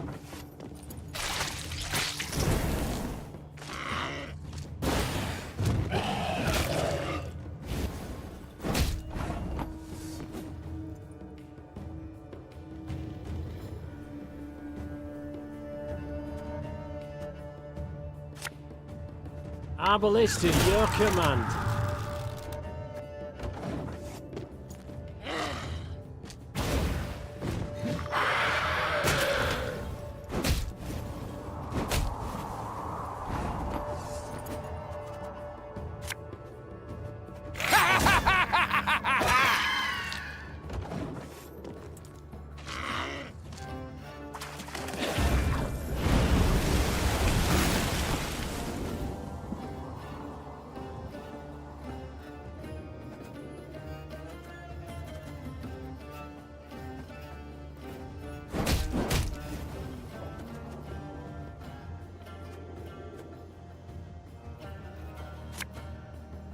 Waiting for a personal invitation!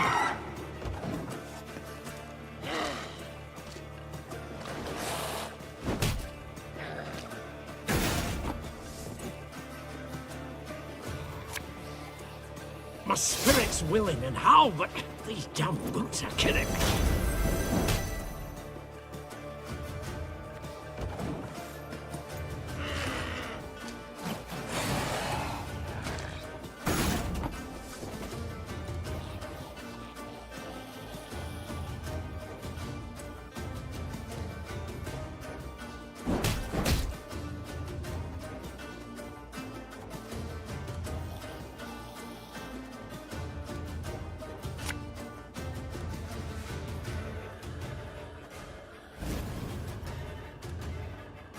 Armor won't save.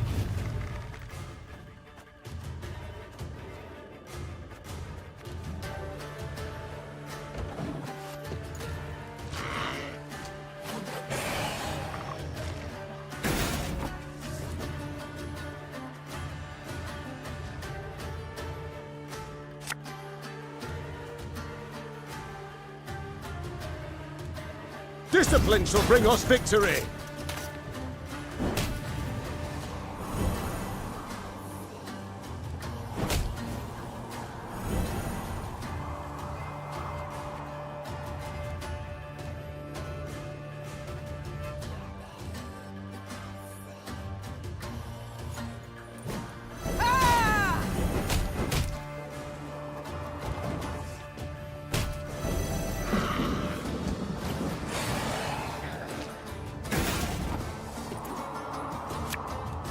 Bigger they are, easier they are to target.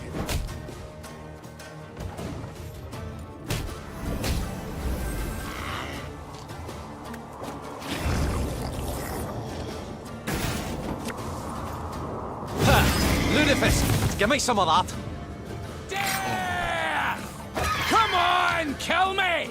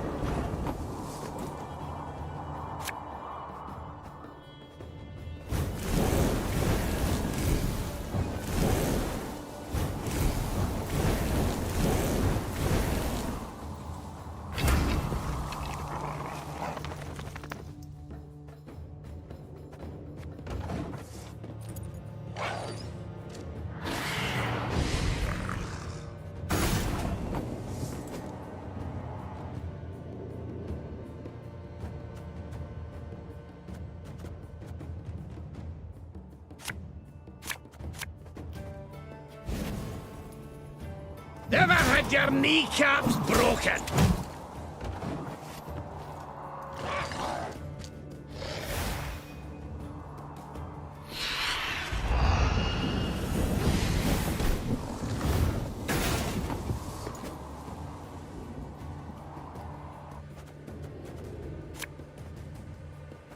One bolt I need.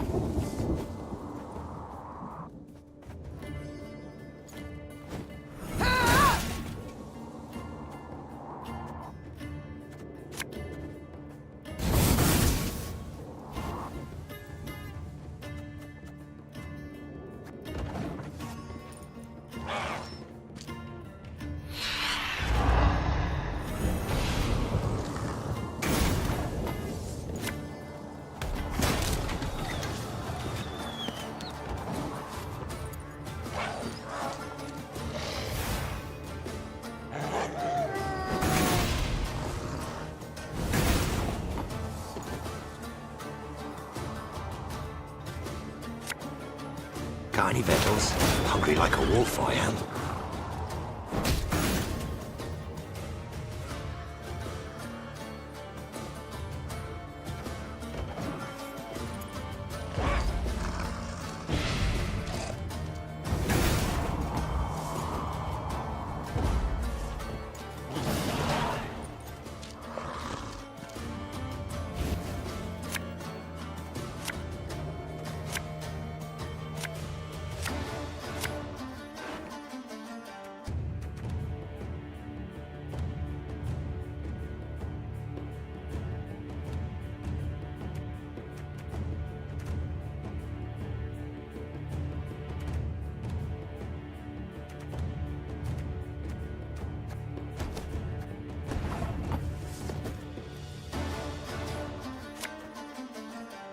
Again and again and again.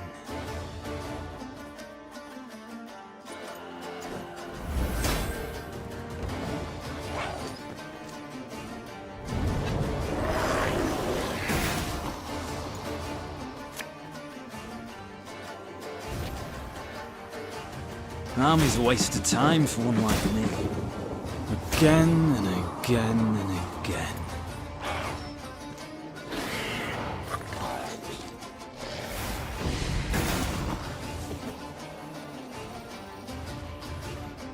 Water is the poison. For Mulligan!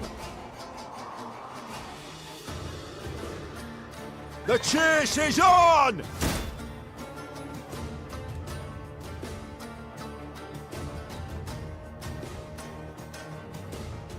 Elven blarney.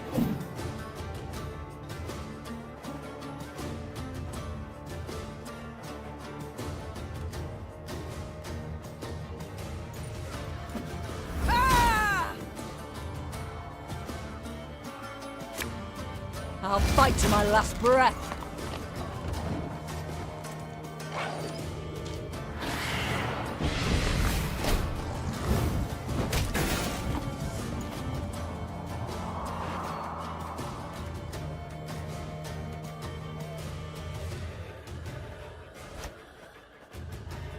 Oh, Lyrian lummoxes.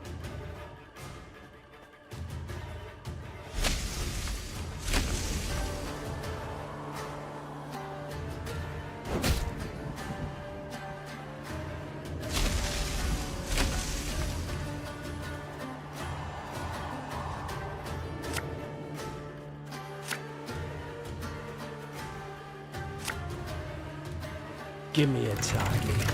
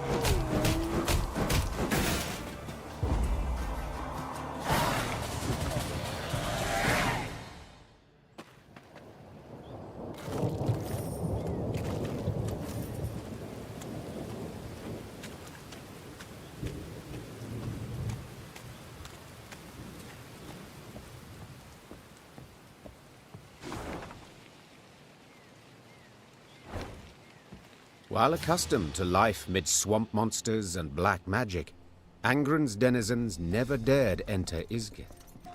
The Lyrians only once saw signs of a human presence there, when they spotted a group of thatched roof huts amongst alders. That settlement, is it inhabited? Meve asked, turning to her scouts. Impossible to say from this distance, Your Grace. The Lyrians entered the village, swords in hand, prepared to fight. But not a soul nor a beast came forth. Some homes had collapsed from rot, while tall grass concealed the paths between them. Yet, someone had been there not long past, for fresh ghoul cadavers lay by the well. Meve knelt beside the corpse of one cut clear in half. The beast's killer had been exceptionally strong, and wielded a razor-sharp sword. More likely to come around. Meve leapt to her feet. A man in thick leather armor had emerged from one of the huts.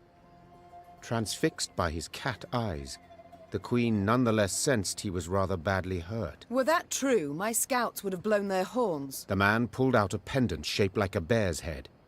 It hummed and twitched as if striving to free itself of its chain. Far as monsters go, he said, lips curling into an unpleasant smile. Witchers aren't usually wrong. A moment later, a scream pierced the air. Quickly, instinctively.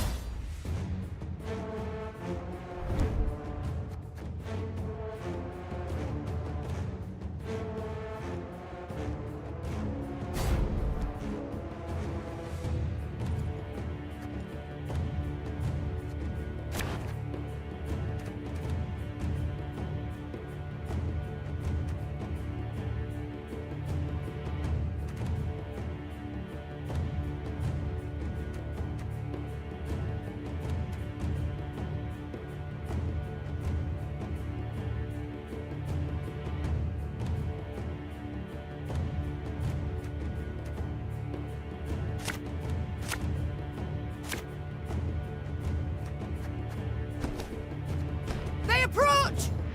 Seems you were right.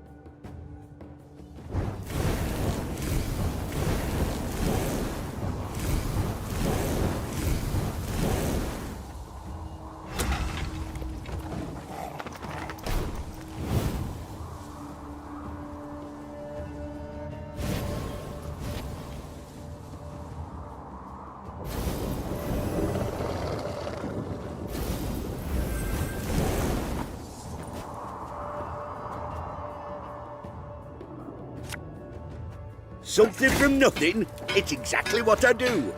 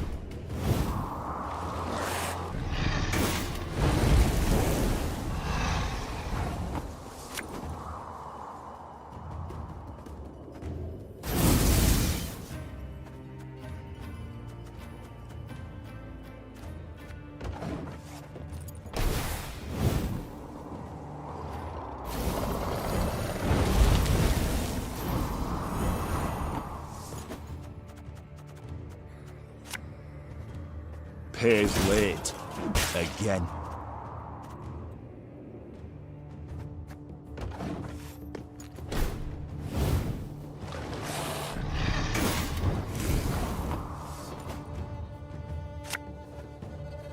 I'll fight to my last breath.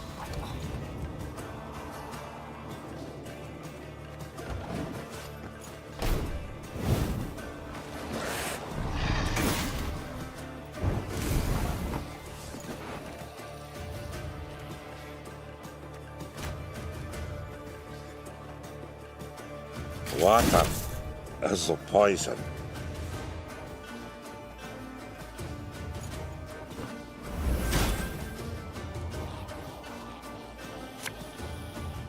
My scars? No, they don't hurt.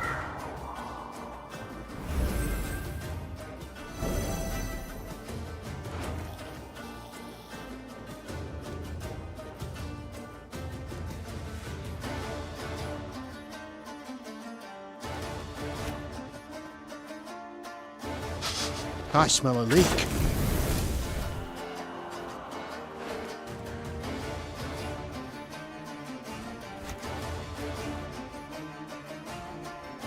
For Mahagam!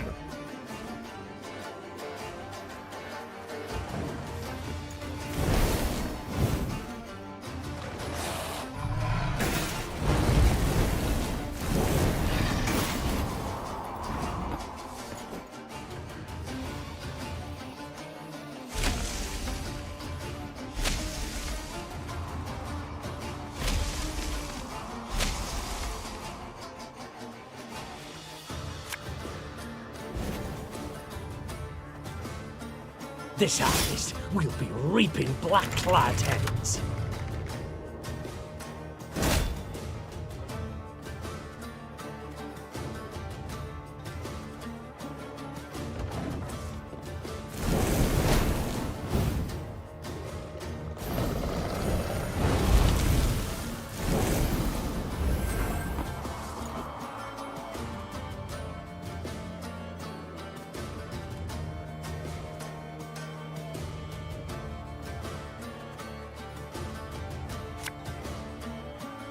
Left, right, left, right.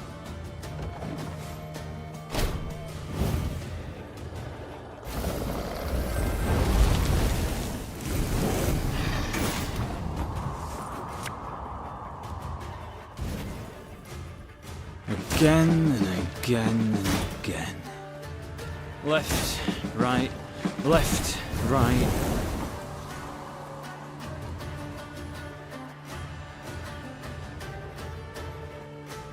Elven blarney. My spirit's willing and how, but these damn boots are killing me. Scoia'tael! Attack! There's a time to reap, a time to sow, and a time to... That'll be the last of them. Should be quiet for a bit.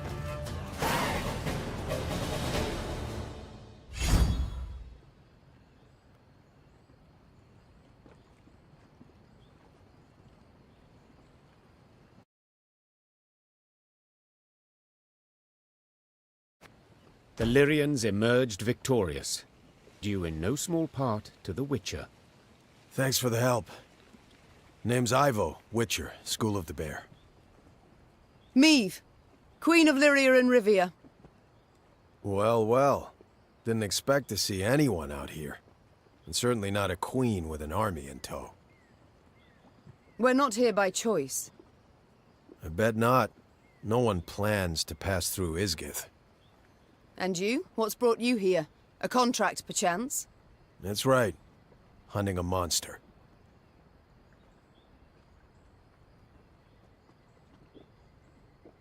I know your services to be rather dear. Who could afford a witcher's bounty in these wretched swamps? Nilfgaardians. Blast, of course. Preparing the land for settlement. Cull the monsters, drain the swamp, then bring in slaves. Doubtless from the north. Maybe. I got paid in advance. I didn't see the need to ask any questions. But did you have to take the coin? Don't you see what they're doing? Forgive me, your majesty, but seems to me you're confusing witchers with knights-errant. We don't fight oppression, right wrongs, or avenge orphans. We slay monsters for coin. And it don't matter whose head's on the front or whose coffers it's from. This beast you're out to slay, what is it? Hang on. You mean to tell me you've led your force into Isgith and don't even know what lives here? I believe I was clear. We're not here by choice. Yeah, but now that you are here, it'll take a minor miracle to get you out. Isgith's swamps, realm of a truly dangerous being. Elves call it Gvern Iker, the Bloody Mistress. Over generations, locals twisted the name until it became Gurnikora. Indeed. I've heard it. So you've also probably seen her beloved fruit, leeches and ticks. You'd all be wise to stay away from them. This Gurnikora, what is she exactly? Depends who you ask. Elves saw a fallen goddess in her. Never managed to cut her down while they lived here, but they did stem her growth, kept her from growing stronger. As for the local humans, spirit of a cursed princess, that's their take. Deep belief, actually. Care to elaborate? Stories that she was riding north to marry a Temerian duke. Whole retinue and caravan got lost, wagons got stuck, everybody drowned in the bog. Quicksand got him, that sort of thing. Gurnikora grabbed a root before the quagmire swallowed her whole. Hollered for hours. But there wasn't a soul around to hear her. Leeches, hundreds, covered her. Settled in for a royal feast. Sucked her dry. Drained her to pretty much the last drop. Fear and revulsion so completely overcame her spirit, she couldn't pass into the afterlife. So she came back, revived by Isgith's magic. Ugh. A chilling tale. Yeah, except made up, probably. Don't believe the elven legends either. Gurnikora's a monster, plain and simple. Extremely dangerous, sure, but just a monster. The leeches and ticks, you called them her fruit. It's kinda complicated. We've time enough. Gurnikora's a little like a vampire. They're kindred creatures. Except, instead of feasting on the blood of others, she feeds them her own. I'm not certain I understand. They're parasites, right? She puts them on her body, feeds them her own blood. Then hangs them on shrubs and trees. Ugh, to what end? To other monsters, they're delicacies. Sweet, juicy, full of Gurnikora's blood. Irresistible. Any beast that tastes that loses its mind, turns into Gurnikora's slave. So, if your paths cross and push comes to shove, she's not gonna be alone. Find yourself fighting the whole damn swamp. How are we to fight her? How might she be killed? Sorry, sharing secrets. Just not something we do. Not even with those who saved your life just moments past? We gotta wait till she starts feeding the parasites. She's weakest then. Stand a chance to hurt her. Right. So we attack only once she puts the leeches to her skin. Yeah. And when you kill her, if you kill her, any beasts under her spell will weaken considerably. And then, you gotta burn her corpse. I mean it, understand? Burn it. And you? Will you not hunt her any longer? Oh, I will. Just need to prepare. Realized that today. Gotta brew some potions, blade oils. Come back in a few days. I don't even have that much time. Nilfgaard's hordes pursue us. I must march on. In that case, wish you luck. Lots of it. I suppose there's no argument that would persuade you to ride with us. Your Grace, mutations strip us of emotion, not reason. The Witcher vanished midst the trees. And Meve simply hoped her soldiers had not overheard any part of their conversation.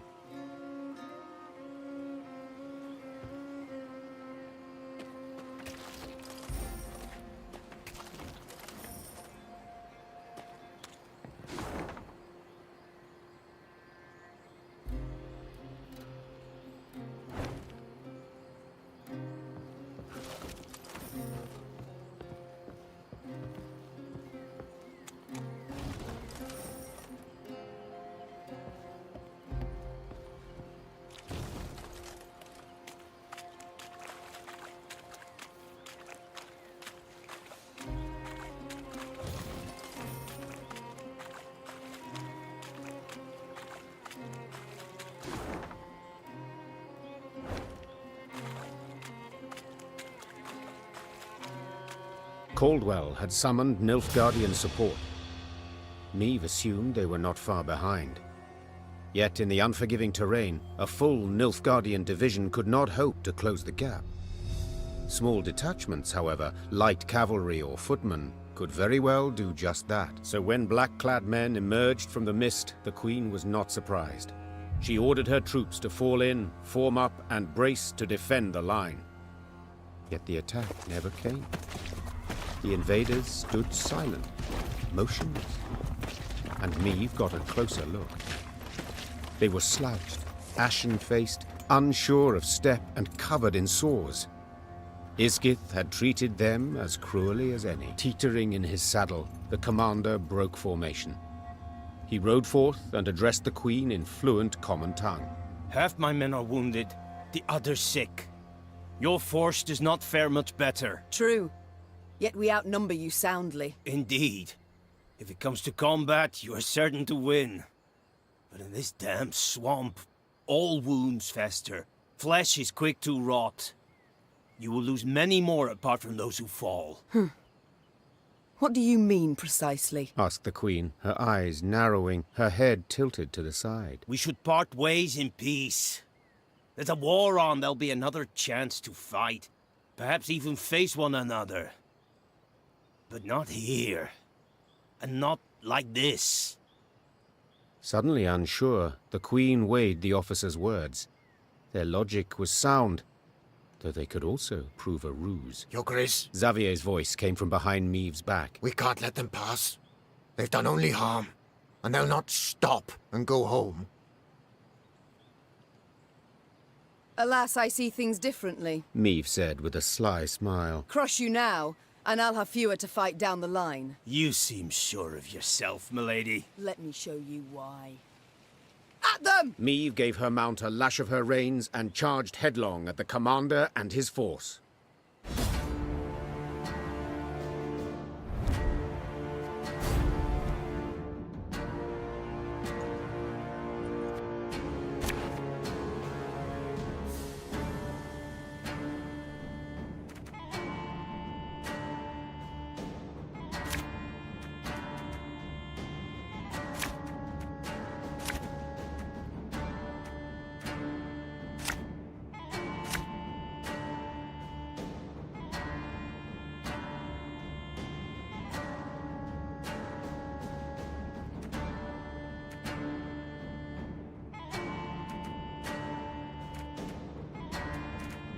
We will not surrender without a fight!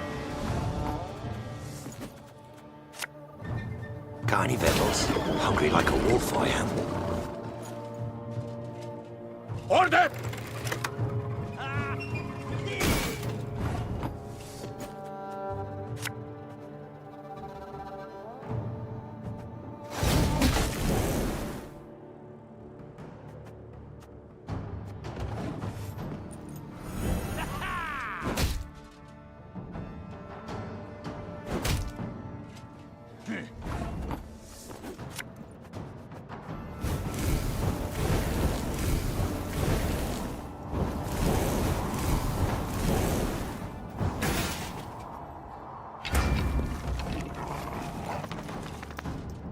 Your life is mine now.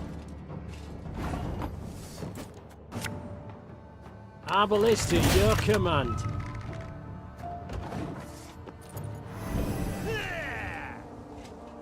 Notice! All roads lead to Nilfgaard!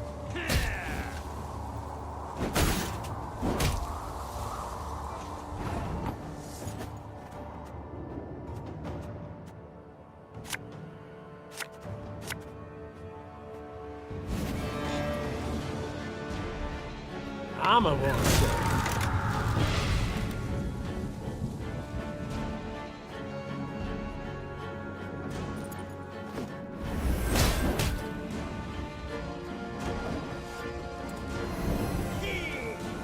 Wise choice.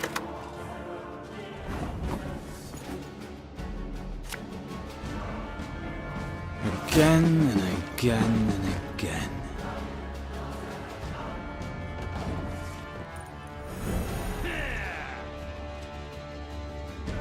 Order!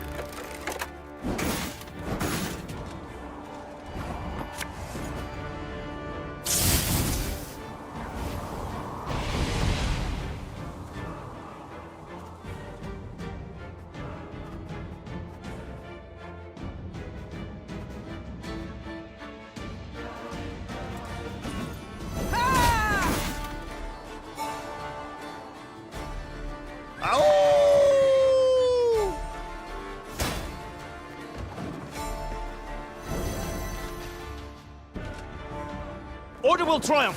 It must triumph!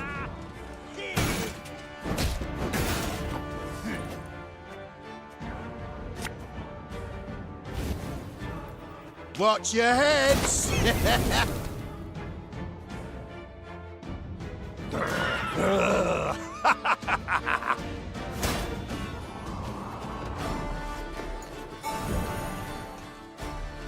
Off to the front yet again.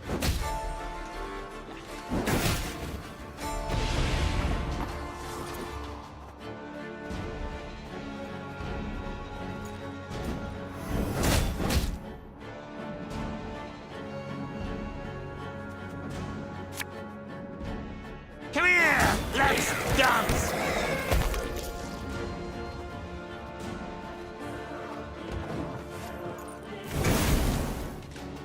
Quiet, or the Commissar will hear.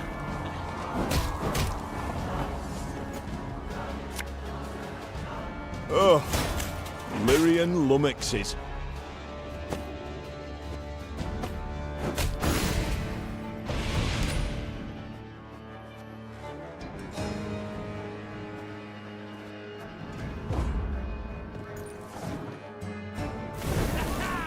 Brach! Scheiß! In! Zwei! They spoke the truth. You show no mercy. No mercy. Amidst the fog and dense, gnarled forest, the battle ran its course. When the last sounds of fighting had died down, Meve was not sure who'd prevailed.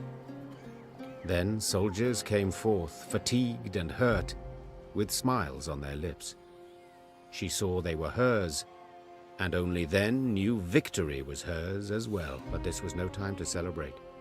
She let everyone rest, then gave the order to resume the march.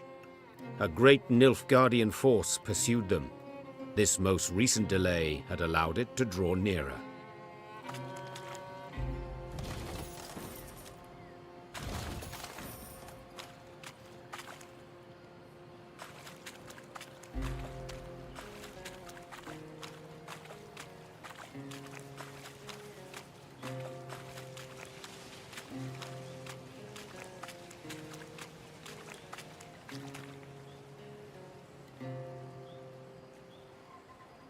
The Lyrian force had reached the very heart of Isgith. From every branch, vine and shrub hung leeches and ticks by the dozen. Swollen with blood, their abdomens glistened, glowing red in the misty air so putrid it set Meve's head to spinning. She paused at a moss-covered boulder, pressed her flushed forehead against its cool surface. Her soldiers passed by, pallid, filthy, drained. She wished to say something, lift their spirits, but instead a cough rattled her breast. Suddenly, splashes all around Meve in the water, as if a rain of fist-sized drops had begun to fall. The Queen lifted her heavy gaze. Seemingly on command, ticks and leeches dropped into the warm, soupy waters, then clumsily wriggled off toward a dead alder grove. Meve knew at once what skulked behind the trees. Gurnikora, Isgith's mistress, Isgith's queen. Weapons at the ready! The Queen roared. Close ranks! The Lyrians quickly converged, formed a wall of shields, and crouched behind them. Terrified, they stared as a multitude of eyes flashed open midst the branches, while revolting, muck-covered beasts rose from the gurgling waters around. Meve silently uttered a prayer. Hail, Melitele, great mother, maiden and crone, ever have us in your care.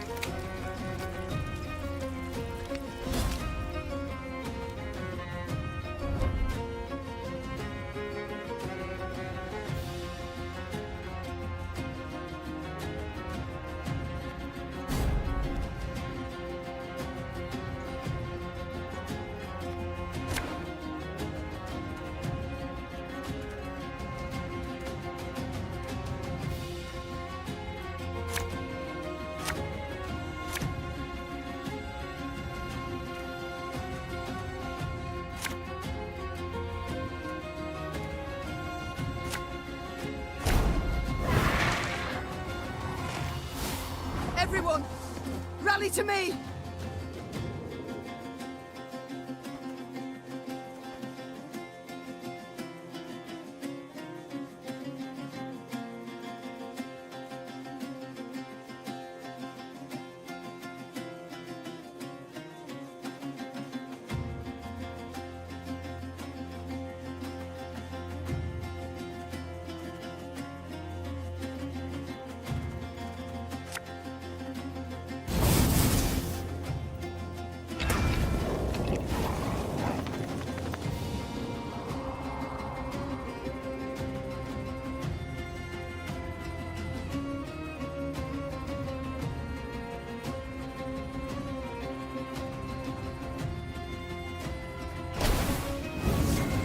Majesty!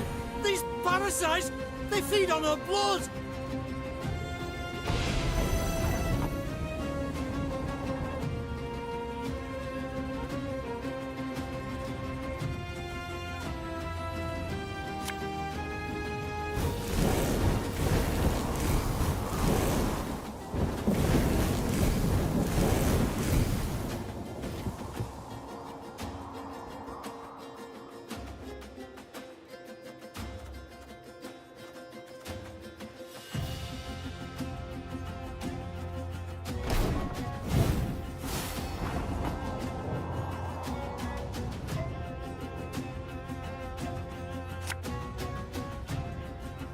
Left, right, left, right.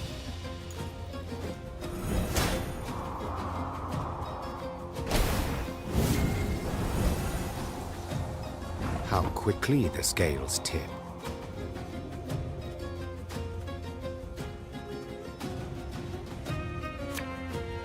One bolt.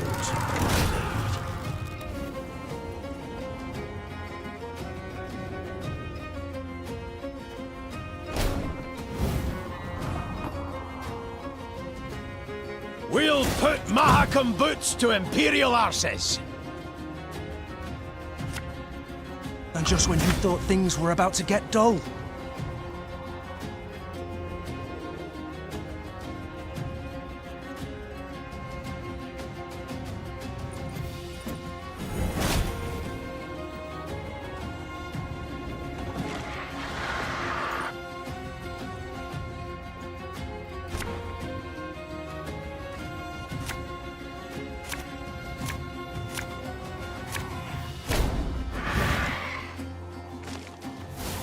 Everyone, rally to me!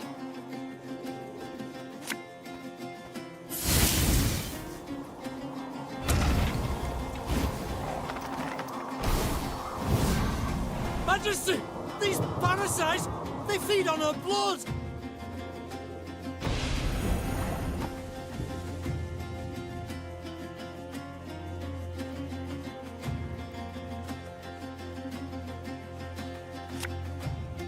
One bullet's all I need.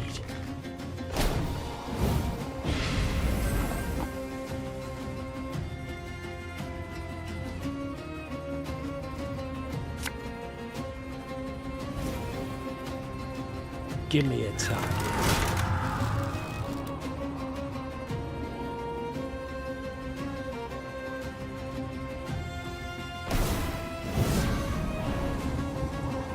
How quickly the scales tip.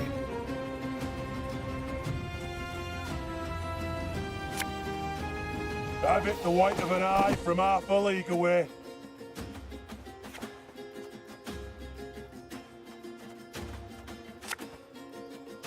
Ours is not to reason why.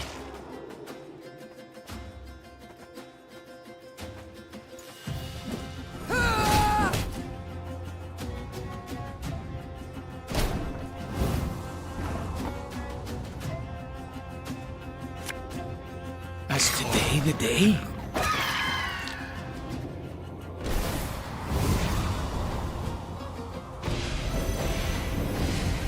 These ghastly beasts can be slain. They can be overcome. Bigger they are, easier they are to target.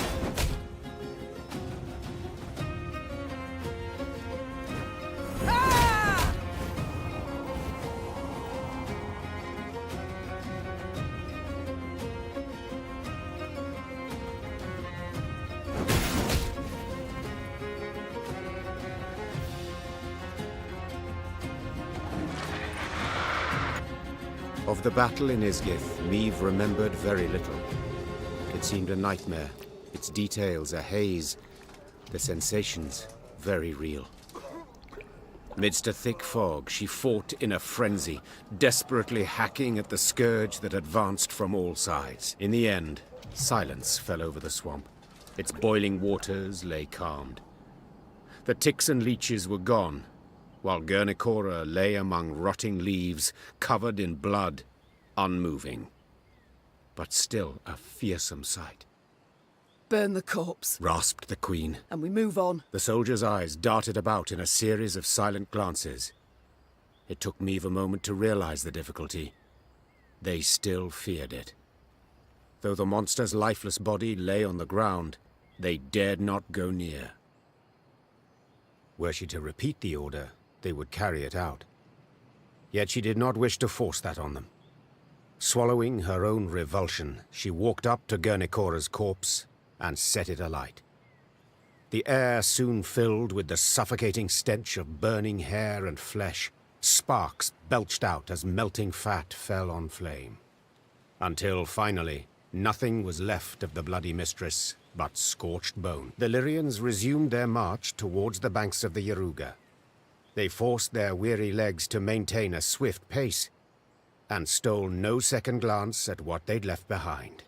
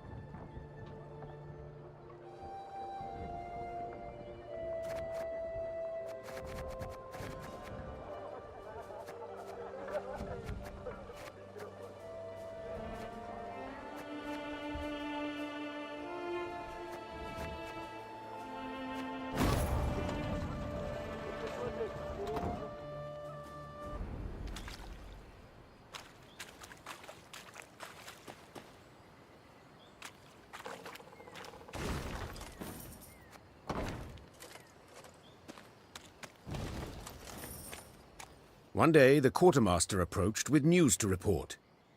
Alas, bad news. Your Grace, our food stocks have near run out. And about villages, folk have naught to spare, Not even to trade. The Queen dispatched small groups of scouts. They were to scour the countryside for hunting camps, beekeepers, charcoal burners, any souls willing to trade food for coin or goods. The first scouts came back around dusk. The last 3 detachments returned not at all. At first, Meve suspected they'd fallen prey to monsters, the beastly or Nilfgaardian kind. Later, she learned the men had left naught of their belongings behind. She'd been soft-hearted toward deserters. This lot decided they, too, would give it a try. That night, Meve lay still but sleepless. Beneath thin covers, she was cold, hungry, irate.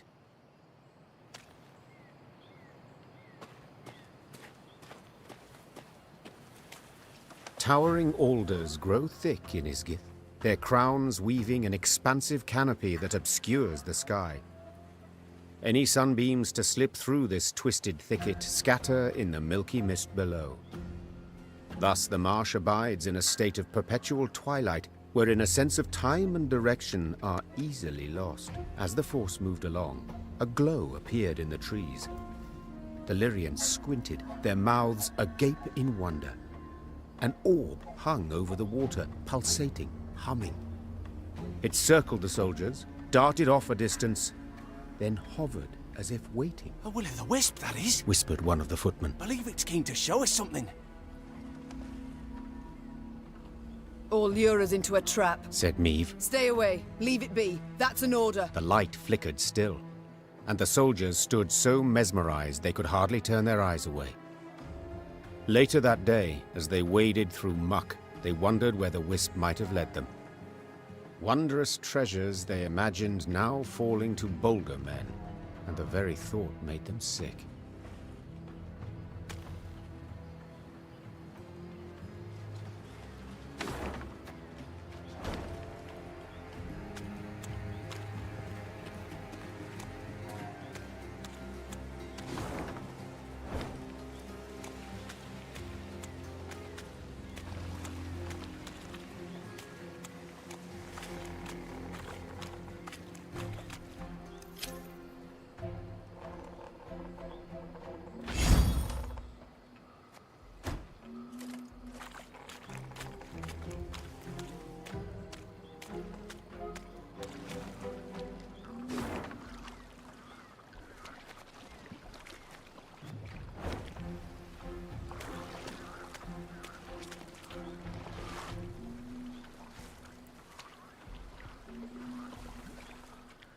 In evading Nilfgaard's banners, Meve led her force into Angren's wildest reaches. The foe could not attack the Lyrians there, yet hazards of another sort befell them. One day they reached a quagmire too vast and deep to ford. So the Queen summoned her engineer, Xavier, and called on him to build a makeshift bridge. By nightfall, he had drawn up plans. We shall start by laying abutments, then drive piles into the mire. The depth? We dropped plumb lines. 4 ells. It seemed by the plans. Meve did not see as Xavier slipped a line off his shoulder. By the time she felt it on her throat, she feared it might be too late. I long awaited this moment, when we would be alone. You die now, Majesty, and with you dies Lyrias, the whole North will to resist. Hail, Ketzer, hail! What died was the Nilfgaardian rallying cry in Xavier's throat. At the last instant, Gascon and Reynard rushed in to save the warrior queen, and thus proved their loyalty beyond any doubt.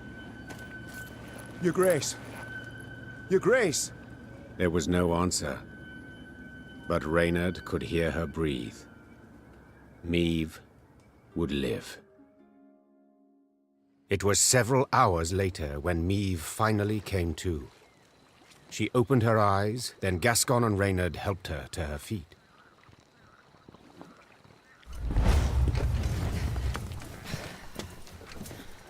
Careful, Your Majesty. I should have been more careful earlier. Damn it. If you two hadn't... No need for words. You needn't mention it. I couldn't disagree more. We're due for a long conversation.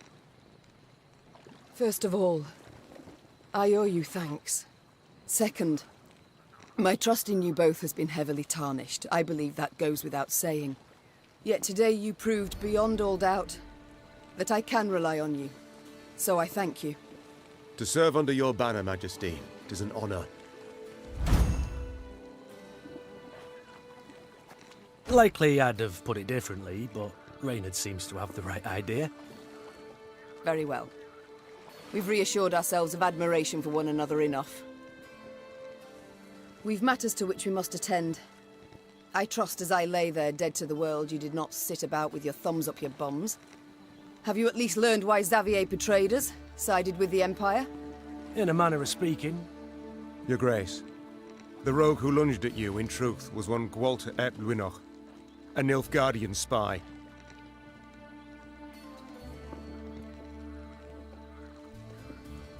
Just a moment, that makes no sense. He saved my life in Mahakam, on the bridge. He did, for he had to. In one of the letters we found, Ep Dahi orders Gwalter to watch over Elder-in-Chief Hoog. The Scoia'tael in the mountains was sent there by Nilfgaard to recruit dwarves, but their commander, the Vixen, they feared she'd attack Bruva himself, something Ep Dahi wished to avoid.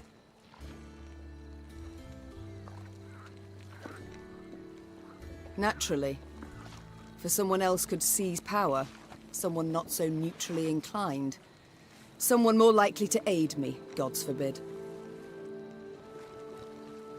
This discovery you made how? We found in his toolbox a concealed compartment, letters inside. Though encrypted, we managed to decipher them. They were the Grey Rider for you to read. The swine. An Imperial spy in my ranks this whole time. But to wait so long to strike, why? He'd only just received the order. Another letter in the box, signed by General Ep Dahi, stated, "To Gwalter ep Luinoch, eliminate M at first opportunity." Honourless bastards. They'll stop at nought. Now, Maeve, you'll gain nought by getting riled. No sense to it. This is good news, in fact. Is that so? Think. Ep Dahi had a spy in our midst. He knew our movements, had his eye on us, his finger on the pulse. He knew our plans, who we parlayed with, and yet he didn't order your assassination. For you posed no threat. Well, clearly so much changed. Congratulations! Nilfgaard fears you now. And rightly so. But we found him in the rubble at Rosberg, midst the ashes. Precisely what placed him beyond suspicion. We suspect Gwalter enlisted with the Edanians some years past, infiltrated that army. He had a hand in Rosberg's defense. Then, when the time was right, he lent that same hand to its demise. Caused an explosion that tore a hole through its walls. It worked, but at a price. He suffered severe burns. If not for our medics, he'd have... Stop. So it was not elves who brought about the fort's fall as he claimed? A filthy lie to stoke the fires of racial hatred. To stir conflict and chaos and rage that would make the realm of Edirn waver and fall. If we're to judge by Rayla's actions, he was rather successful. Bastard. Yet even so badly hurt, in such pain, not for a moment did he drop his mummer's act. I've heard much of Nilfgaardian spies, Your Grace. They're trained from childhood, face constant indoctrination. They do anything for the Emperor, anything and everything. As soon as Gwalter spotted a chance to join our ranks, to be at your side, he took it, exploited it ably. To be brief, I've traitors all about me. Your Grace, you resent our actions, I understand, but... You, Willem, the Cad Caldwell, Gascon, Gabor, finally Xavier. Tell me how. How am I to trust anyone? You can't. Amongst all the realms in the north, you're Nilfgaard's sole rival. One remaining threat. All other rulers either soundly defeated and enchained, or tails tween their legs, they've donned Nilfgaard's leash. The Blackclads will do all to destroy you, if not upon the field, then in secret, with an assassin and a quick, sharp blade. What's left? Prayer. Melitele too is sure to turn and take Nilfgaardian gold sooner or later. Ugh. We've talked enough. We must form up. Move on. Majesty, you ought to rest. You stand swaying. Your step can't be too sure. Only my horse needs step true. Maeve, you've just about had the life choked out of you. No time to play the hero. I'm not Gascon. Quite the opposite, actually. These damn swamps, they terrify me. I wish to get the hell out and never, ever look back. The Aruga lies near. I sent scouts ahead. They've secured a barge. We can sail to Red Lobington. Splendid. Sound the horns. We march.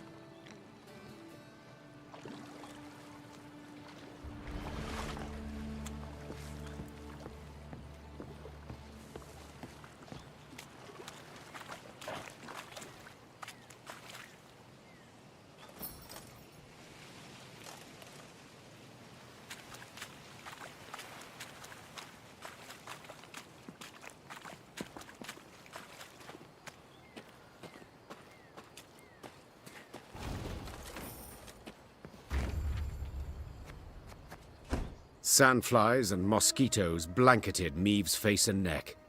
She did not bother to brush them away. She'd been in Angren long enough to know more would come in their place. Your Majesty. Reynard called from behind. Our scouts have returned. We've a large force of Blackclads on our tail, infantry and horsemen, and they draw nearer. Blast! Maeve wiped away the sweaty hair stuck to her brow. What say you, Reynard? Shall we give them a fight? We're but a few miles from the river, where a barge awaits. It makes no sense to battle now.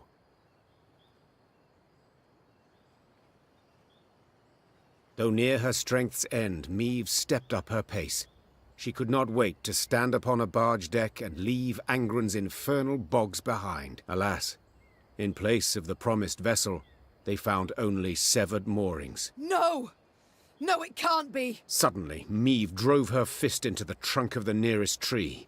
Fortunately, a soft and rotted one. This isn't so! Your Grace, have mercy. I stepped away but for a spell. Croaked a scout, pale as a ghost. Thieves jumped out the underbrush, fell upon it. Whole band of them. A white-haired warrior, a minstrel, and a lass what had a bow. Well, is that all? Interrupted Gascon. No vampire sat upon an ass with no saddle. You cocked up, man, damn it. Maeve, what now? The Queen turned back towards the swamp. Between the trees, she glimpsed a golden sun glimmering upon a banner. We shall discuss that later, said the Queen, drawing her sword. provided we survive.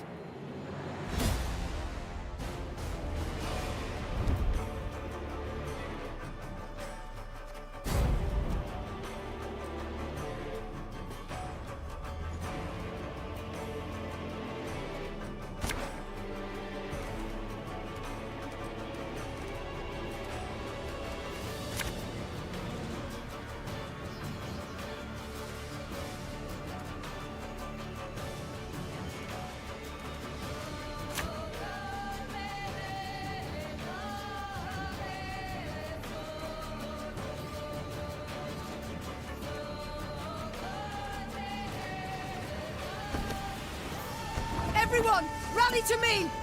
Drive them back! An army's a waste of time for one like me.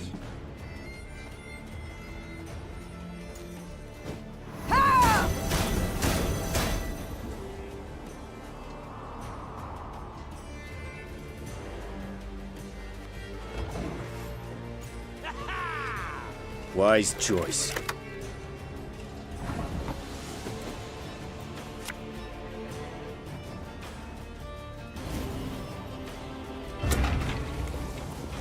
Left, right, left, right.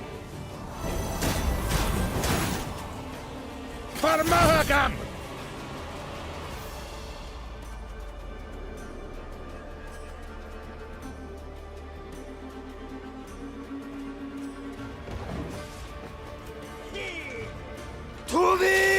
gloire!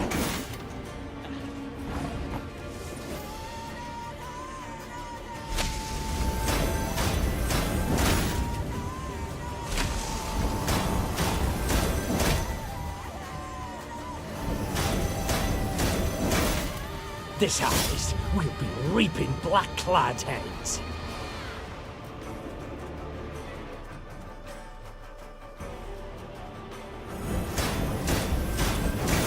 The chase is on!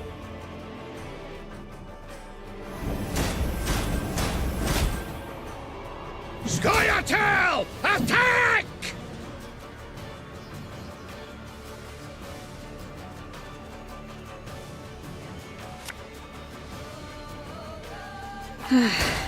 Doubt I'll ever pay off these school loans.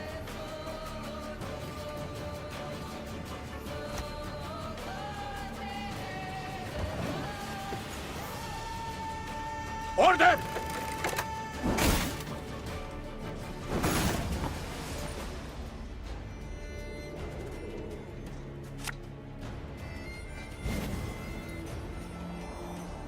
Ours is not to reason why.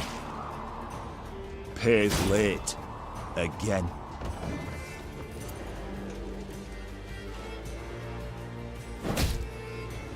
Alba!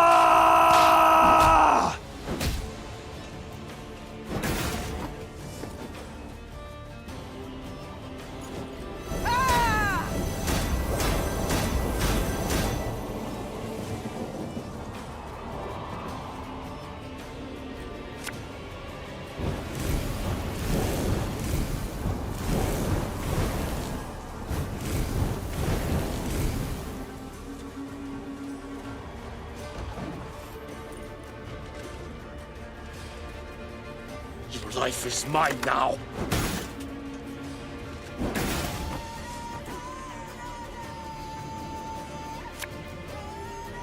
You must sweat like a swine in that jacket.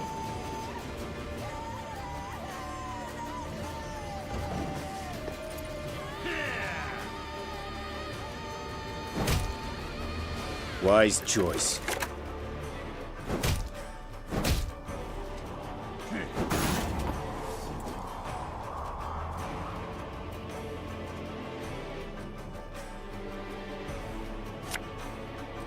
Everything all right?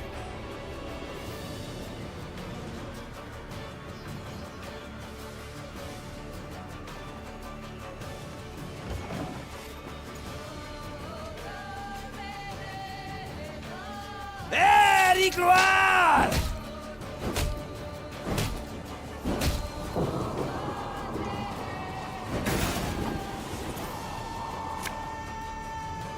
Water is the poison.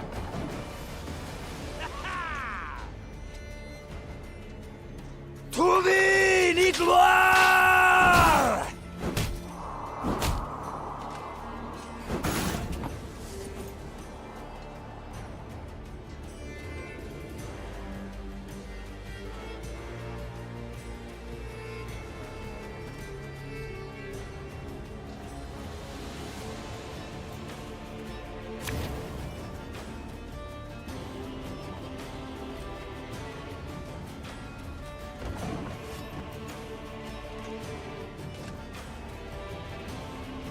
Yes?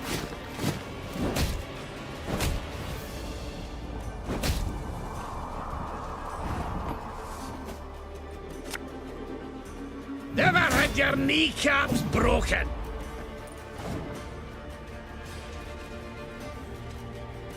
Estilat Seifel!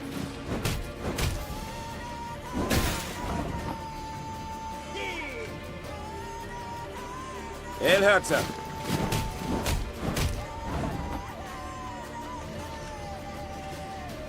Yes?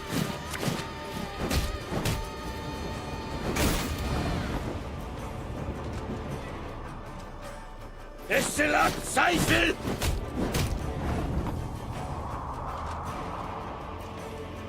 Nice, Tedatu.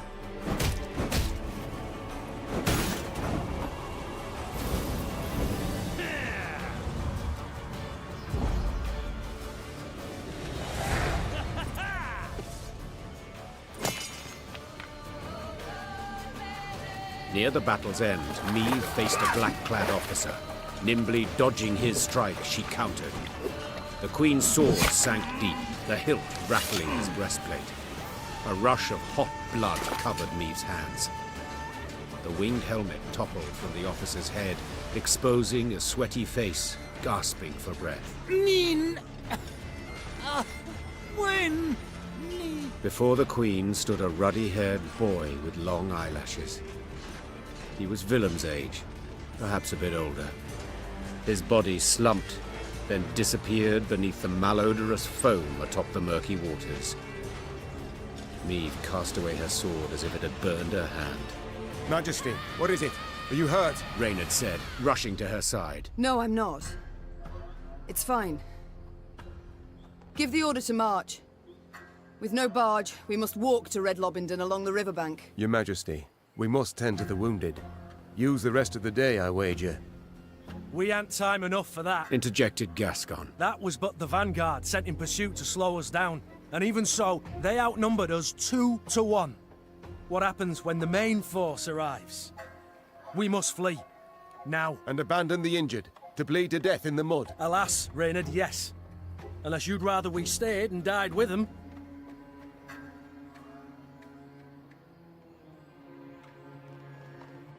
Gascon is right. Should Nilfgaard close the distance between us, we'll stand little chance. Whew. At least you've the sense to... But I would sooner perish than let my men rot in this accursed swamp. The medics will tend to all the wounded. Then, what will be, will be. I tell you what'll be. Snarled Gascon. Ep die, he'll take a butcher's hook and gut you. Then hang you from Lyria capital's walls. Yet, if this be your wish... Meve waited for the medics to sew the last stitch, tie off the last bandage. Only then did she order her force to move out. At the column's end, upon stretchers, lay those without the strength to walk, consumed by fever, dazed or unconscious, dying. Fatigued and laden with the wounded, the Lyrians moved slow as molasses. Soon, Nilfgaard's forward elements had caught up. The black-clads nipped at the Lyrian's tail with arrow volleys from the cover of trees and occasional forays by cavalry. They were in no hurry. They could torment their foes, weaken their spirit before the final clash.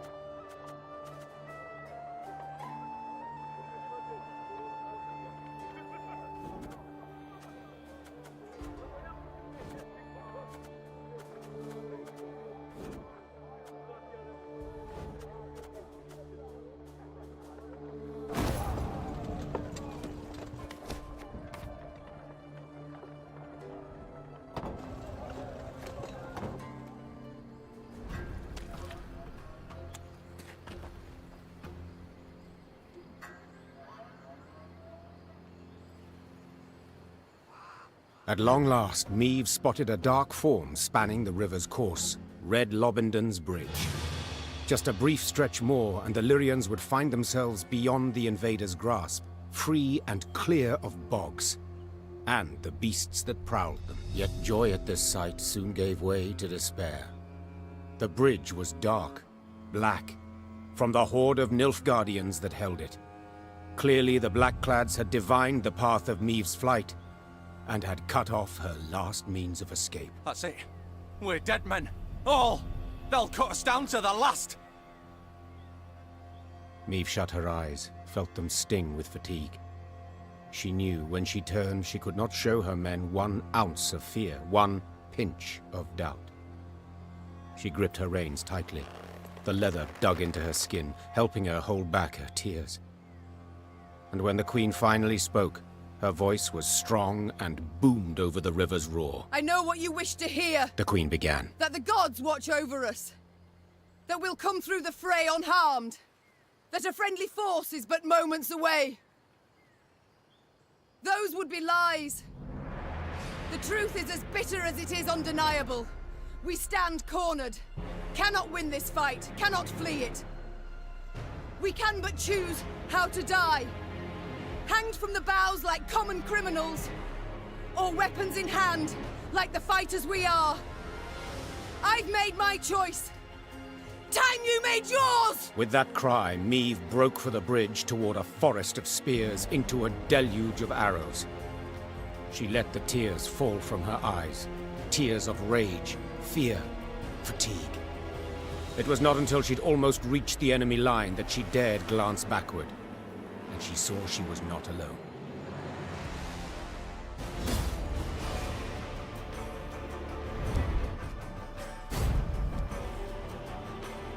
Defend the Queen! Valyria!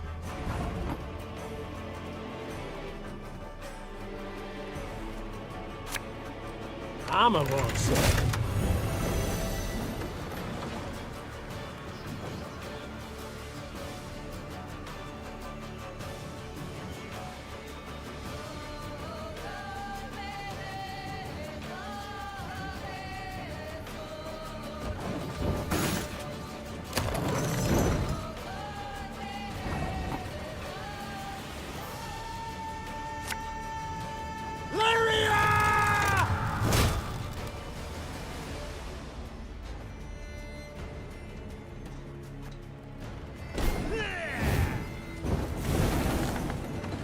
Inarin Yalde Crowfair.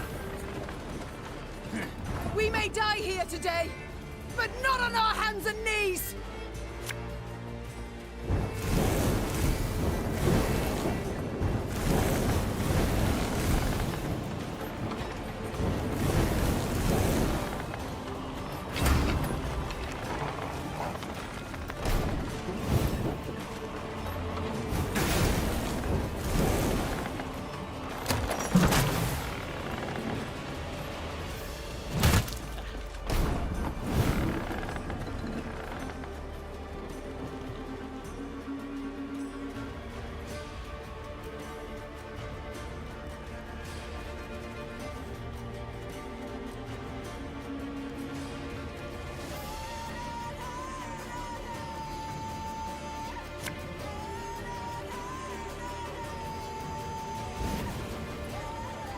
One boat's all I need.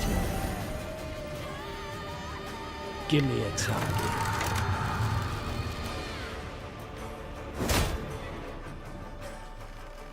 Our ballista, your command.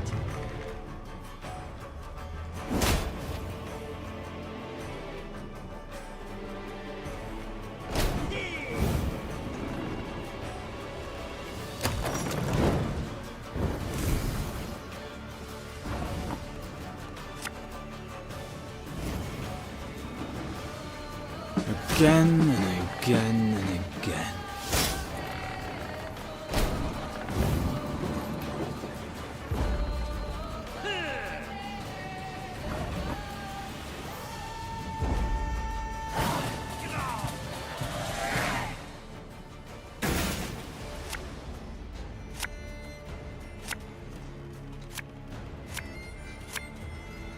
shoot! Don't shoot! We're friend, not foe! Damn it, just gets better and better. To the bridge! Cut the way back to the bridge! Bolster the defense!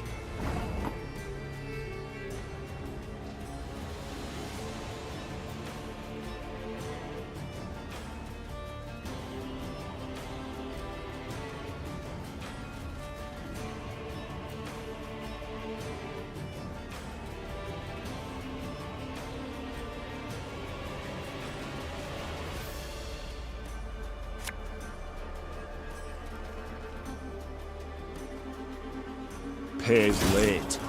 Again.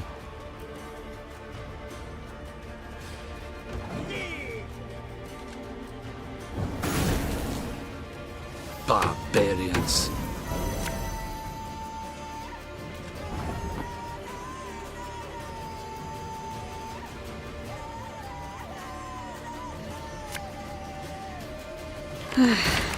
Doubt I'll ever pay off these school loans.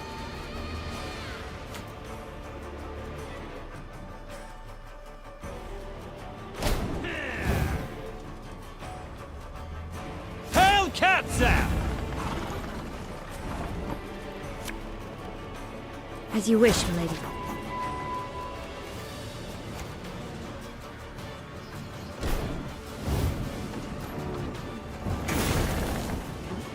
My boots got sand aplenty in them. Oh, Lady Margarita told us of this.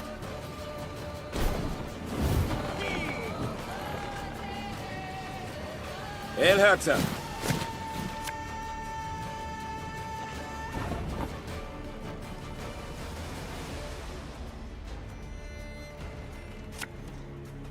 What do you want of me? I'm a war servant.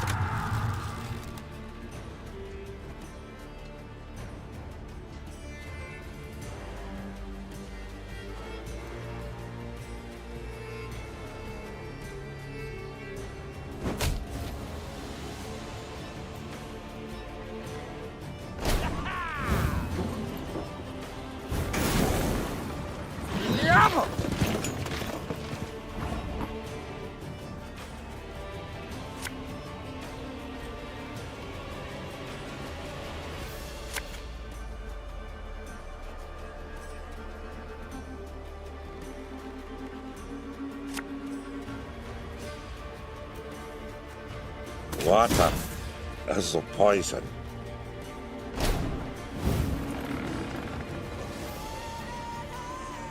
Yes?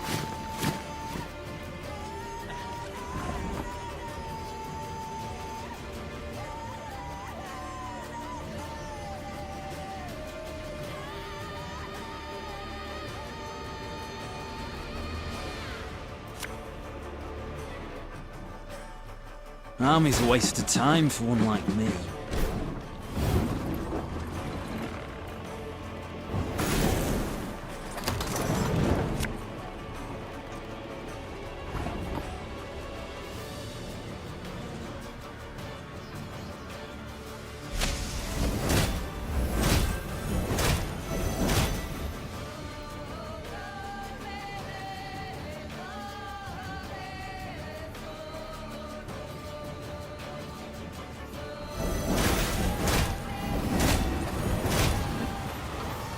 My spirit's willing and how, but these damn boots are killing me.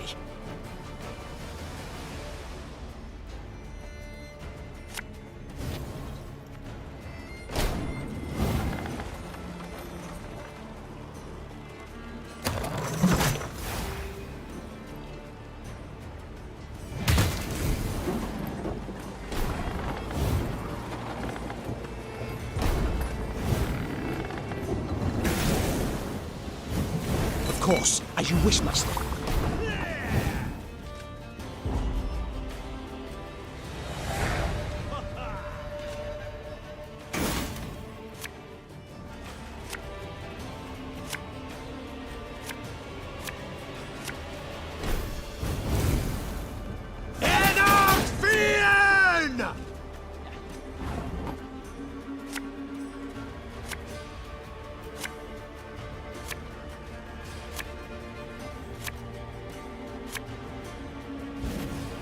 With pleasure. Order!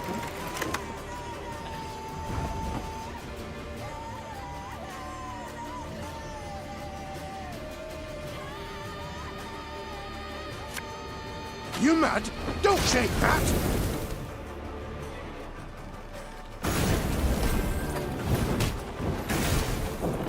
Your life is mine now.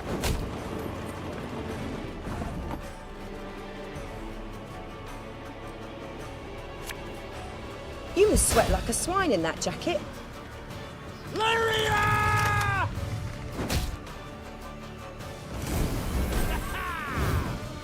Wise choice.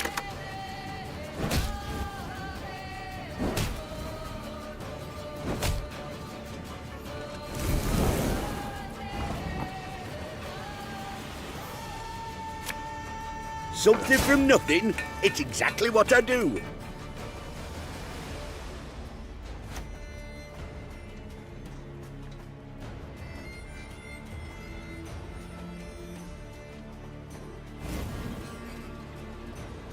This could hurt.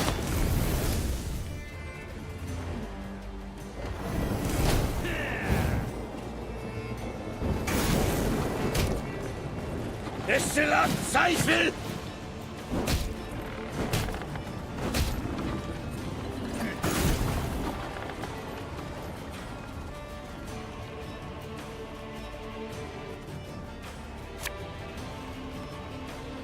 For Demavend!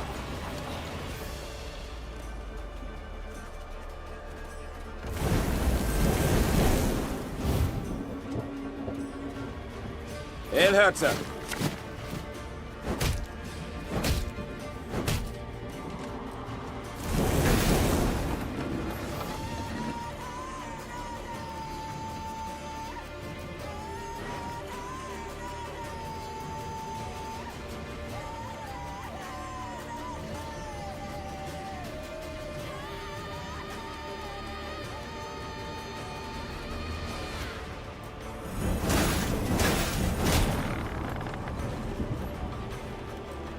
There's a time to reap, a time to sow, and a time to die.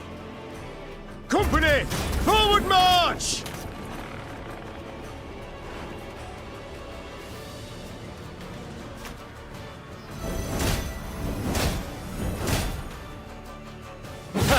Ludicrous! Give me some of that!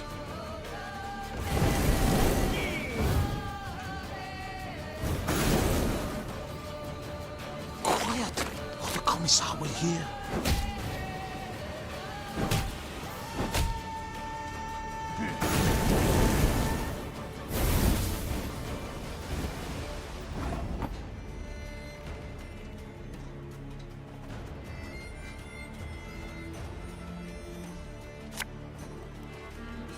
As today the day?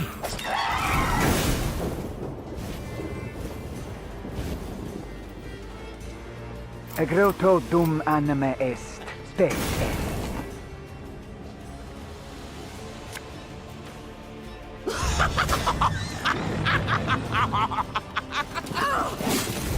Your Majesty, no! I've lost my tooth. Son of a whore.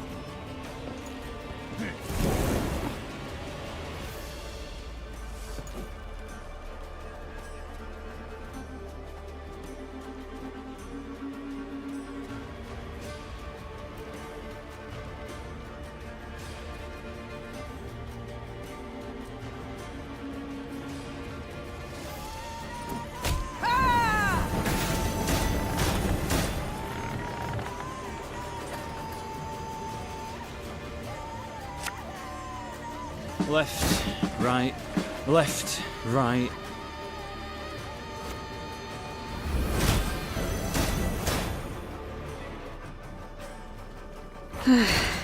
Doubt I'll ever pay off these school loans.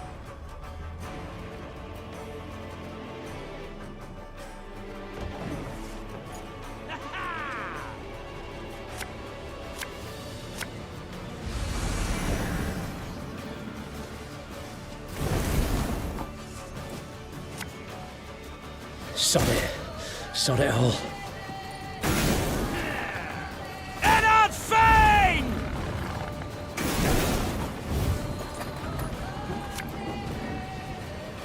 Don't like this. My prescription, a bit of blood.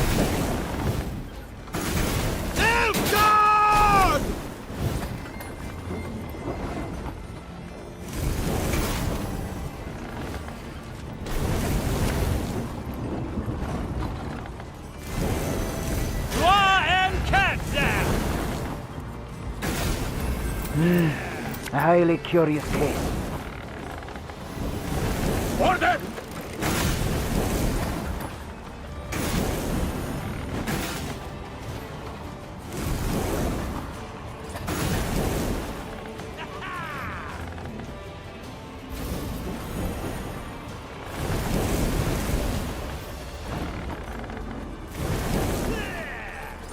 Egreto dum anima est, spes est. Fall back! Below it!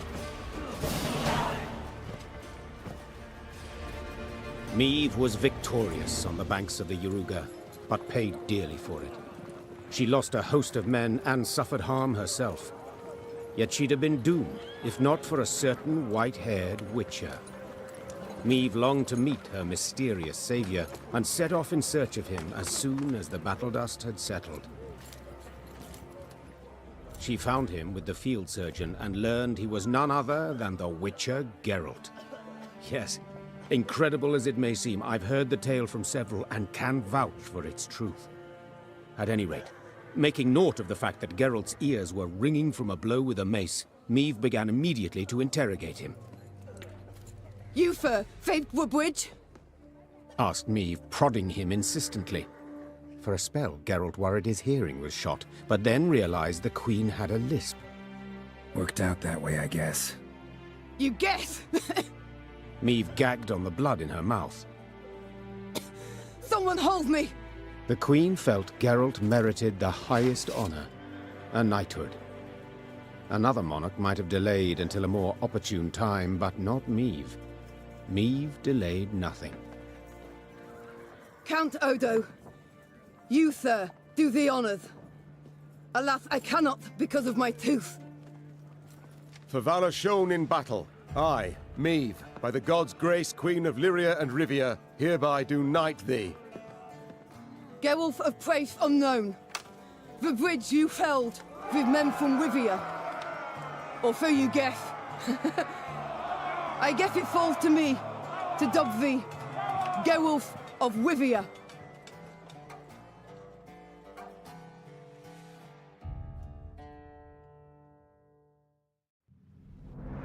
Meve had come home, though by a circuitous route, through Edern's smoking embers, Angren's beast-infested quagmires, cross Mahakam's snow-capped ridges. But she had returned, cloaked in legend, a mighty army in tow. The moment was weighty, and not to be tainted even by Geralt of Rivia's disappearance, or dare we say desertion. The hero of the battle for the bridge was now a sought man.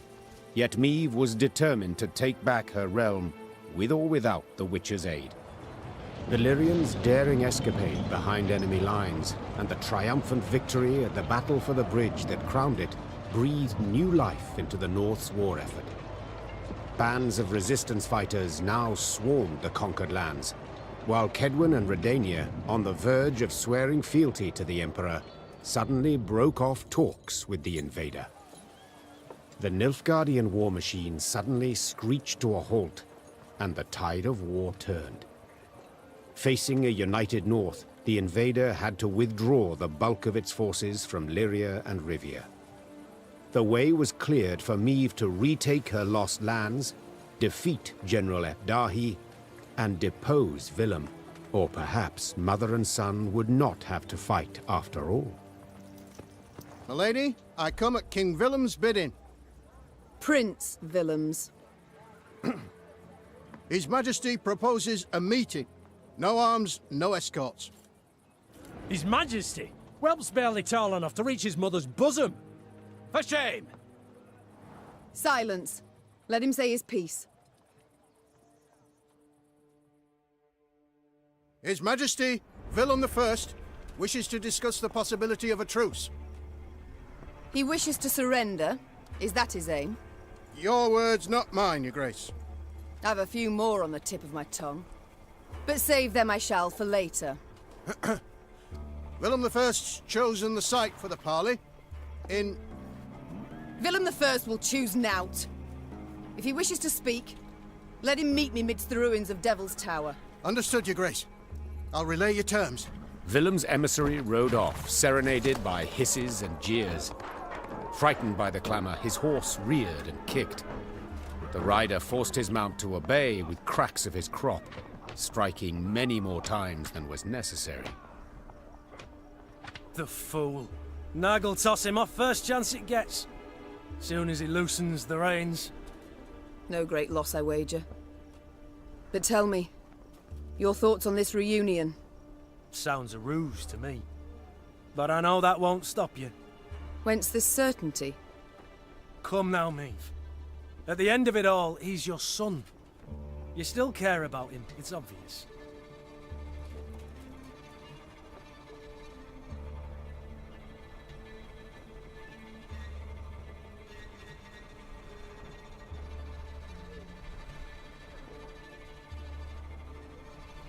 Yes, I care dearly, Gascon. I care to capture him and try him for treason. Maeve, the boy was manipulated. It took no great push. Let's go. They await us. Maeve rode out clad in golden plate, her banners waving proudly overhead. She no longer led a band of ragtag partisans, but an army able to fend off an empire and drive its soldiers from her lands. Your Majesty, some new reports require your attention.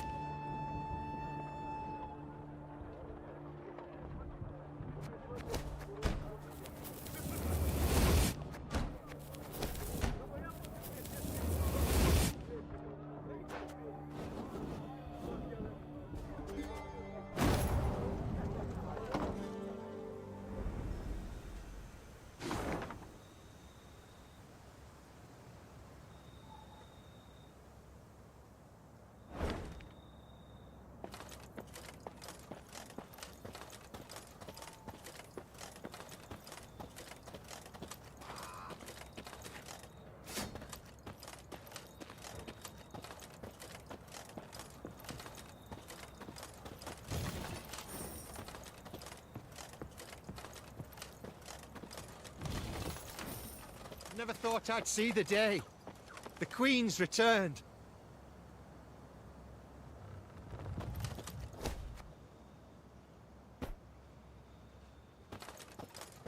Rivia. And here I feared I would see it no more. I believed you would. I believed you could succeed. Be victorious, Your Grace. We've not arrived just yet, Reynard. Look, black flags still flutter over the cities. We've yet much work before us. More battles to fight. More blood to spill.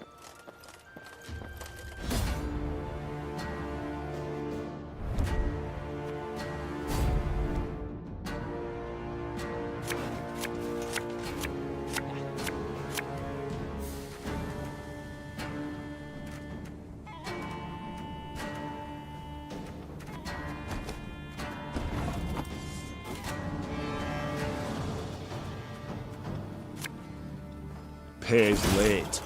Again. 152, 154.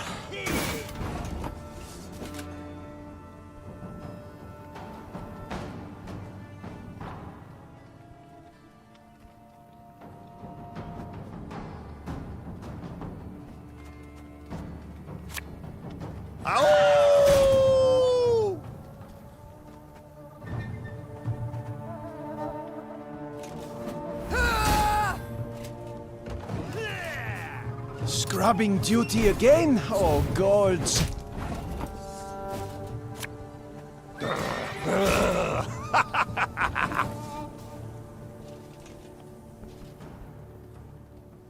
New orders? No? Ah.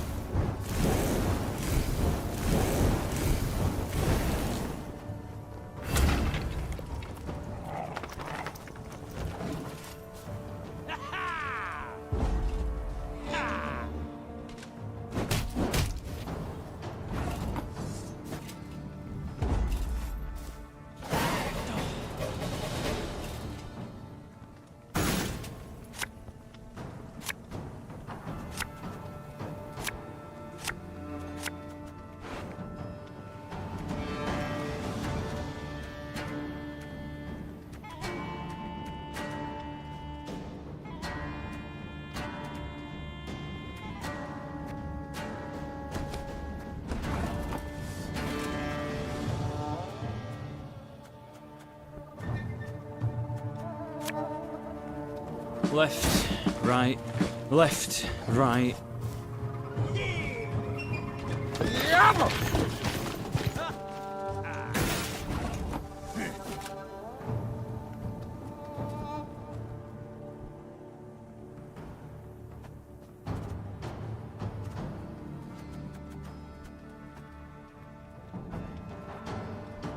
One boat I need. Discipline shall bring us victory! Again and again and again.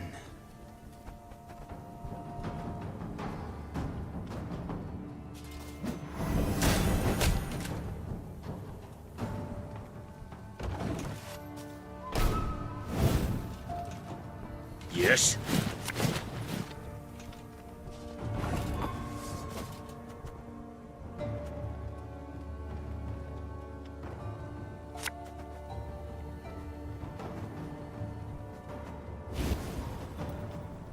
An army's a waste of time for one like me. Aye.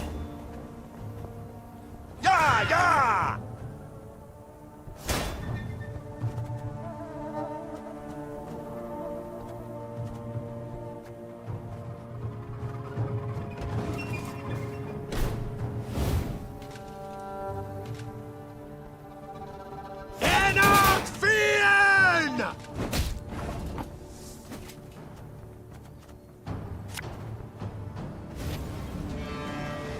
You mad? Don't shake that! Give me a time.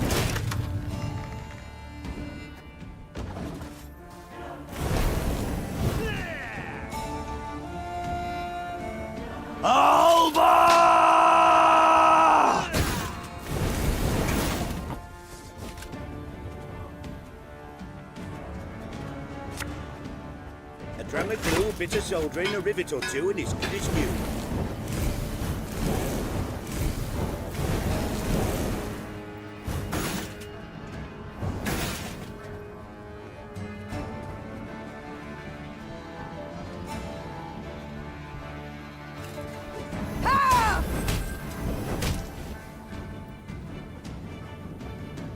We'll catch 'em all!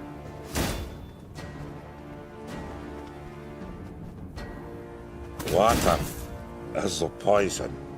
Should have listened to me, old lady. This harvest, we'll be reaping black-clad heads. Excellent, Seifel!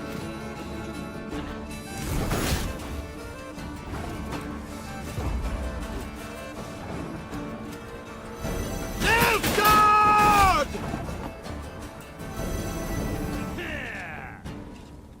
Yeah! Yeah!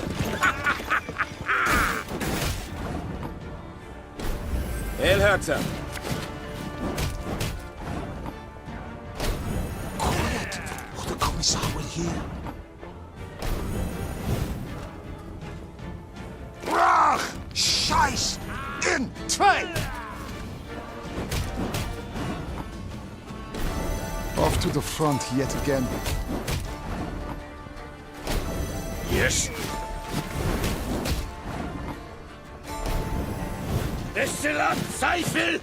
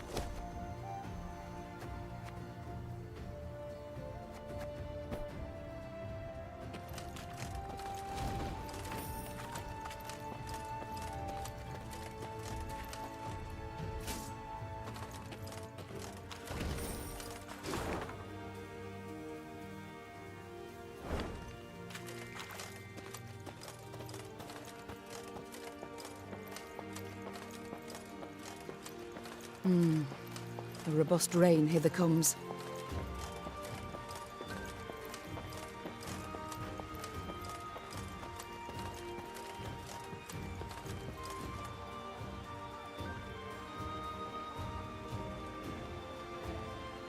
Meve arrived at the walls of Gradobor, famed for fine rugs and woven tapestries. The city's artisans had been at work, no doubt pressed by the Nilfgaardians. For atop the tallest spire, that of the town hall, flapped a lustrous ebony flag, a sun of golden threads at its center. So vast was the banner, Gascon whistled in admiration. Gotta admit, the Blackclads certainly have panache. And a vast and powerful army, I'd remind you. Reynard interjected. Arbalists line the walls. That stench in the air, hot tar. Victory's not likely to come cheap, I fear.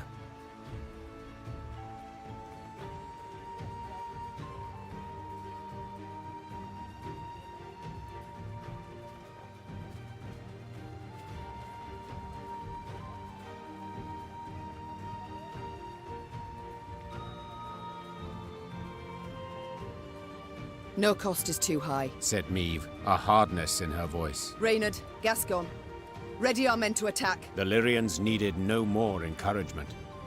Since arriving, they had reveled in anticipation of taking the city, then ripping the banner from its spire.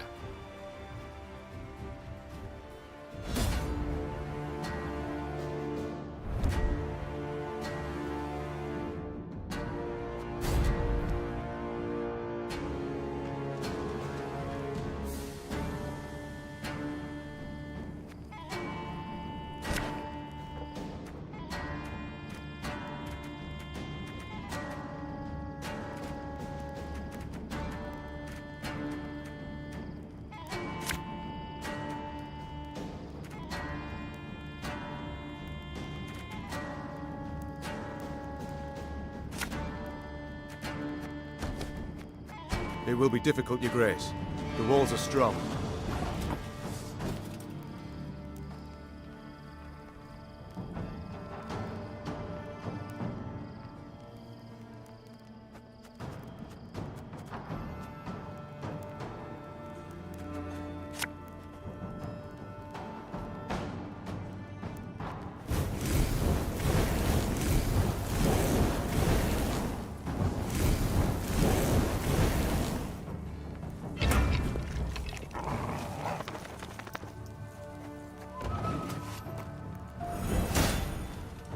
Order!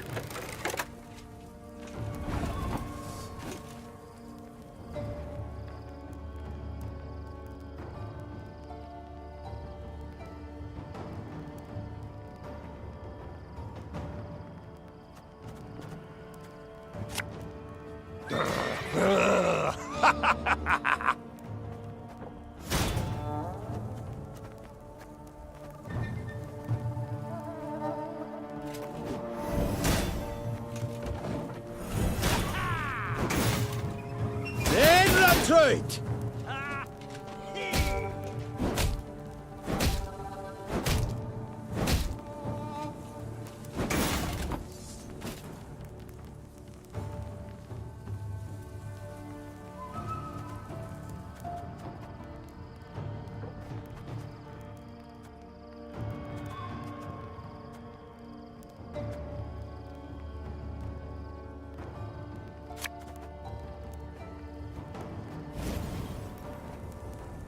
Yeah! We'll catch them all! The chase is on! Ow!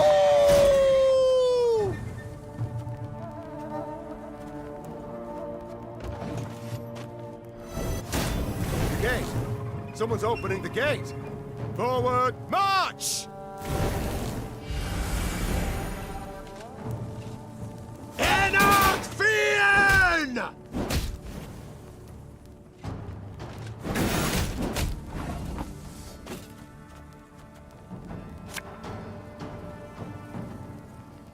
Stop your yapping and start digging.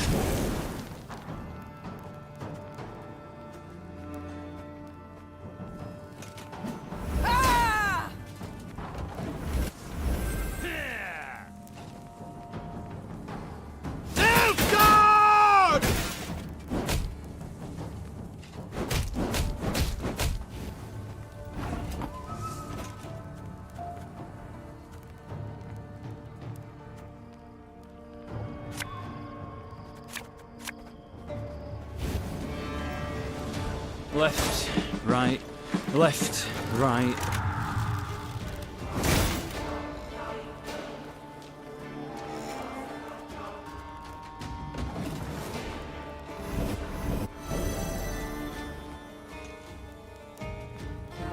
In retreat!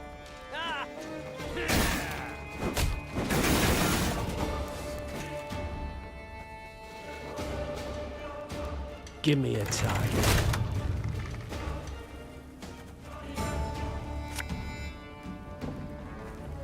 Again and again and again.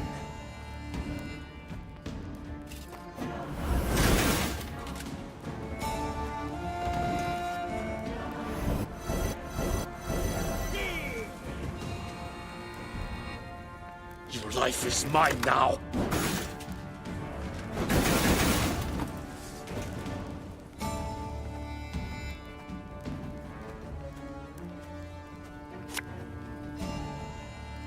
Farmahagam!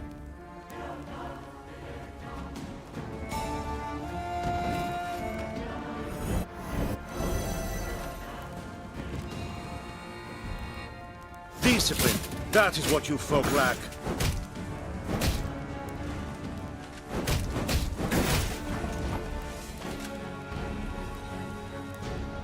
Our ballista, your command.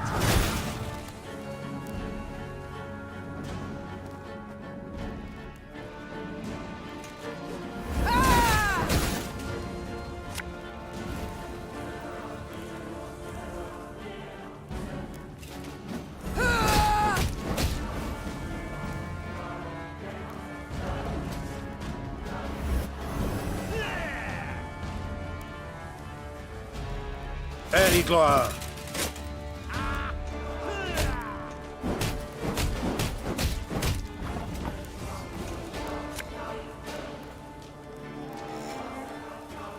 Everything all right?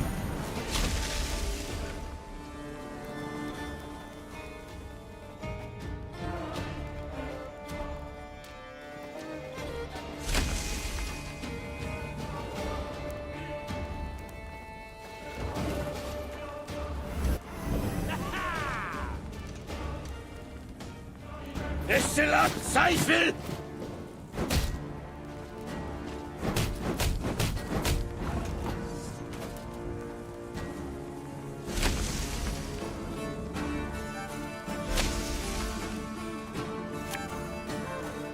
There's a time to reap, a time to sow, and a time to die.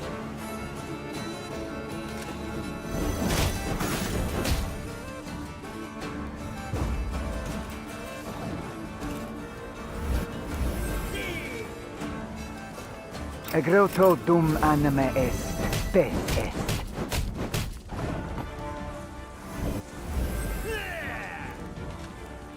Elherzer.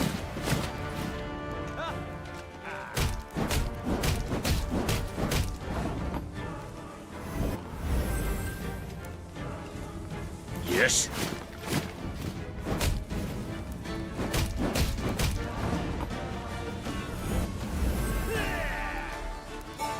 Estelat Seifel!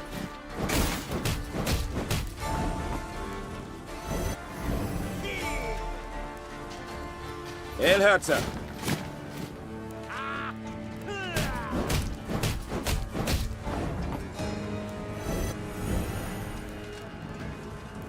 Yes?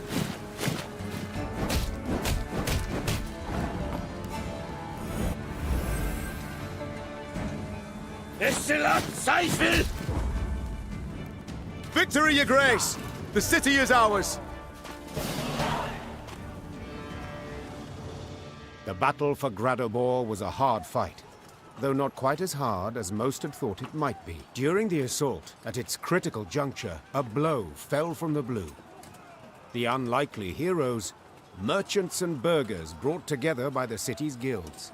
A wave of them, all riled, swarmed the blackclads at the gates and opened them wide to let Lyria in. Onward! Follow me! As fighting died down around the city, Niamh rode for the town hall on a personal quest. Nilfgaard's vast, garish banner rippled overhead. With its halyard cut, it plunged like a great black bird, stricken. It was the last any would see of the golden sun over Gradobor. 3 cheers! Hip, hip, Hooray! The Lyrians were victorious, though not without aid. Niamh met with the merchants who had roused the townsfolk, inspired them to rise up and fight. Many of my soldiers, dozens, perhaps hundreds, owe you their lives today. Said the Queen. For that, I am deeply grateful. No, deeply indebted. Should you know a way I might repay the debt, don't for a moment hesitate to ask. The merchants exchanged glances, nodded, grunted, agreed with each other without uttering a word. Then one, a clothfuller, his moustache most robust, stepped forth, bowed low, and spoke for them all. Your Majesty, the invaders brought laws. Laws what don't agree with customs we've long held. Non-humans they forced us to accept. Let them join our guilds, sit on the city council. It's right ridiculous it is. These treacherous dwarves, why, they've been on their side from the start, so it's no wonder. But, well, the Nilfgaardian reforms, we'd like you to revoke them. Non-humans must know their place. An awkward silence ensued. All turned their eyes to the Queen, awaiting her response.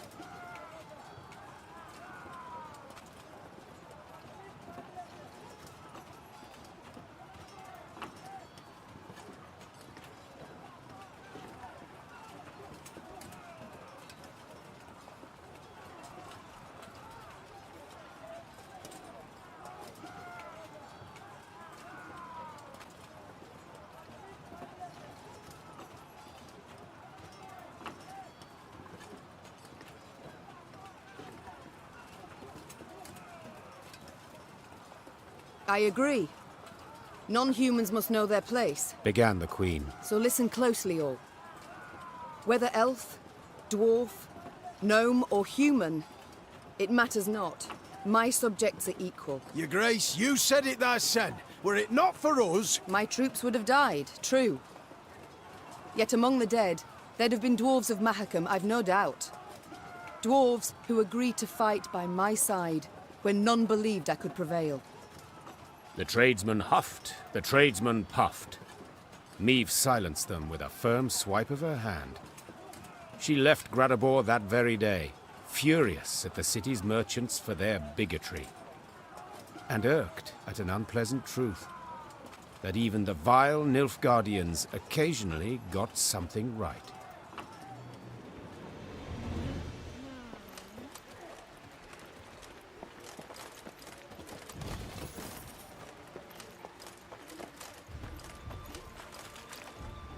Well, our very own Queen on the Dwarf Elder's leash.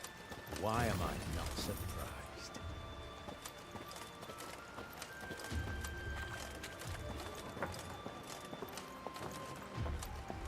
Ha! Ha! Ha! Beautifully knocked those racist knoblickers down a peg! Here, here, dear Queen.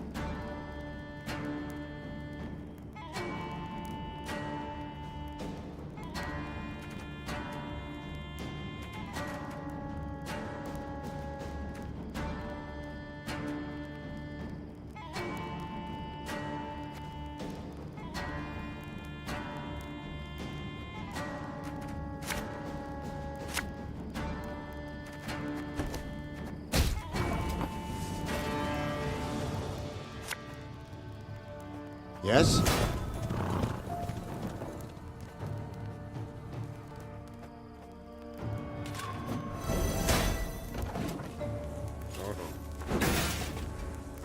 Egreto dum anime est, Spes est.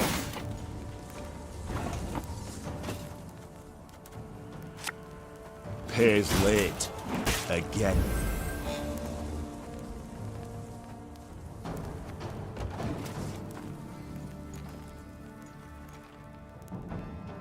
Hundred and 102, 103. Stop your yapping and start digging.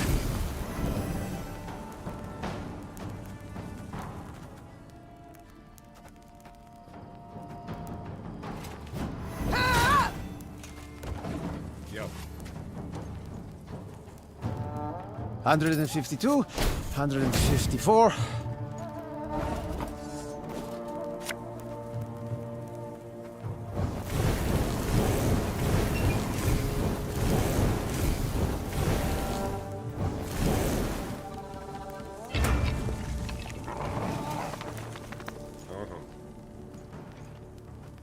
Yeah.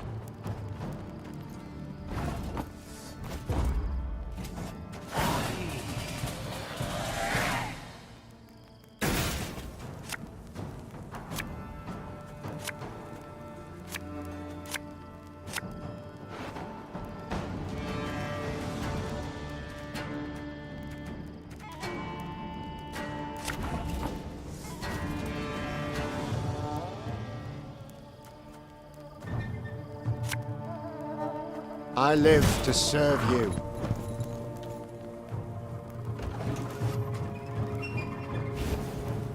Yep. My prescription, a bit of bloodletting.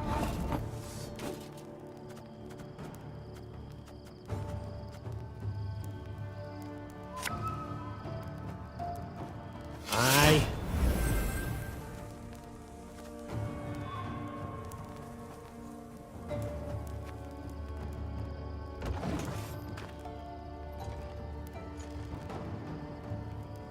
Scrubbing duty again? Oh, gods.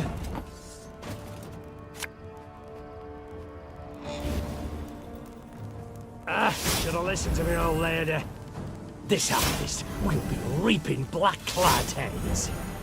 There's a time to reap, a time to sow, and a time to die.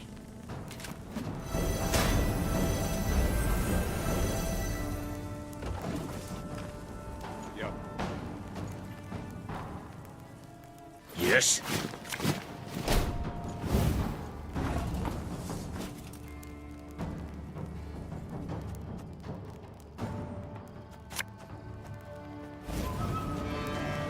Arbalist to your command.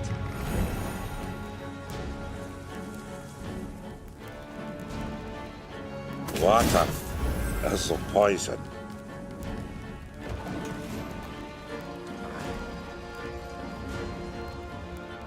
Excellent Seifel!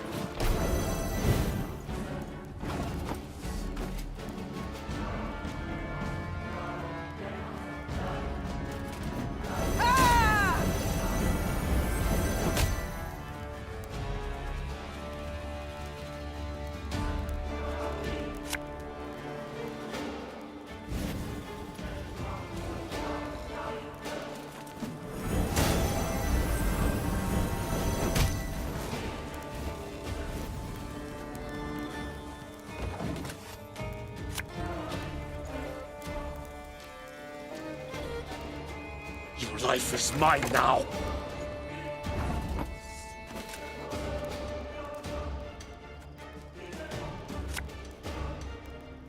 You can try to win them all, but you won't.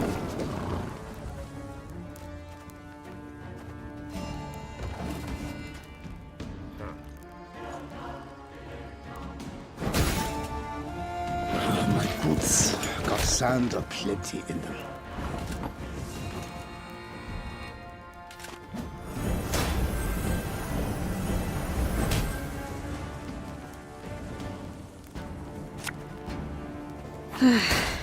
Doubt I'll ever pay off these school loans.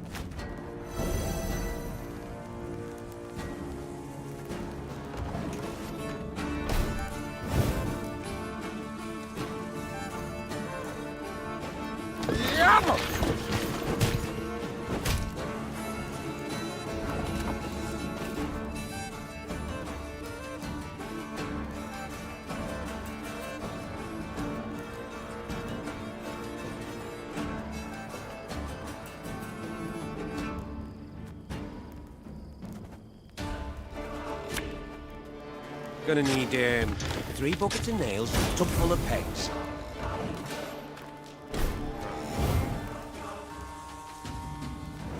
Discipline. That is what you folk lack.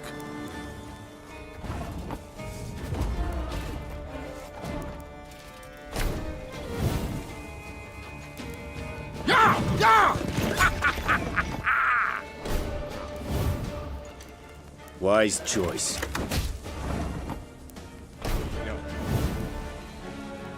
Order!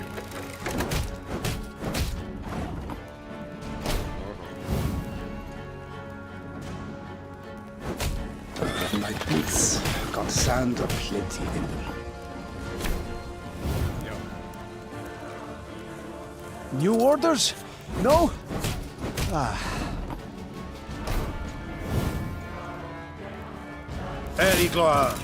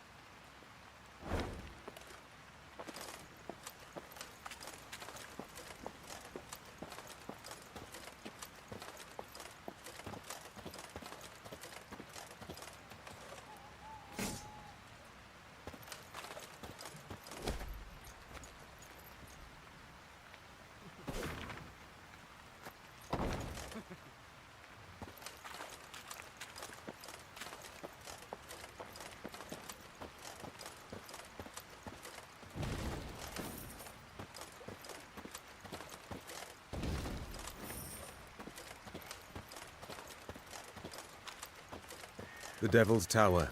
We draw near, Your Grace. No sign of Willem yet, far as I can see. Unsurprising. Prompt he never was. The Queen had chosen to meet Willem at Devil's Tower, and not without purpose. The structure stood on an isle, so no foe could approach without first exposing themselves on a narrow bridge. The isle had little vegetation midst which to conceal a large force. A small unit could evade detection. Altogether, not much to fear.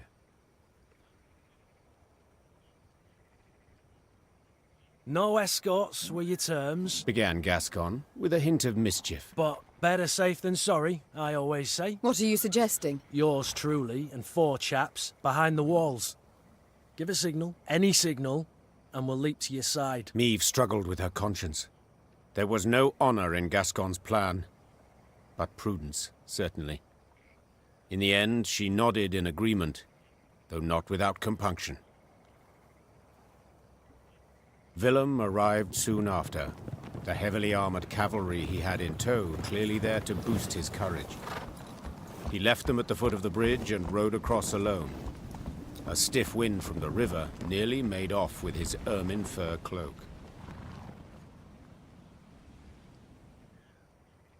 Willem and the mother who'd borne him stood face to face.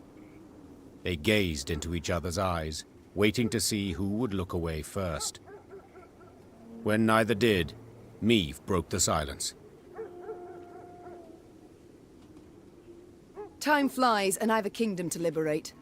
No need to drag this out. What's this about? Tell me. I thought my messenger already did. Oh, he did. And how? Willem I wishes to arrange a truce. Only, Willem I is in no position to parley on an equal footing. Willem I can, at most, offer his unconditional surrender, because Willem I's losing this war. Yes, Mother, I am. And I see that by losing I've at last made you content.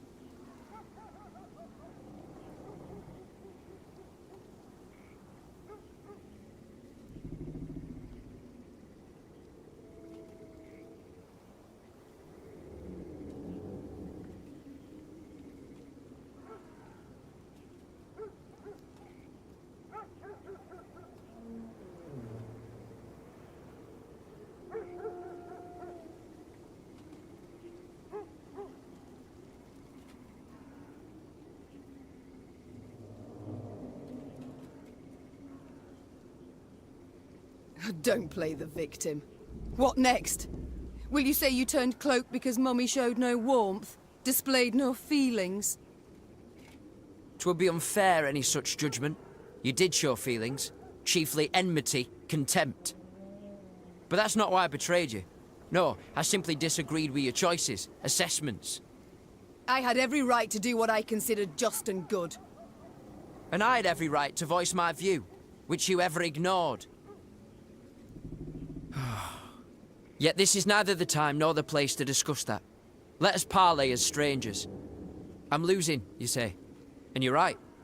But I haven't lost yet, and have no intention to surrender. I am ready, however, to renounce my fealty to the Empire and pledge my forces to you. As long as you fulfill my conditions. Let me hear them. First, you will not rescind the reforms I've authorized already, any of them. Second, you will guarantee both my safety and that of my advisors. Third, I shall remain your heir, and next in line for the throne.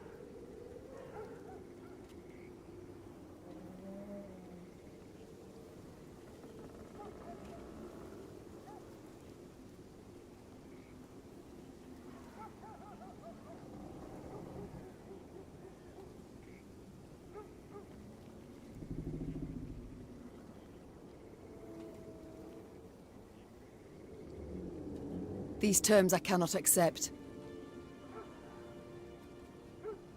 Well, I had to try, Mother. Yet I can't deny your courage either. Come here. Look me in the eye. This couldn't have been easy. No, it wasn't. I trust when the time comes, you'll show the same nerve on the battlefield. I shall seek out your banner. Let the gods then settle our dispute once and for all. Goodbye, Mother. Willem bowed, turned and walked away. Neve's anger burned still in her gut, beneath a heart now heavy with grief. Soon thereafter, Neve's army set out towards Rivia Castle. It would not be long now before the decisive battle.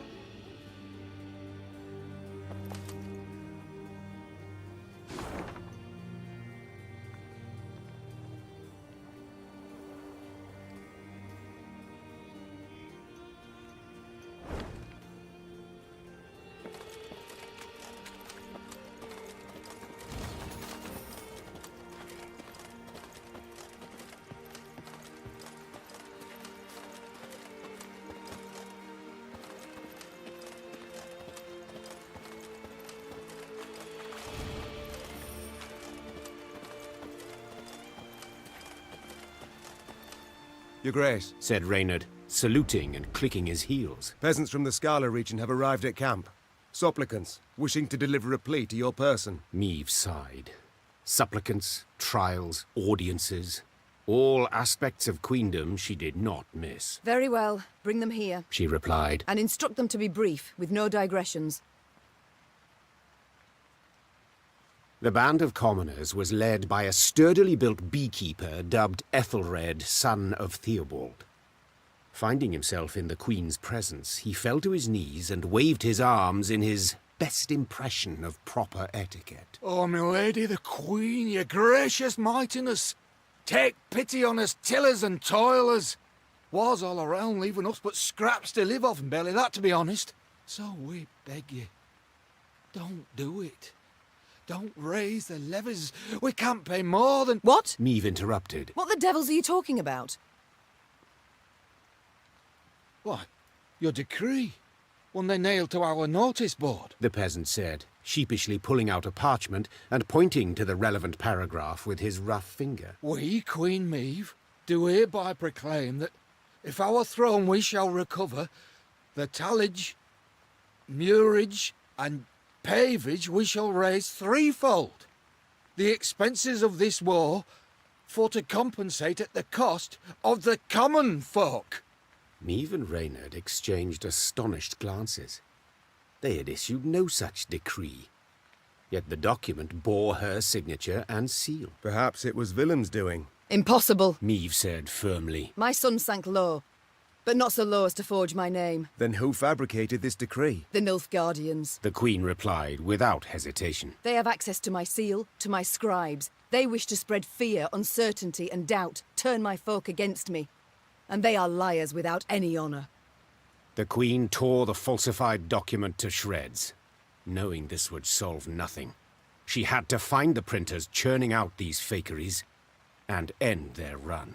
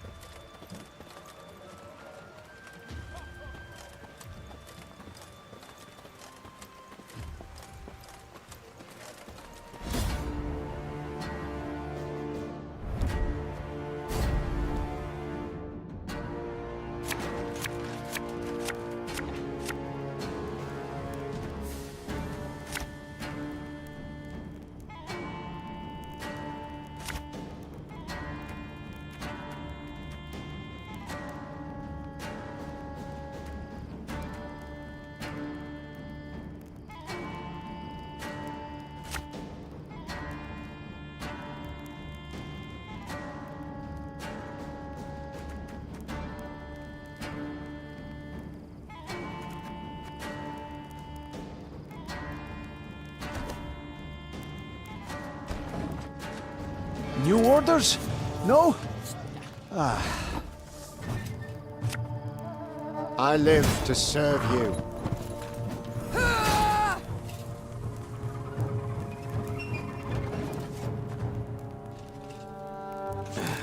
Diable de pass.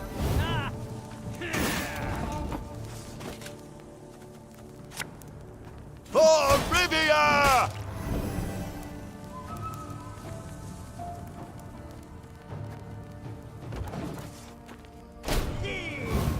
Must be an important lesson in this. But what?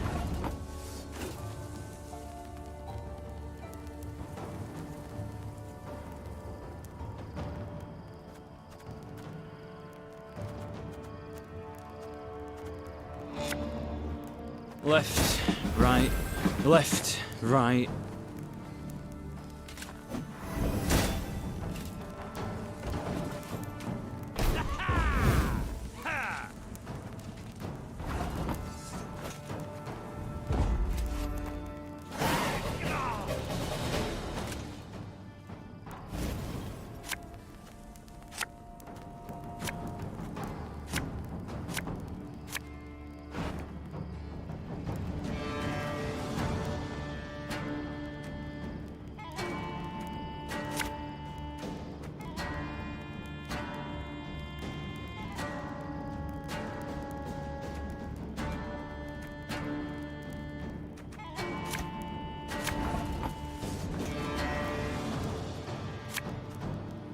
Are you mad? Don't say that!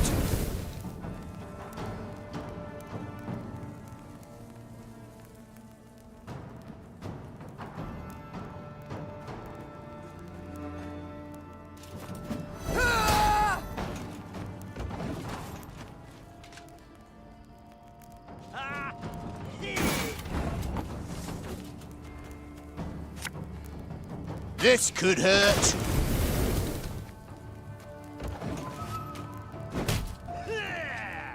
Discipline. That is what you folk lack.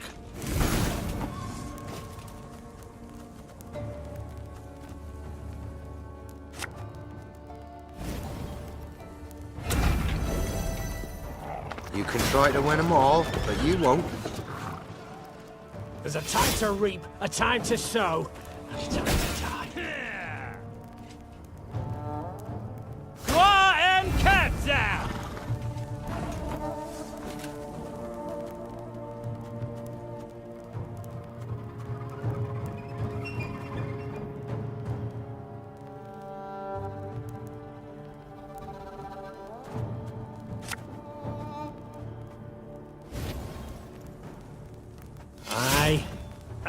Should have listened to me, old lady.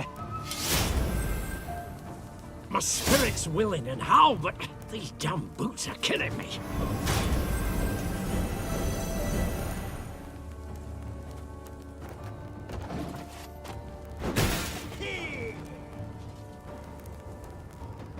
En retreat!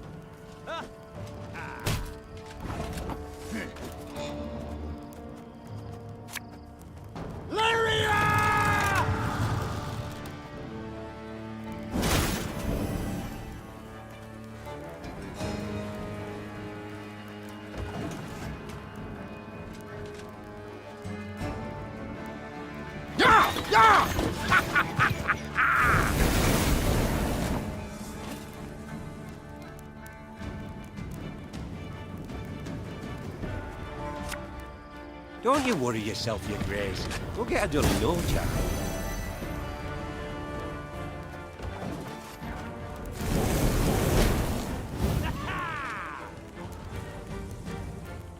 Please wait, Your Excellency. I'm falling behind.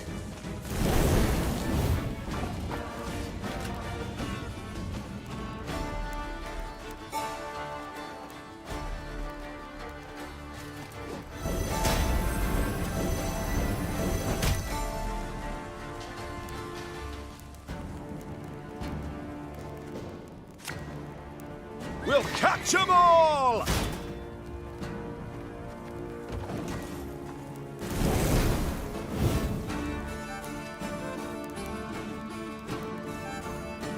That was not in the spell books.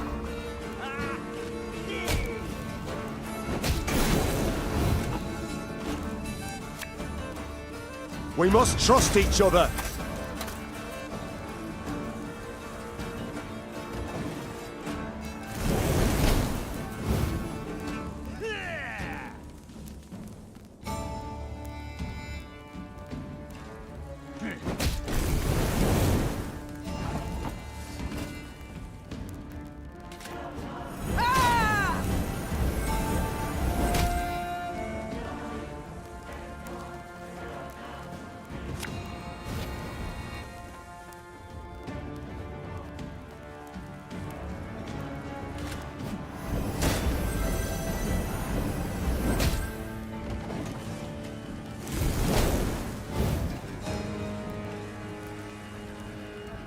Your life is mine now.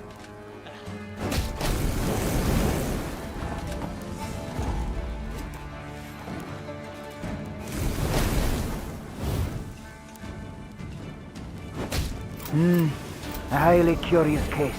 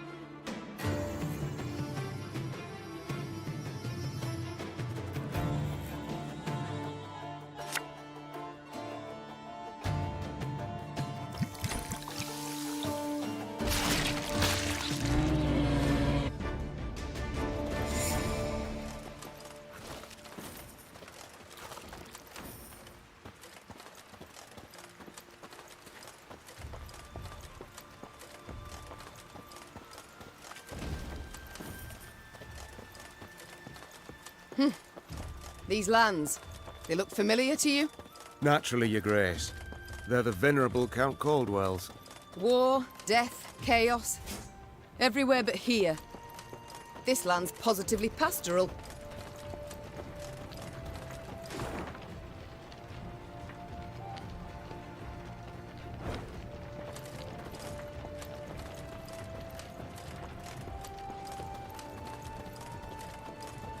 Niamh now reached Willowhain, a settlement she knew well, for it lay near Waldenrad, where in peacetime she would go to escape her queenly duties and enjoy the thrill of a hunt. Pheasant, grouse, and partridge in abundance. You will see, said Niamh in muted excitement, pivoting in her saddle to face Gascon.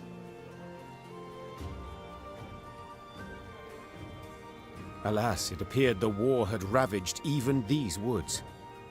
Where life had stirred and grown tall before, only resinous trunks remained. And the village itself had lost its quaint allure, surrounded now by a double stockade, a golden sun fluttering above it. Bastards couldn't even let the damn trees be. Gascon seethed. A dismal scene. Her once cherished wood, and it weighed heavily on the Queen's spirits. Waldenrad had been a place removed, where she could rest and forget the weight of her crown. Reynard's voice roused Niamh from her sad reverie. A Nilfgaardian garrison holds the village, he said. We ought to drive them out, avoid any surprise later from the rear.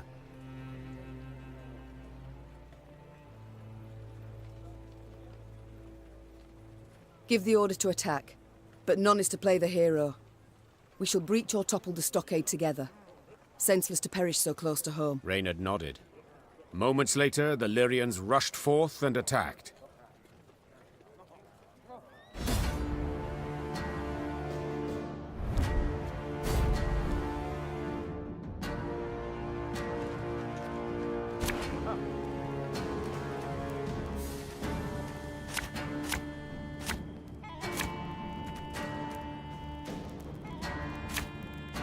The time has come to purge these devils from our homes!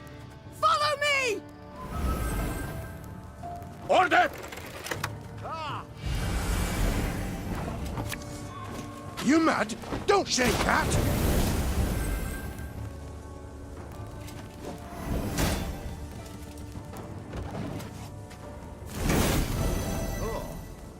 Alba!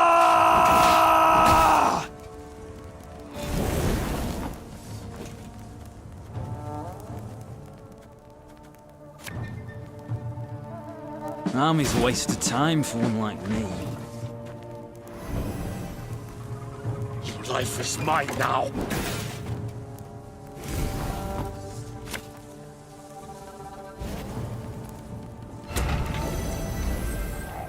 Left, right, left, right. Water is the poison.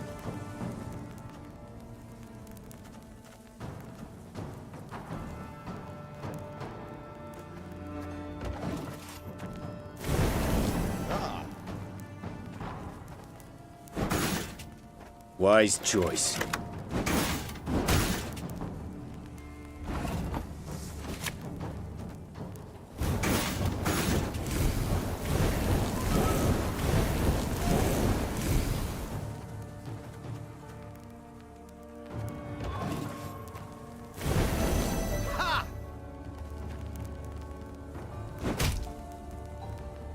A highly curious case.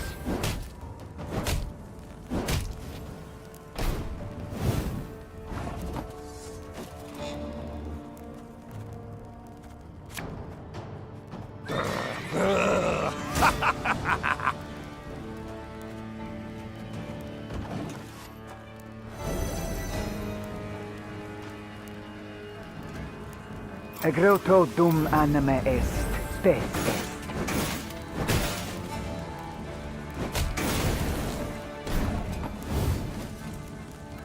Yeah, yeah!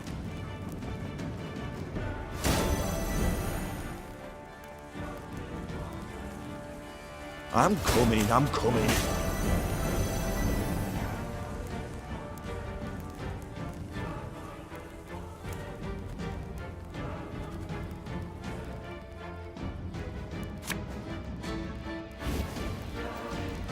armor won't save them.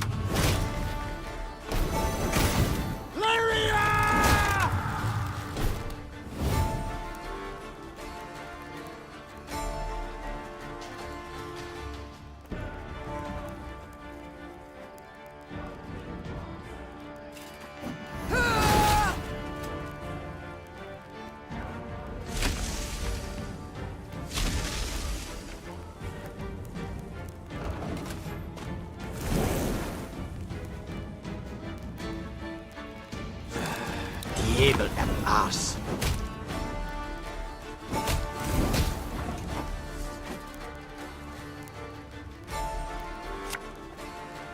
Oh, Lady Margarita told us of this.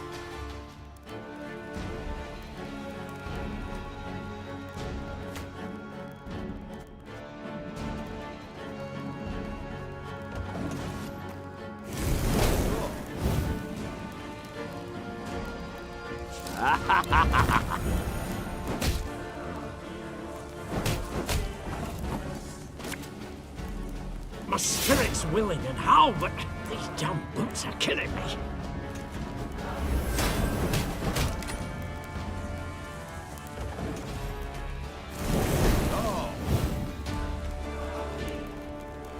Hey, gloire!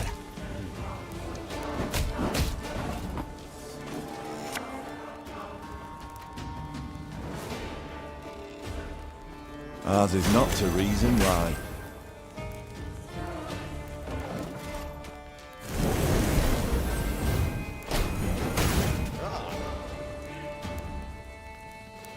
Trouver ni gloire!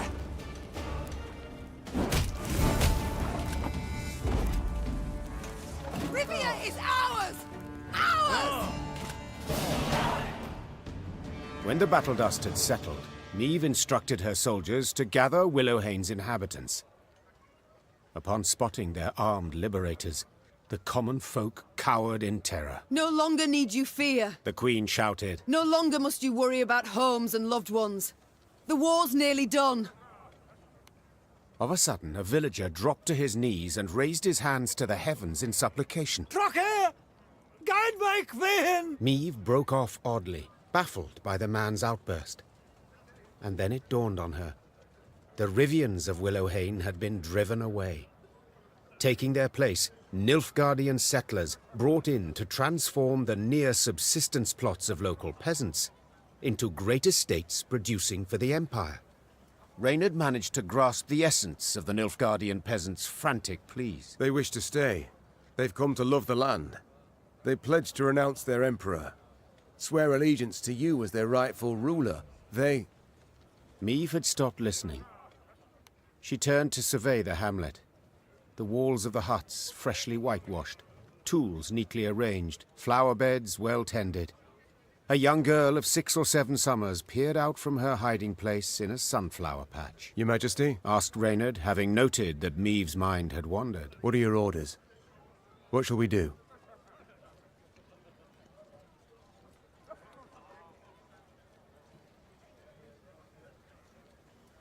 They can stay on 2 conditions.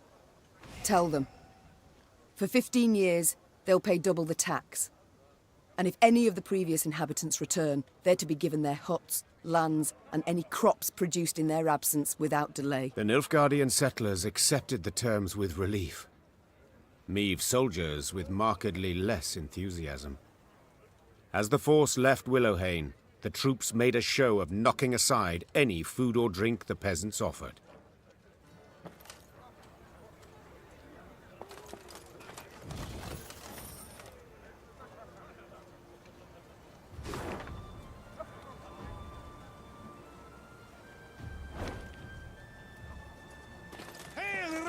Maeve!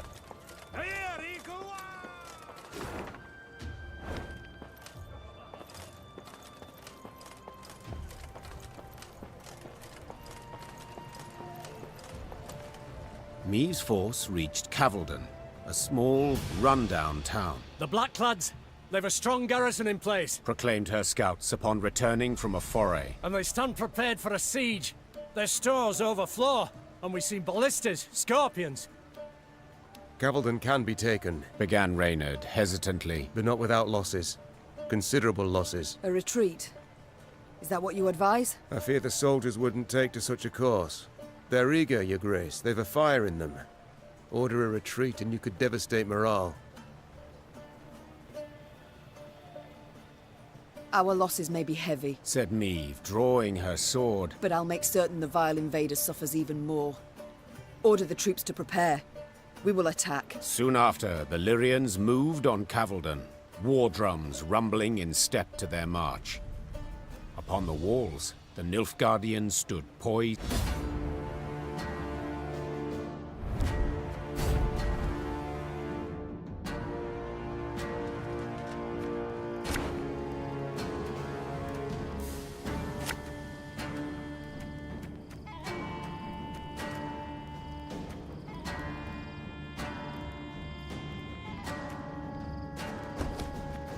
I won't leave a single city to these invader scum! For Lyria! For Rivia! Naturally. At once. Ah!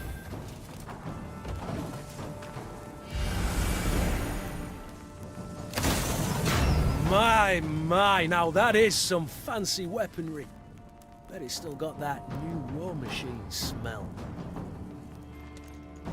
We must bring down their walls! Crush them!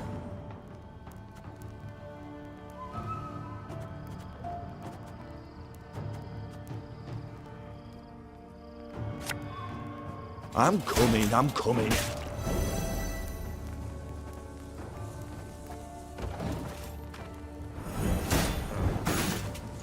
Wise choice.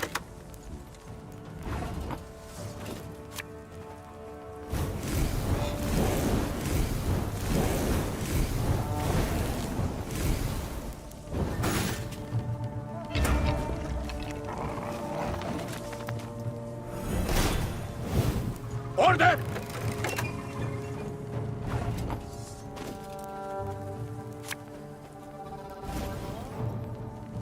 Everything all right? Aye.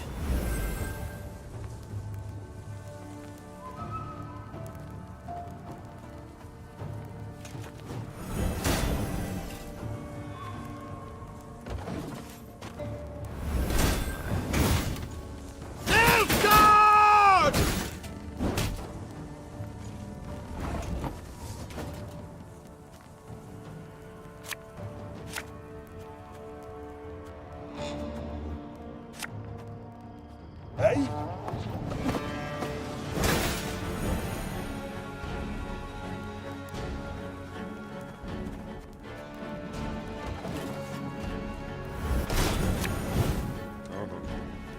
In retreat!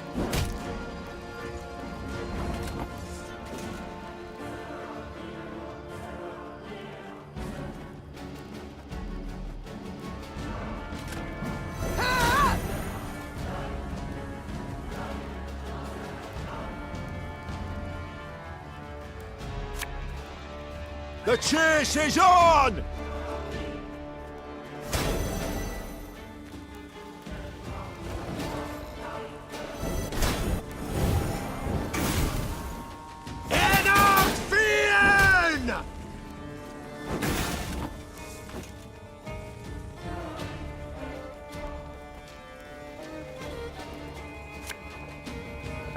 Should have listened to me, old lady.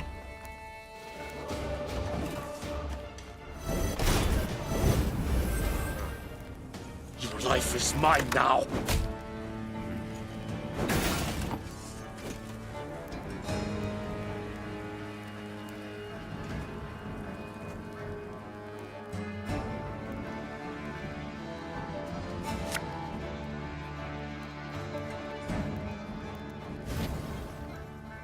Ever have a stone knock out one of your teeth? I've hit the white of an eye from half a league away. Bigger they are, easier they are to target. Thing about slings, they hide well.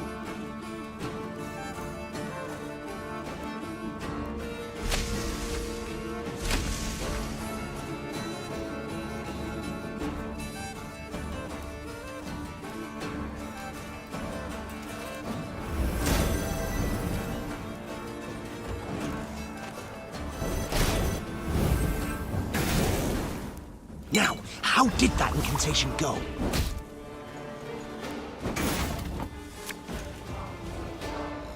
As you wish, milady.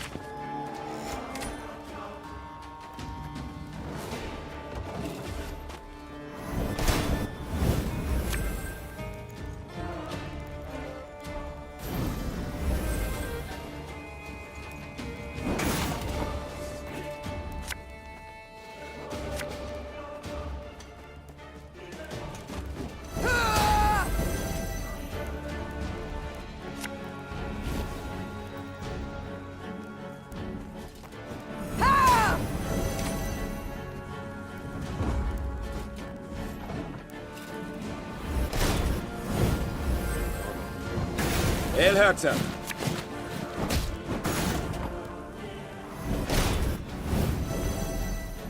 Yes?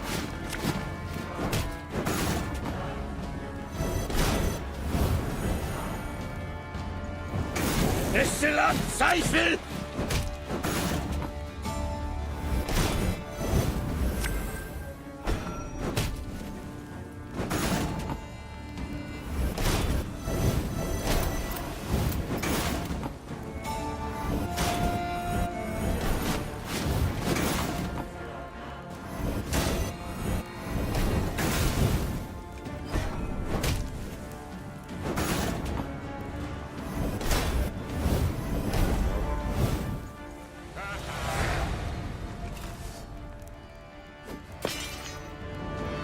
The Nilfgaardians had indeed prepared well, with grapples to repel hook ladders from the walls and long spears to rain down upon attackers far below.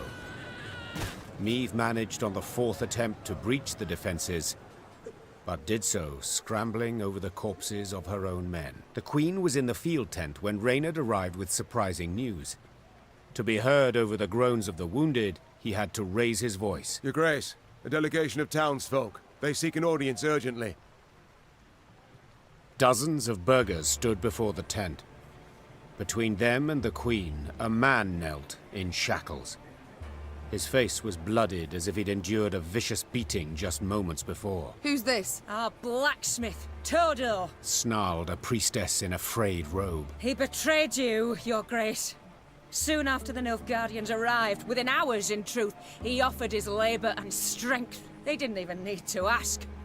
Forged arms and armour for them, all for imperial gold.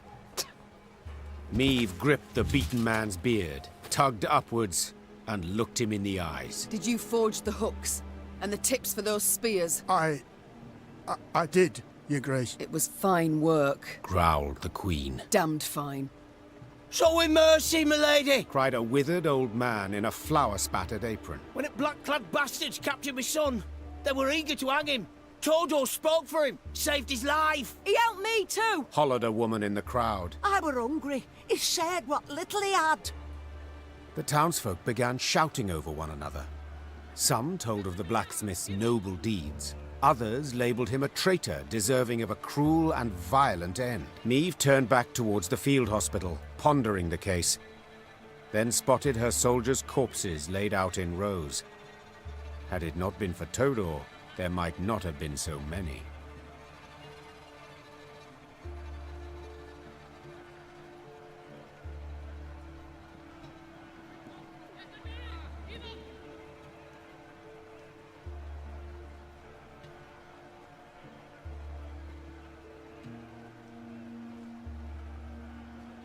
"20 soldiers died today, wresting Cavalden from Nilfgaard's grip," said Meve, her tone cold and unforgiving. "'Twas your iron that felled them.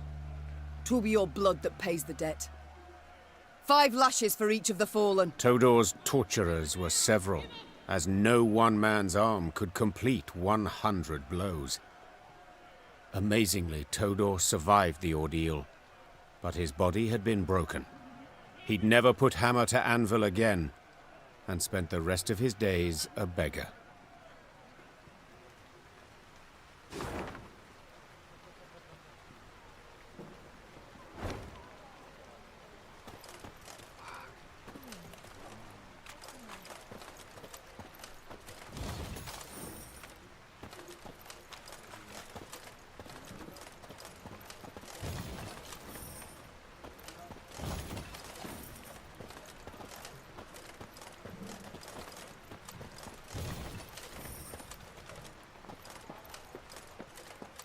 Your Majesty, the hut's untouched. Ripe grain in the fields, 'tis hard to believe. I feared we'd have another Eddern here, with the black-clads setting fire to all. I feared nothing of the sort. Nilfgaard's not stupid. Lands it aims to hold, it doesn't destroy. And Willem did bend the knee to the Emperor.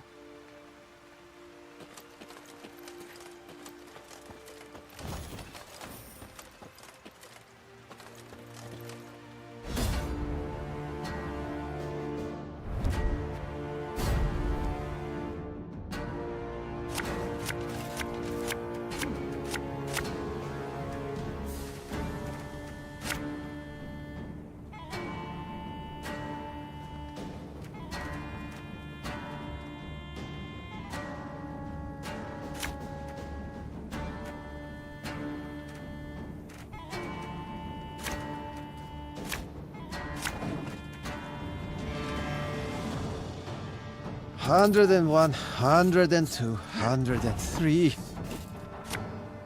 Catch!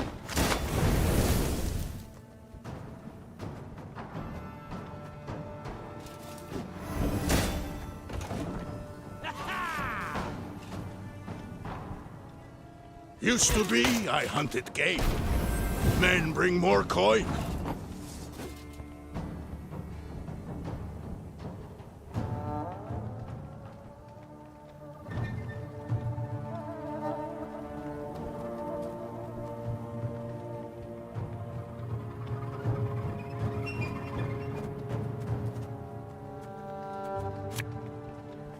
One boat's all I need.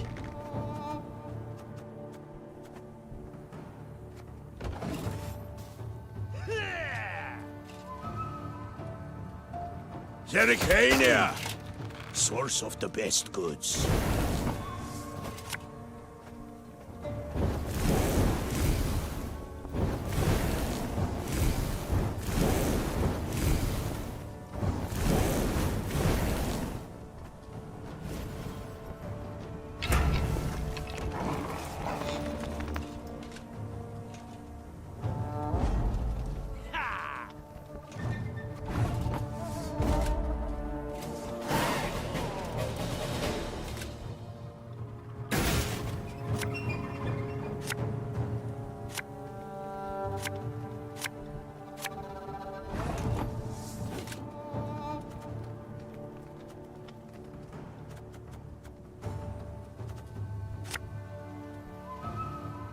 I'm coming.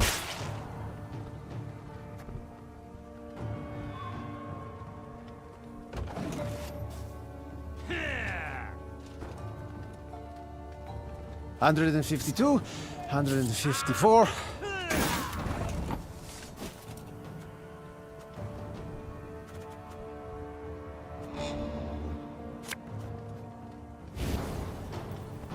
An army's a waste of time for one like me.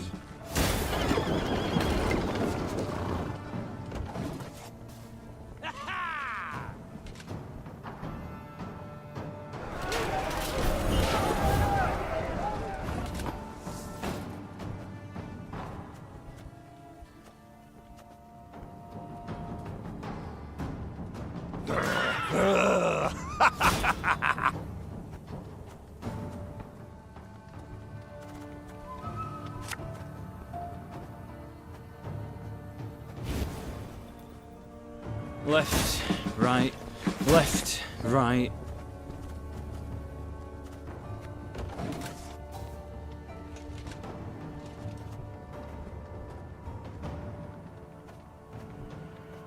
Obedience or the lash!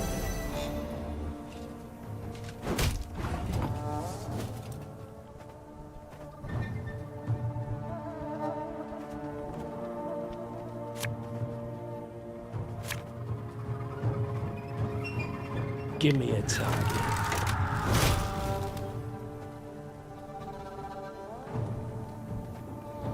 Arbalist at your command.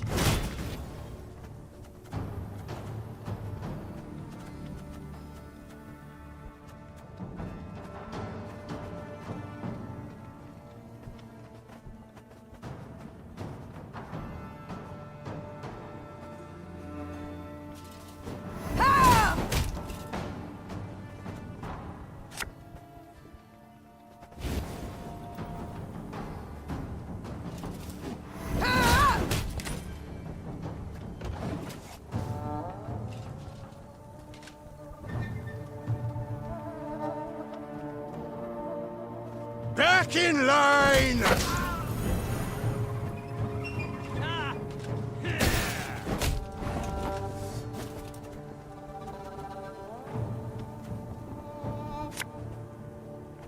Army's a waste of time for one like me.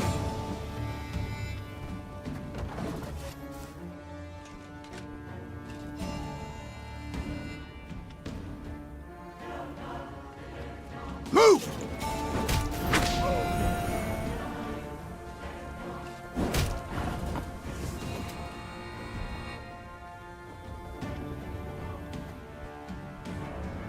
For Mahakam!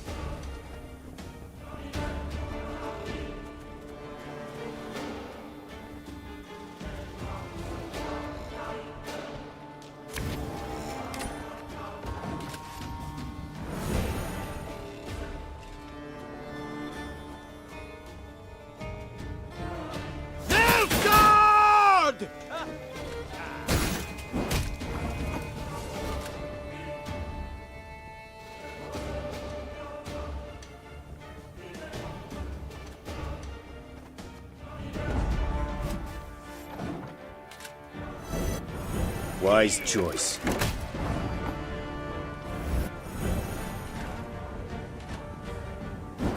Order!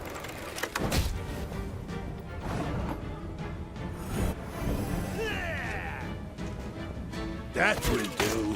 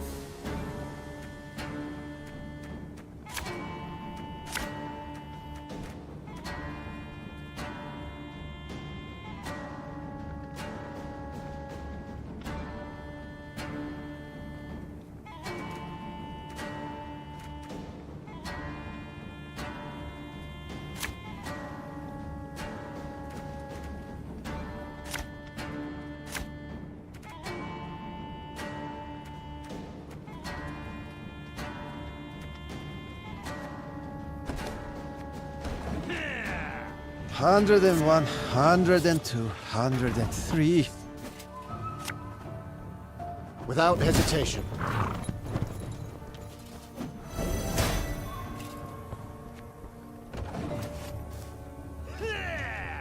Of course, as you wish, master.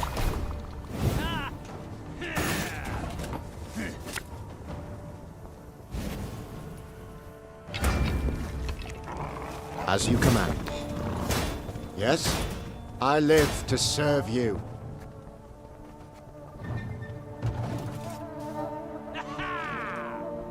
That was not in the spell books.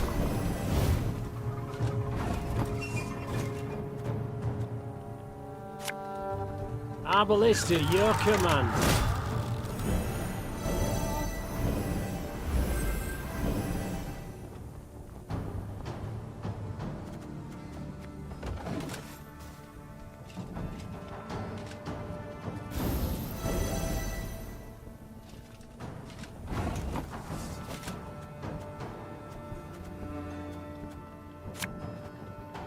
Don't you worry yourself, your grace. We'll get it done in no time.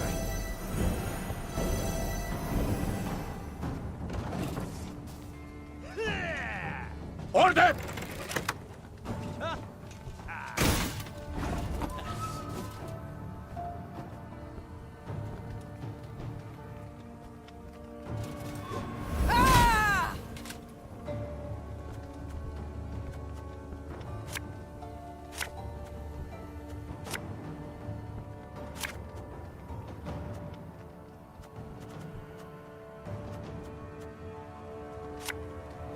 Aye.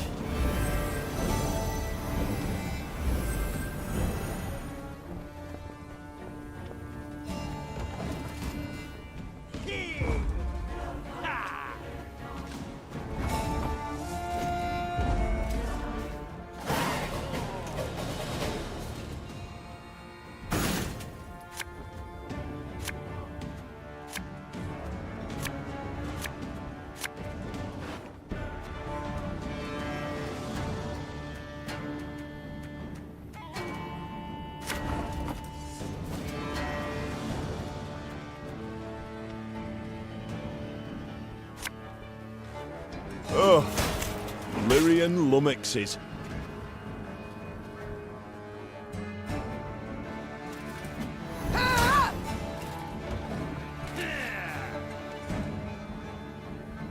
Hundred and 52, 154.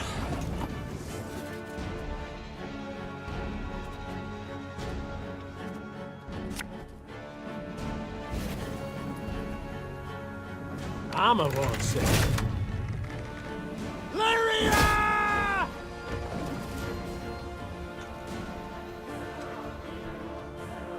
Your life is mine now.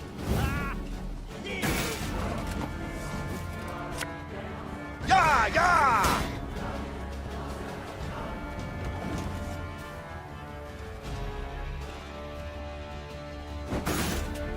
Hail Capsa!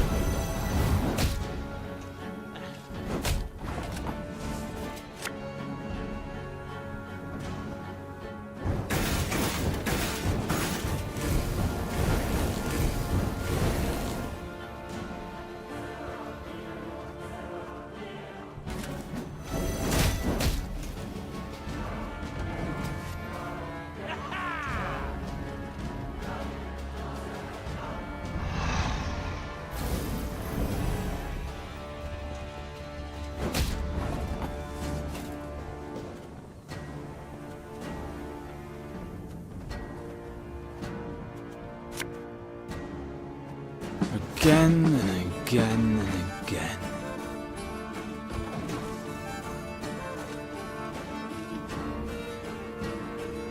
Eddard Fane!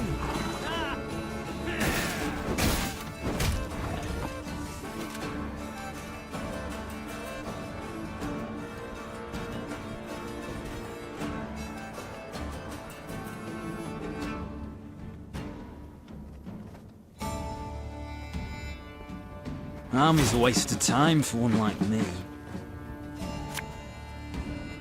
Company! Forward march! This could hurt.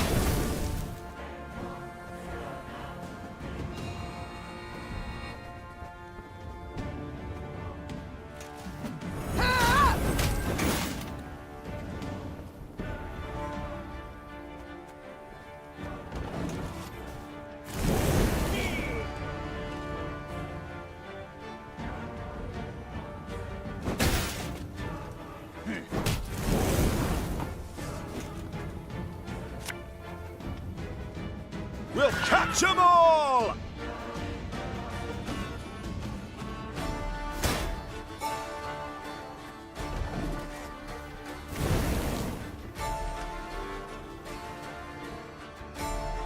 Wise choice.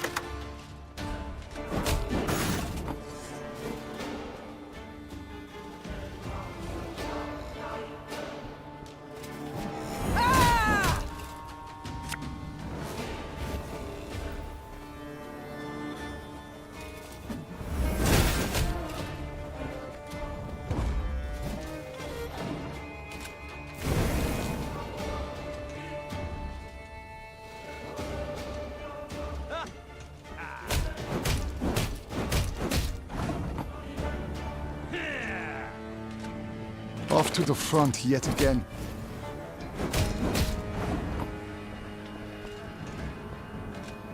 Quiet, or the commissar will hear.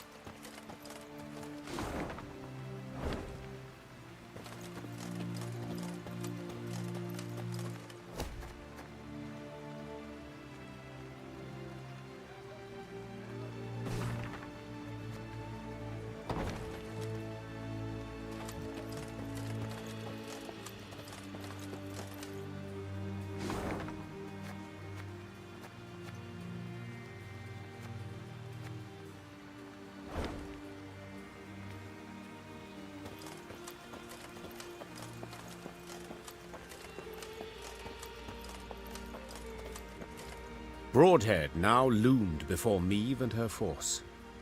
Once famous for its glowing forges and clanking manufactories, the city now stood silent. Why, you might ask? Because Mahakam. Decades past, it had opened its gates to human merchants and dwarven arms, exquisitely crafted and not nearly as dear as those made by man.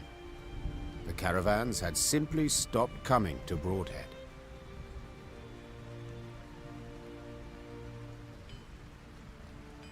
When its black-clad garrison spotted the Lyrians approaching, they'd hastily fled, left the city's gates open wide. Yet, they did not leave empty-handed. Their convoy comprising at least a dozen wagons loaded ostensibly to the hilt. With what might they have fled? With something damn heavy, replied Gascon, squinting his eyes. Look at this. 2 horses to pull each wagon, and the wheels cut deep into the road.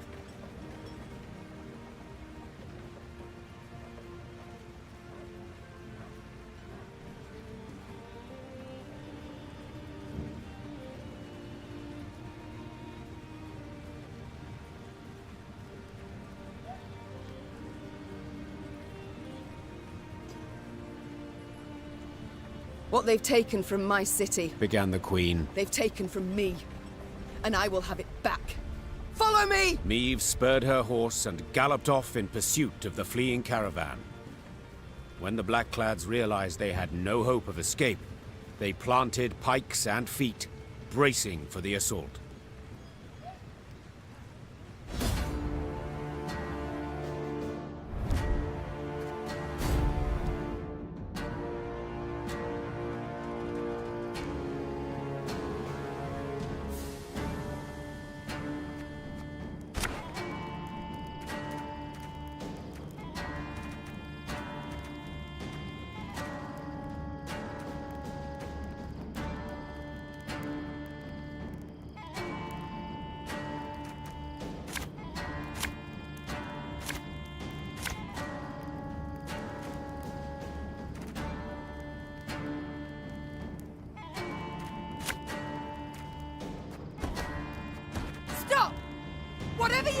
belongs to me!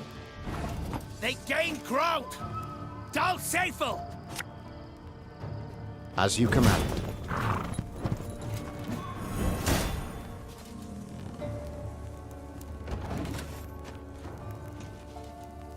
Order!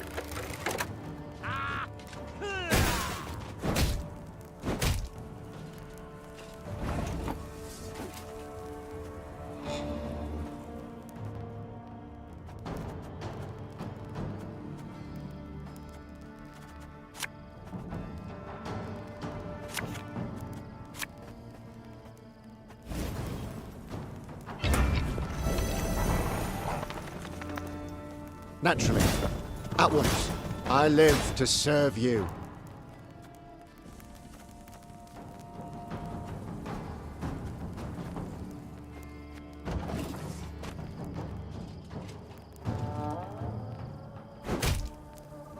Yeah! Yeah!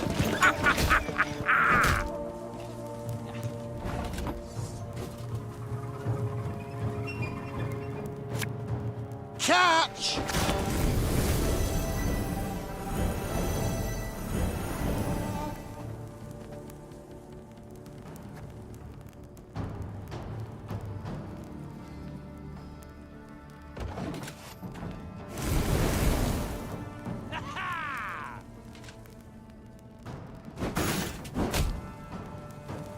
My boots got sand aplenty in them.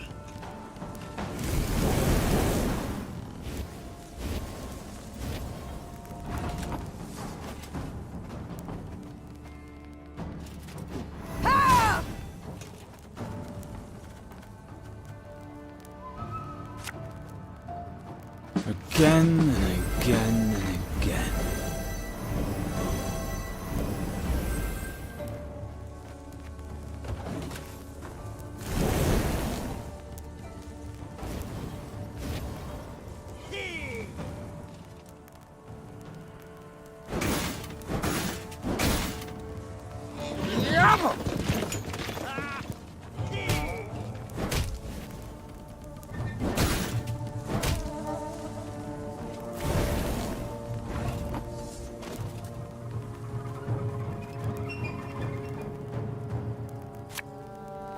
Coin never stinks, no matter how rank the pouch.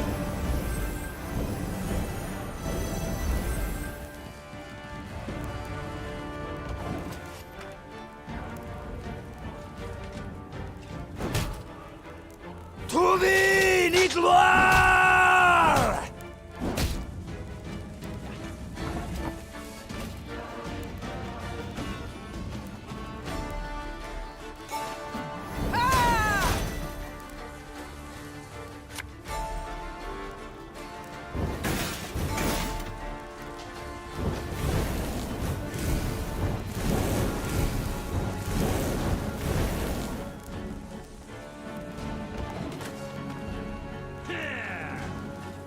Your life is mine now.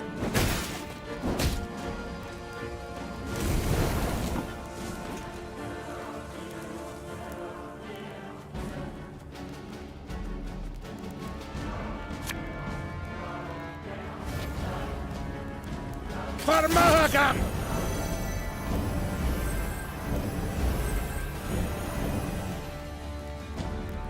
Army's a waste of time for one like me.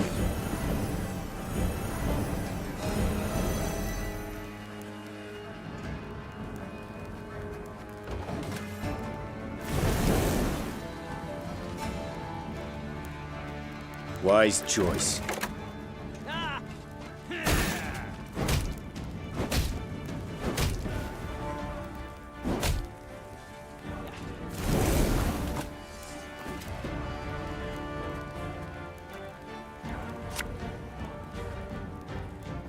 As you wish, milady.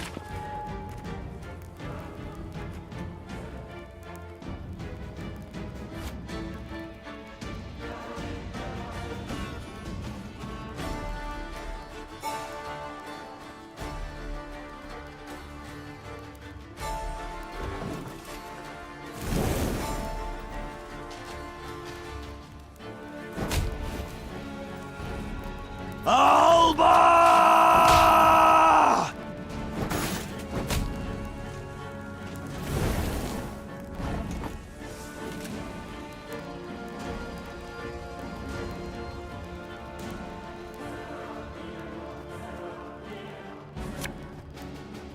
without hesitation.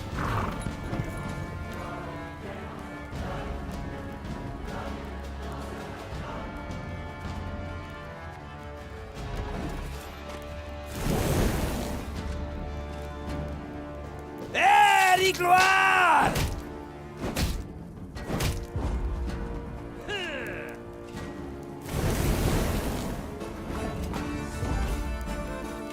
Enough! I refuse to die for these scraps! Meve personally, and none too gently, shackled the Nilfgaardian commander, a young nobleman with a precisely trimmed moustache. Like many noble Imperials, he spoke fluent common. The wagons. What's in them, Captain? Scrap, Your Majesty. The Imperial promptly replied. Noting the Queen's confusion, he elaborated. To be melted down and recast into arrowheads and spear tips. Our engineers originally planned to use the foundries in Broadhead, yet these proved too primitive. We were ordered to remove the scrap, take it elsewhere. Any pride from the victory vanished in an instant, and Meve swelled with anger, but also with shame. The shame came from realizing that to the invader her realm was naught more than a weak, underdeveloped backwater. Meve slammed the chest she'd opened shut. Blast it! Back to Broadhead. Let's ride. Crumbling walls, shattered windows, rotted wood. Broadhead was bleak, a dull shadow of its former self. As the Lyrians entered, the somber townsfolk glared at the arrivals and uttered not a word. Meve resolved to address the crowd. Folk of Broadhead, you're free at last. The Nilfgaardian occupation is done. Aye, and a new one starts now. Are you madman? Don't you recognize our banners? The Lyrian army stands before you. Oh, I recognize banners. Served neath them as a sergeant 15 long years, and then I came back to my hometown. Know what I found? Hardship and squalor, your grace. All had gone to shite. On account of damn dwarves. Been flooding Rivia with their metal goods for years now. Us smiths don't so much as light their pipes in their foundries no more. You call yourselves the Lyrian army. Colours and banners confirm it. Well, what about your arms? Weren't forged in us fires, but in Mahakams, by us worst foes. Hell, I even see some at knobheads in your ranks. So what freedom's it you're giving us, your grace? Freedom to beg in common, not in Nilfgaard's mongrel tongue? Beg? What do you want about, man? There's no levy on goods from Mahakam. But without it, us workshops don't stand a chance. And ye, your grace, you wear their armour, bear their arms, and bring bearded bastards to our doorstep.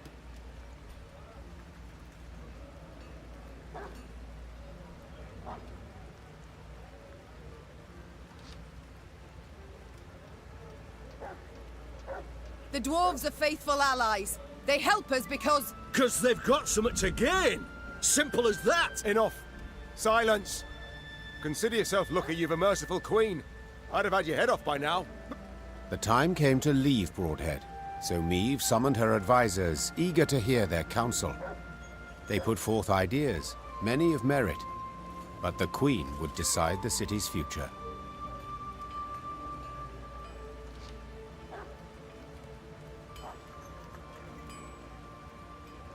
Meve knew she couldn't abandon the folk of Broadhead, leave them embittered, unsure of how to go on. The time's come to bring hammer down on anvil again. Take this gold, and show the North the value of Broadhead steel. Even with the Queen's support, the craftsmen could not compete. The dwarves of Mahakam, the goods from their foundries, stifled the city's workshops in but a few months. Meve had gambled much, but gained naught in return.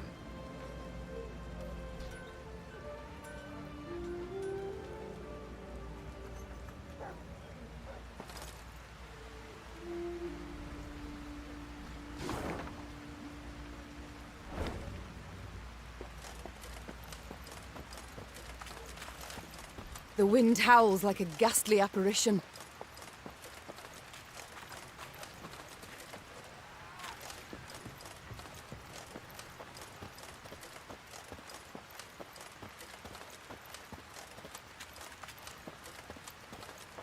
Rivia Castle. Seems our journey nears its end. That end could yet prove tragic.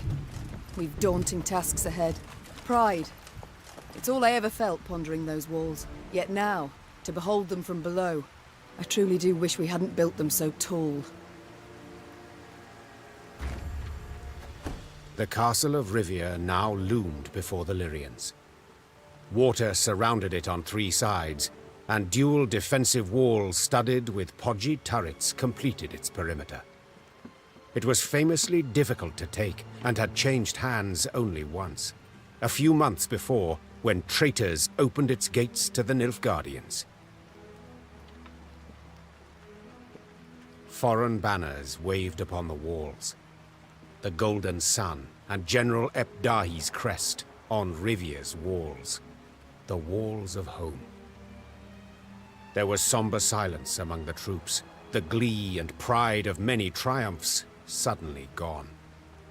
For each knew if the Queen ordered an assault, most would lie dead by sunrise. Your Majesty, began Reynard in a reassuring tone. We needn't strike quickly. We've time on our side. To prepare would be wise.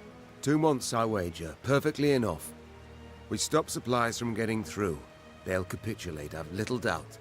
Or at worst, be too weak to defend the fortress. Reynard's reasoning was sound. There was no need for urgency. Meve had the upper hand for the first time in this war.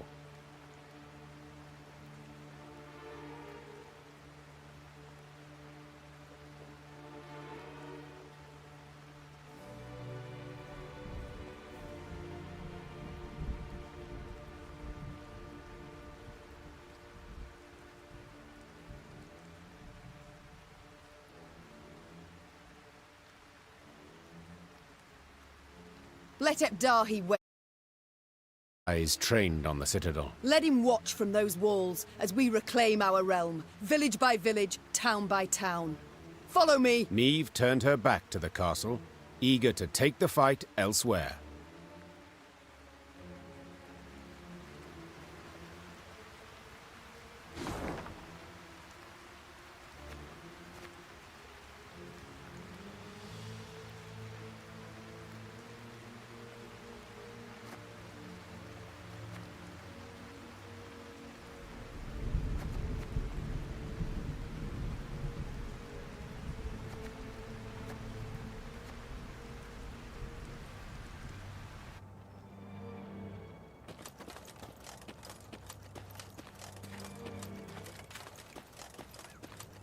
The traitorous Caldwell family's residence loomed into view. Against the horizon, it looked suitably sinister. Yet the manor had changed since Meve last saw it. 2 new wings, ornate towers, a grand colonnade. And the windows now glistened with stained glass, the gilded hue of imperial suns. We must pay them a visit, seethed the Queen. The great double doors opened with an echoing thud. Just inside them stood the heir to the estate, Dragomir, his wife and 3 children by his side, and Helena, the treacherous Count's widow. Sliding the cap from his head, thus giving proof of the family's hereditary baldness, Dragomir knelt down upon one knee.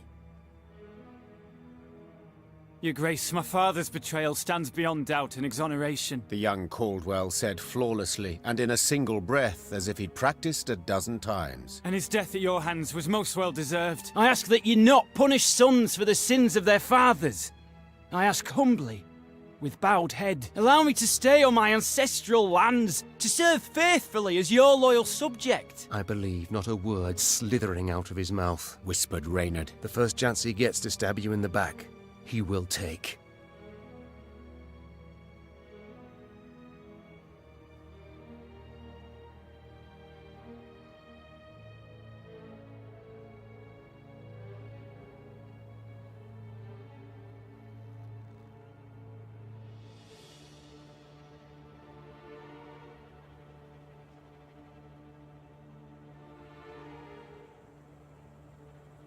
Convenient to make this request now, don't you think? Why not earlier? Meve asked, crossing her arms and raising her chin. It would have behooved you to send a messenger. once I'd crossed into Rivia. Preferred to speak to you directly, Your Grace, For you held out hope. Hope that the Blackclads would yet defeat me. You stood on their side till the last. No. The Caldwells I trusted once, but I shan't make that error again. You've one day to pack your chattels and go.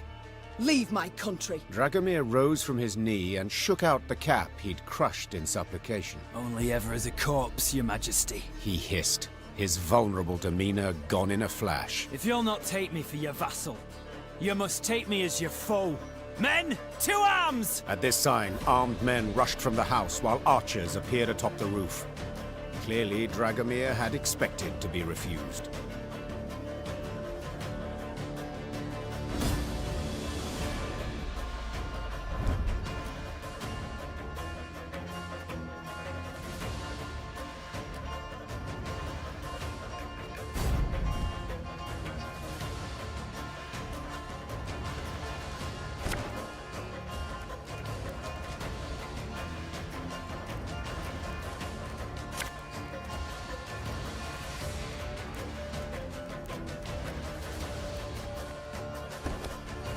You'll not destroy my family. I won't allow it.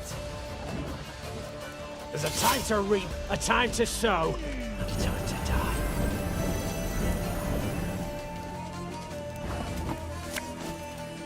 I live to serve you.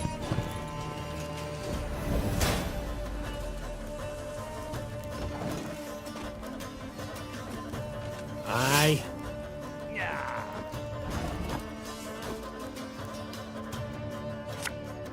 Ours is not to reason why.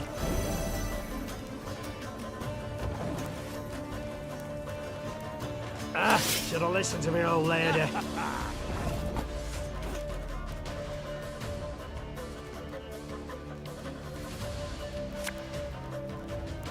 Again and again and again.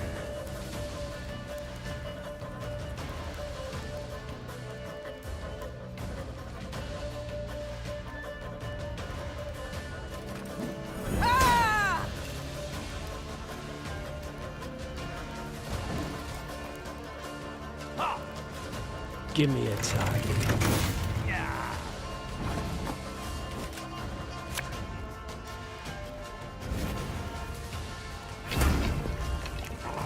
Army's a waste of time for one like me. Again and again and again. Arbalist at your command.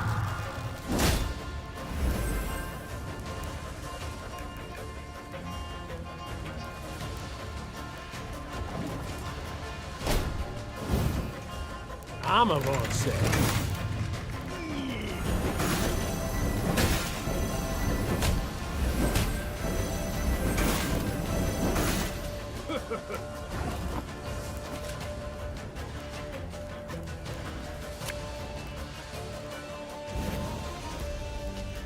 Water is the poison.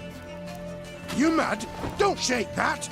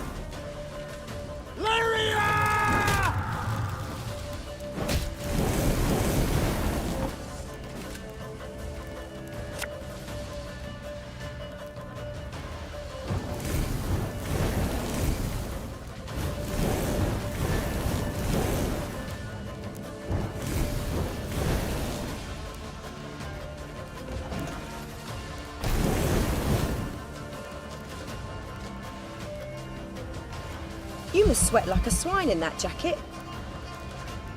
One bullet's all I need.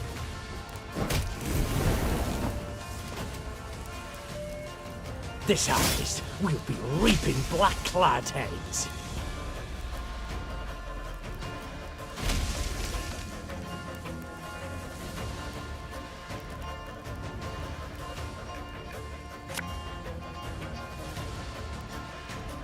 Don't you worry yourself, Your Grace. We'll get her done in no time.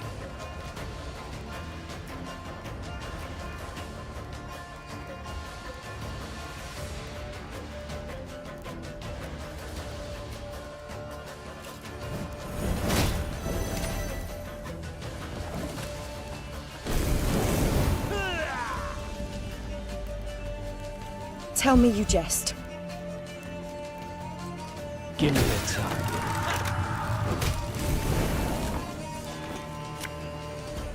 As you wish, my lady.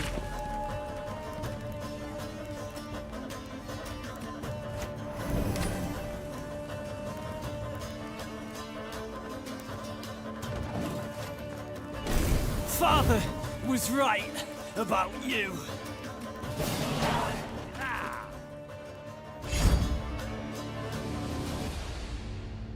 Dragomir lay in the courtyard of his extravagant manor.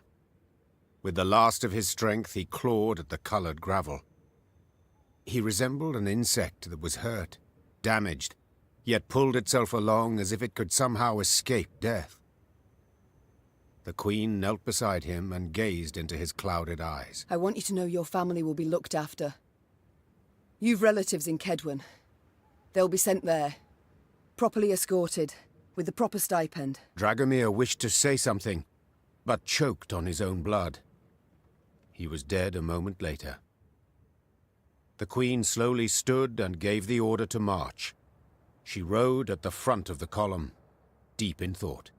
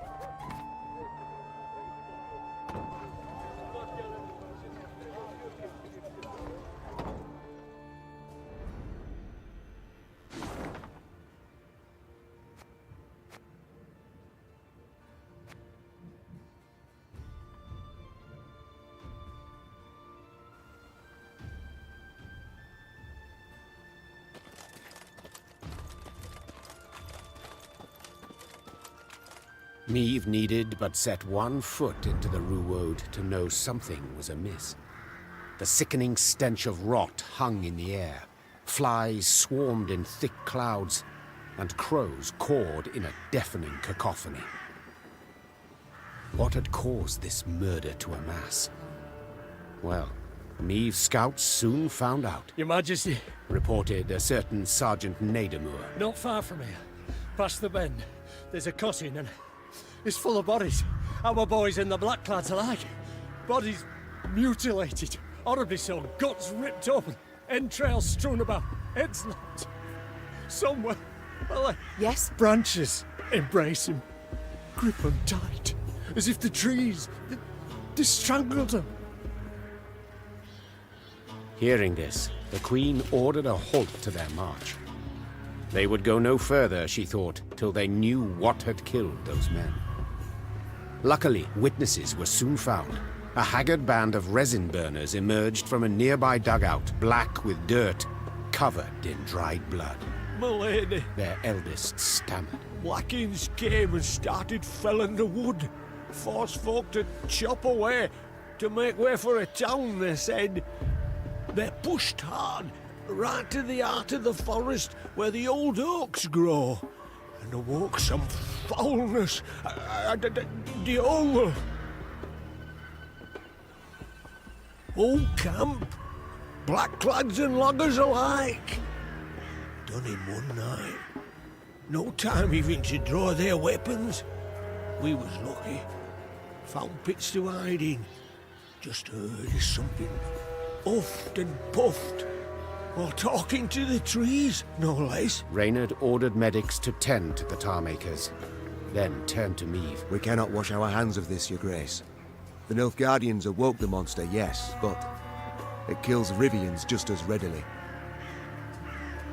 Neve stood at the edge of the clearing and pricked her ears.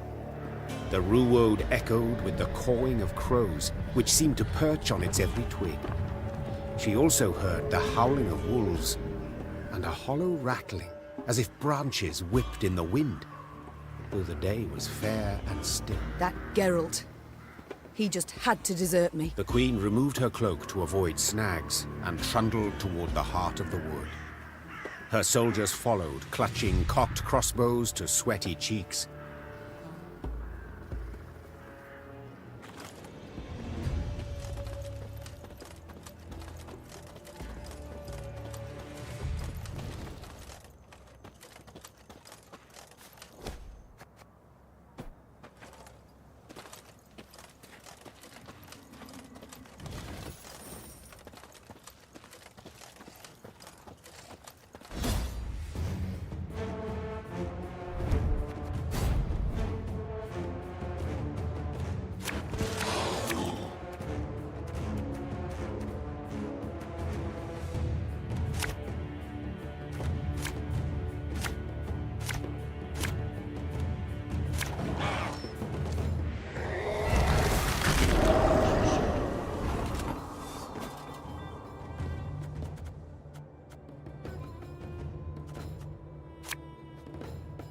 I live to serve you.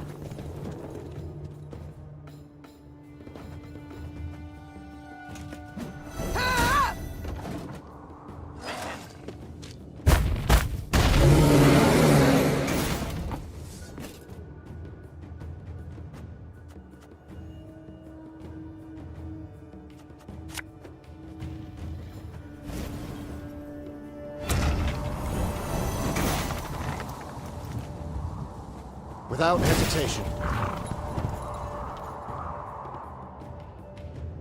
As you command. Naturally. At once.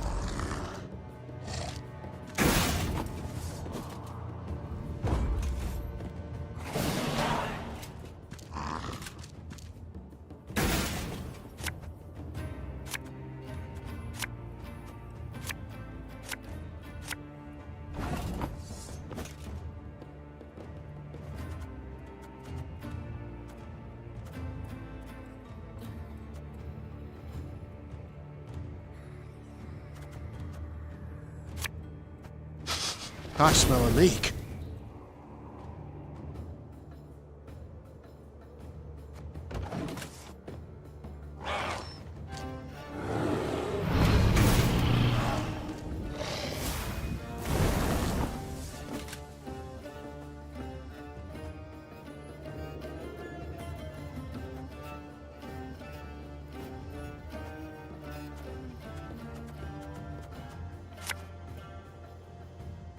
One bolt all I need.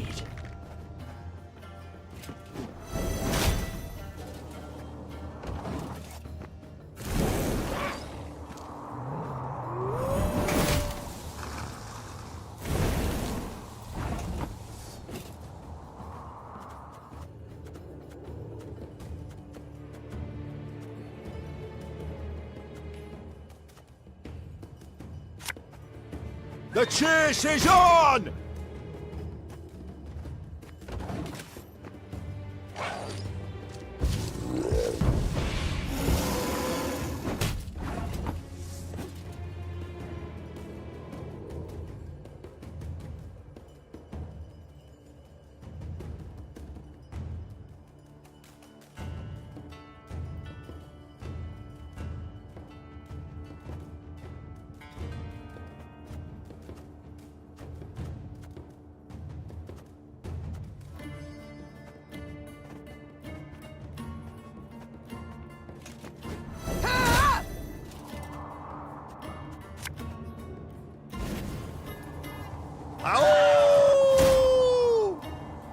give me a time.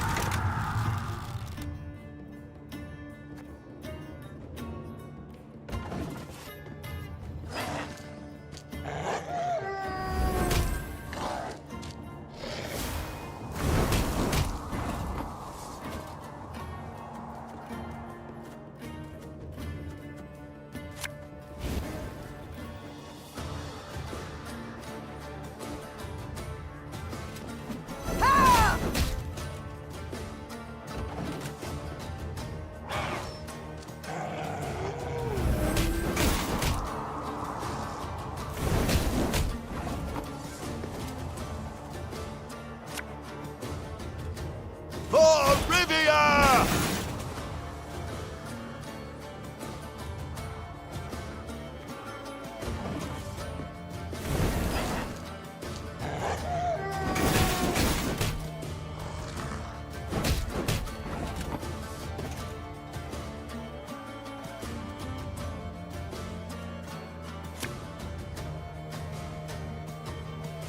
This outpost will be reaping black-clad heads.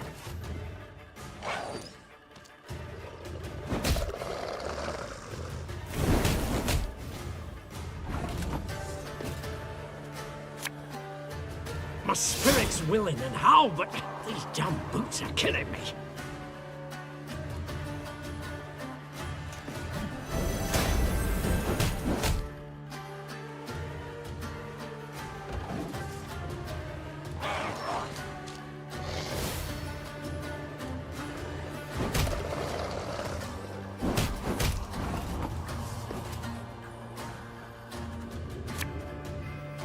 How's the thing, all right?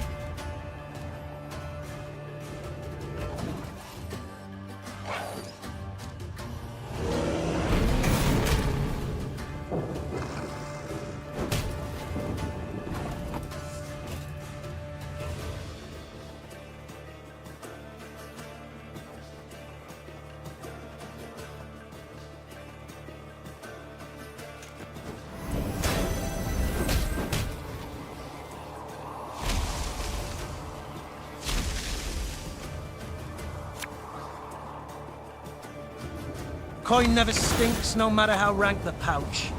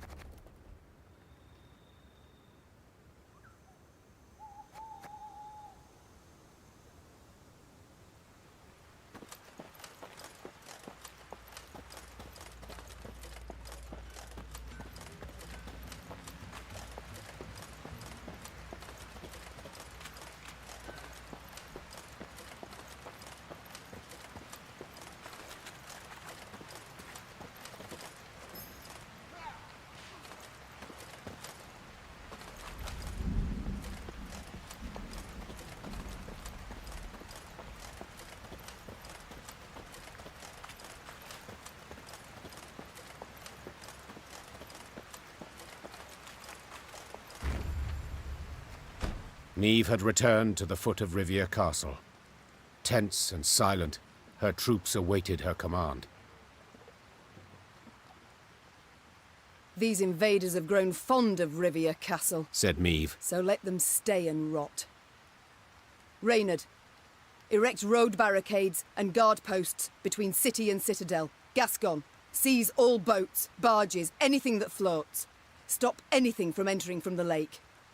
Move! Soon, Rivia Castle stood isolated from the world outside its walls. All roads leading to it were blocked, impassable. Fishing boats, a cordon, embraced the fortress on Loch Escalot. The lanterns on their bows glowed like fireflies in summer. Then, an emissary from the castle brought a message for the Queen. General Epdahi wished to meet, face to face, and half the way between the citadel and the Lyrian camp. Well, well, some general, smirked Gascon. We've barely snapped the trap shut, yet he's already shaking in his knickers. Niamh proceeded to the meeting point without delay. A lone rider soon appeared on the horizon. He came adorned in rich black robes, their golden trim shimmering in stray sunbeams. She'd seen him before, in Edirn, through the megascope. You came as I requested. Good. Very good. I couldn't possibly refuse such a courteous invitation, especially as compared to your previous missive. The art of diplomacy, you've improved your grasp. Your realm fell quickly. I expended little strength in seizing it. This left me much time to study. But please, we must set aside this bitterness. I'd like to formally welcome you to Rivia, dear Queen. I see you've readily adopted the role of gracious host in my home. In point of fact, I've grown fond of the castle. Fortifications impressive, atypical of the north. Not so your brave soldiers, whom we shall pick off like ducks. I pity them, in fact. Dry your eyes, General. Rest easy. I've no plans for a quick assault. I shall first wait to hear the rumbling in your bellies. Remarkable. You truly believe you can win this war? I've not been in the north long, but have discovered something all the same. You don't grasp complex ideas. You know Nilfgaard is large, but your minds don't fathom its enormity. You see, for every army you defeat, another will come to take its place. One larger and better equipped than the one before. Even now, as we so pleasantly chat, Army Group East is en route to lift your siege. Due to arrive tomorrow. And do you know what will happen when they do? They will crush you against your own castle's walls, like the maddening flea you are.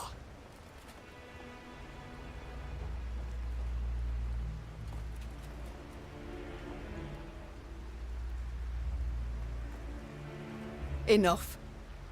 I'll not be insulted, General, nor intimidated. Then I wish you a splendid night, Majesty. Get some rest. You'll need it tomorrow. Indeed I will. For with raised visor, I shall be at the fore, unlike you. In my home, in the civilized world, a general commands his force. He does not rush and thrash about like some rabid hound. You're not at home, General. You're in the north, in my home. But you're right, I will rest. While you should pray to all your gods that we don't meet amidst the fray. Without awaiting a response from General Epdahi, Niamh pivoted and turned toward camp. Her pace was quick, despite a heavy heart.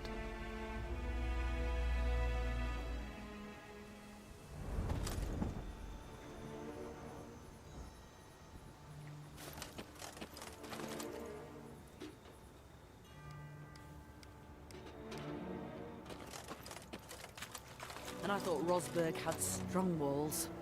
No turning back now. Victory or death. It's gonna be one hell of a night! Ah! Ah! Ah!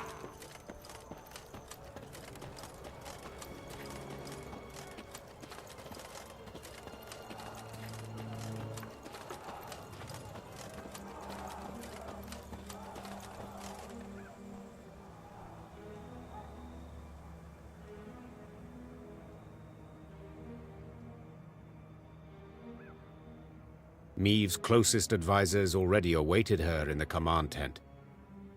In a few brief words, the Queen gave a report of the meeting, only with great effort masking the quavering in her voice. An army, an immense one, approaches from the west. If we meet in open battle, we stand not a chance. Damn it! Why did no one warn me? Our scouts were discovered, captured. It must be that. We must flee? Not at all heroic, I admit, but sure as hell better than being trampled into the dirt. Easily said, but for a problem. Our force is chiefly infantry. The army that draws near includes cavalry, several regiments. We cannot hope to escape them. We cannot hope to hide. What do you advise? We've two options. Capitulate, Out of the question. or take the castle. Tonight. Suppose for a moment it's possible. Tell me how and at what cost. Are we to scale a mountain of comrades' corpses to reach the top of the wall? I know we're at war and many die, but to command our troops to take that citadel is to condemn them to certain death. Rivia's walls are unassailable, I fully agree. But there's more than one way to take any fort, and this fort too. I think I like where this is going. I know this citadel like no one else. I know its one potential weakness. The boat landing. Wait, that narrowest of piers between the two turrets? The one where the fishermen would land? The same. As I'm sure you recall, Your Grace, at that narrow pier's end stands a narrow door leading straight into the fortress. A small detachment could approach unnoticed, overwhelm any sentries, and get inside. What then? They would need to pass through the fort to the winch in the guardhouse. Open the gate for the rest of the force. Reynard, I'll be honest. It sounds right mad. Perhaps. But as options go, we have it alone. And I'm to choose to send folk there? Most certainly to die. You needn't choose anyone, for I volunteer, and will take only those willing to do the very same. Bloody wretched plan. And you've a better one, do you? Of course. I'll go instead. Beg your pardon? I don't. Face it, Reynard, you couldn't sneak past a corpse. Sound like a bloody tambourine in that armour, apart from which, you're Maeve's right hand. So you ought to be by her side when the fighting starts.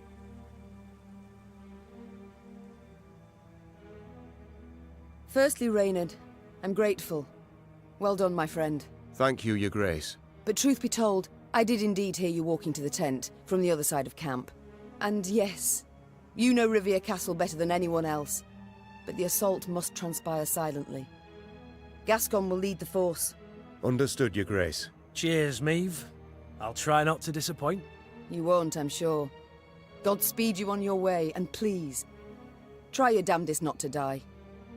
Gascon hand-picked his men, those most adept with daggers, not swords.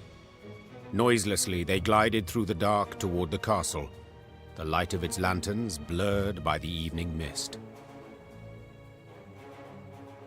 Maeve watched anxiously as the boats glided away, her heart pounding in her ears. All depended on this mission. The fate of her realms, perhaps all the North, the lives of her troops, and her own. Now there was naught she could do but wait. Good luck, she whispered, gazing at the fortress walls, cloaked by the dark that seemed to surround all now.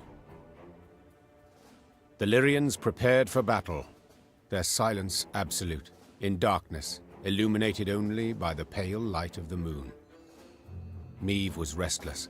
She paced nervously in a circular pattern, awaiting the signal they'd agreed upon. Blast, it's taking long.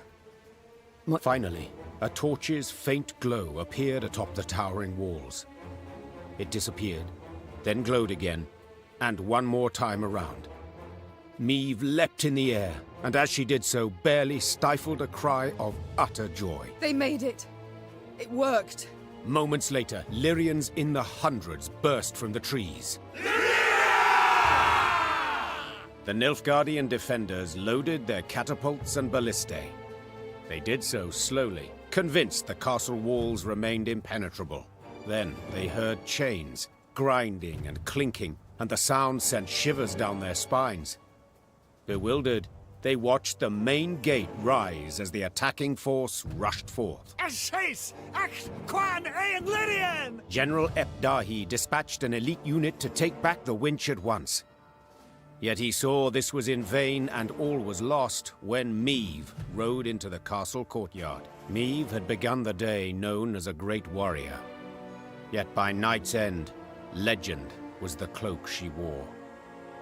Her shield stopped powerful blow after blow as her blade found gaps in her foe's black armor. At first, Nilfgaardians scoured the fray in search of the Queen, hoping to prove great heroes.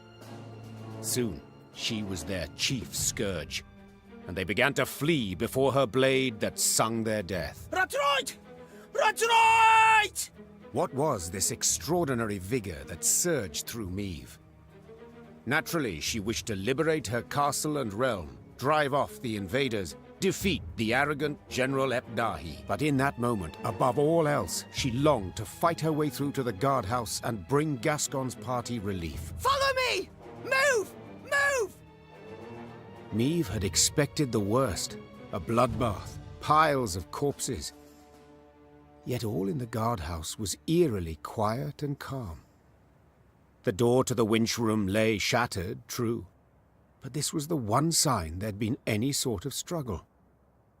What happened here, she thought. Cautiously, she entered, looking, searching for any trace of Gascon and his fighters. Instead, she spotted Willem, curled up in a corner, clutching his bloodied belly, his fingers not enough to stop all the holes.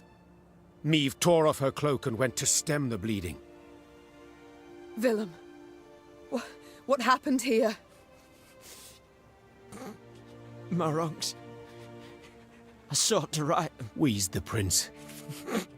Please, forgive me. The young prince choked on this last word, did not manage to utter it, before his eyes went dull. Moments later, her men entered the room to find the queen kneeling, pounding the wall with her fists, her eyes flooded with tears. Willem lay motionless beside her, covered by her cloak. Gascon pushed his way through the other foot soldiers. He knelt beside the queen and whispered what had happened. His unit had not managed to reach the gate in time, but Willem had. Upon seeing Lyrian forces converging on the fort, the prince had rushed to the guardhouse and opened the gate himself. By the time Nilfgaardians closed it again, it was too late. The Lyrians were through. The queen rose, her fists clenched, her shoulders rigid, her knuckles white. Her face betrayed no sorrow, no despair, just rage, hot as a forge, immeasurable. Now's not the time to mourn. Seethed Meve, struggling to stay calm. Now's the time for war, for slaughter, revenge. With victory today, we'll recover our home, return to our kin and set our blades aside at last. Yet until victory is ours, they must drink. Drink greedily of Nilfgaardian blood! The Lyrians were at the brink, near their breaking point. They'd followed Meve for thousands of miles, over snow-clad peaks, through forbidding swamps. They'd fought, survived countless battles at her side. And though their gazes were now weary, she knew they'd follow her into fire. Your Grace, the Blackclads, they've holed themselves up in the upper keep. We went to breach the wall, alas to no avail. Meve nodded, twirled her sword, then leapt upon a mount. Her eyes spoke pure determination. So we'll bloody well try again.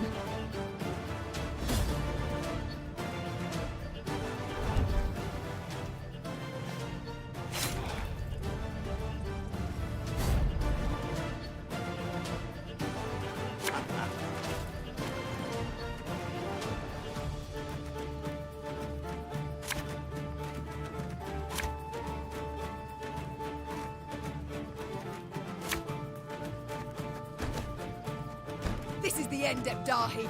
Do you hear me? I shall stick your head on a pike! Able them ass.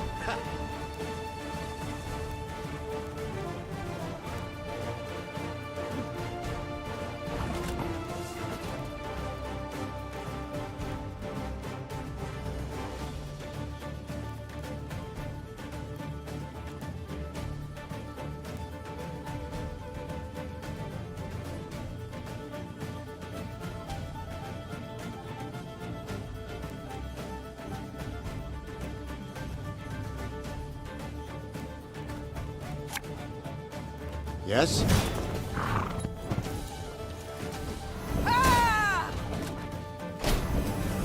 I must thank you. Your fortress has superbly solid walls.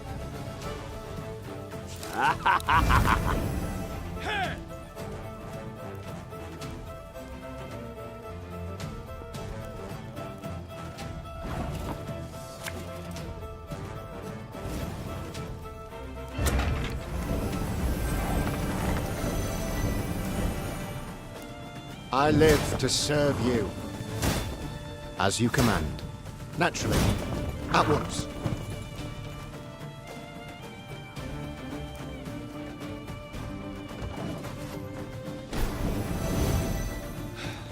Hail Katza!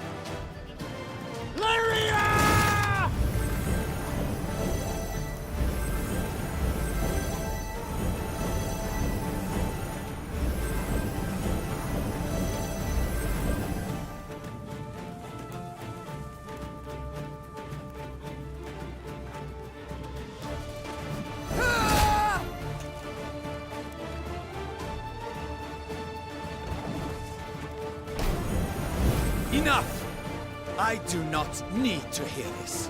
Kill her!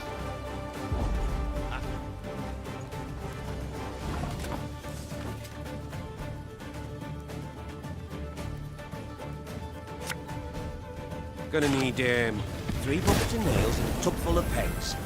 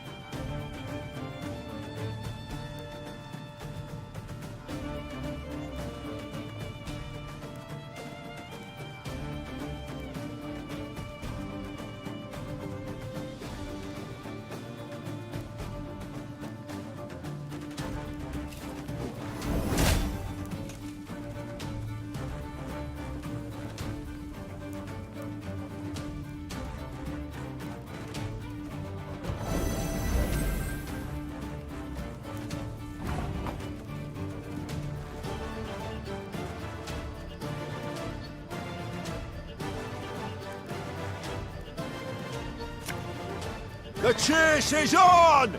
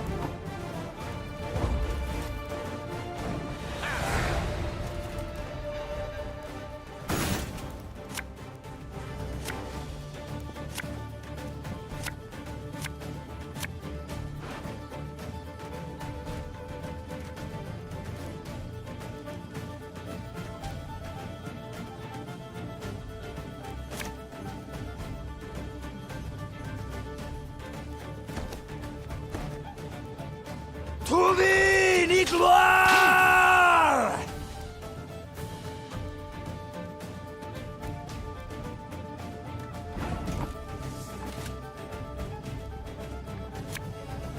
Bigger they are, easier they are to target.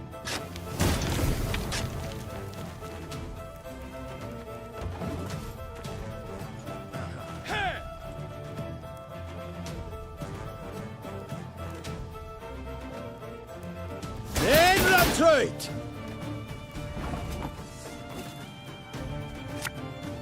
Tell me you jest.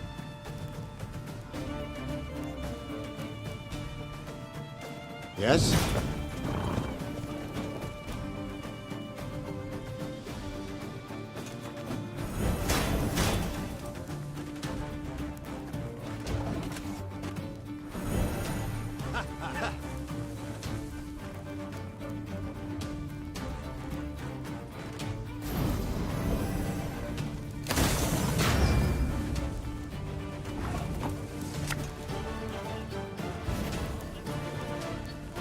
Oh, Lyrian lummoxes.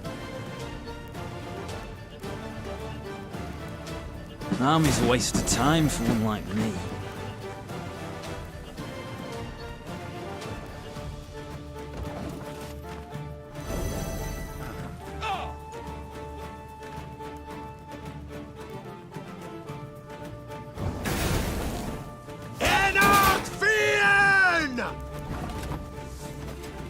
Thing about slings, they hide well.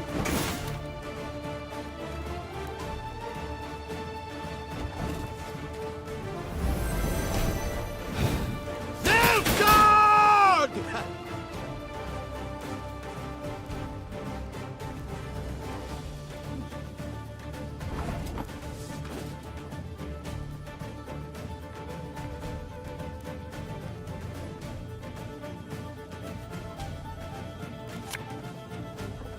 Left, right, left, right.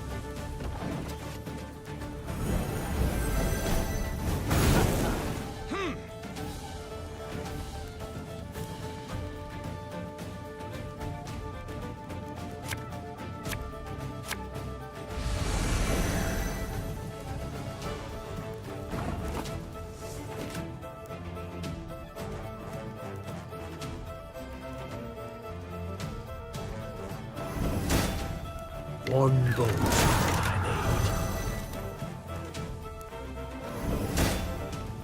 Again and again and again.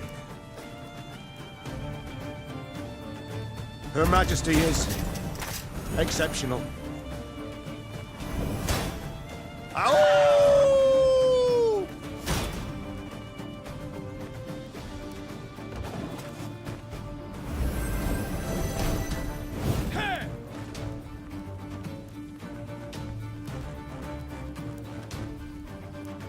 Archers, let it be night. Obscure the sun with arrows.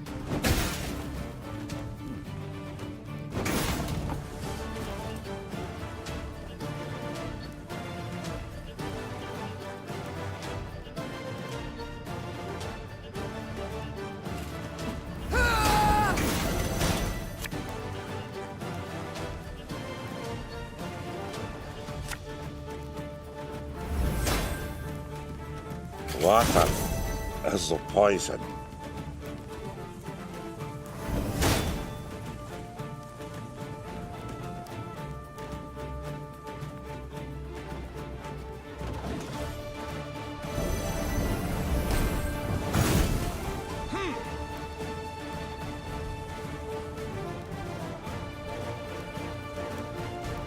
I warned you.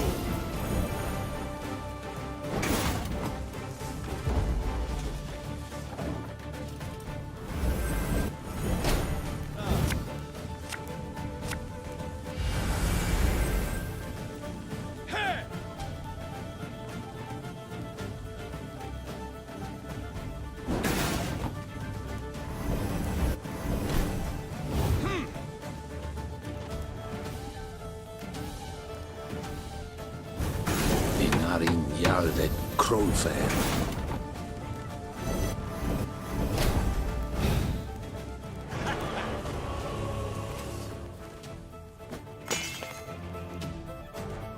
Nilfgaard had the upper hand, yet the black-clad spirits had suffered. They now made more use of shields than of swords. When Meve finally broke through their line, they raised their arms in surrender. Rivia Castle had fallen. It was hers once more. Trocker! Nein zu wien! Meve showed her prisoners of war mercy, knowing full well they'd only followed orders. Death would be the fate of only Ardal ep Dahi, the one Nilfgaardian who'd issued those commands. Alas, the general had disappeared. A prisoner revealed ep Dahi had fled as soon as the Lyrians had surged towards the upper keep. He had glided down to the lower castle in a wicker basket for transporting food. Curled up beneath potato skins and other scraps, he'd scurried away not unlike a common maggot. Meve cursed her luck and leaned back against a merlin. Dawn was yet a few hours off, but the horizon had already begun to glow blood red. The Nilfgaardian reserves now drew near, too late to prevent the castle's fall. I'll get him, muttered the queen, more to herself than anyone else. I swear on all that's sacred I'll catch the bastard. But now we've a pressing matter to see to. Preparing the defense.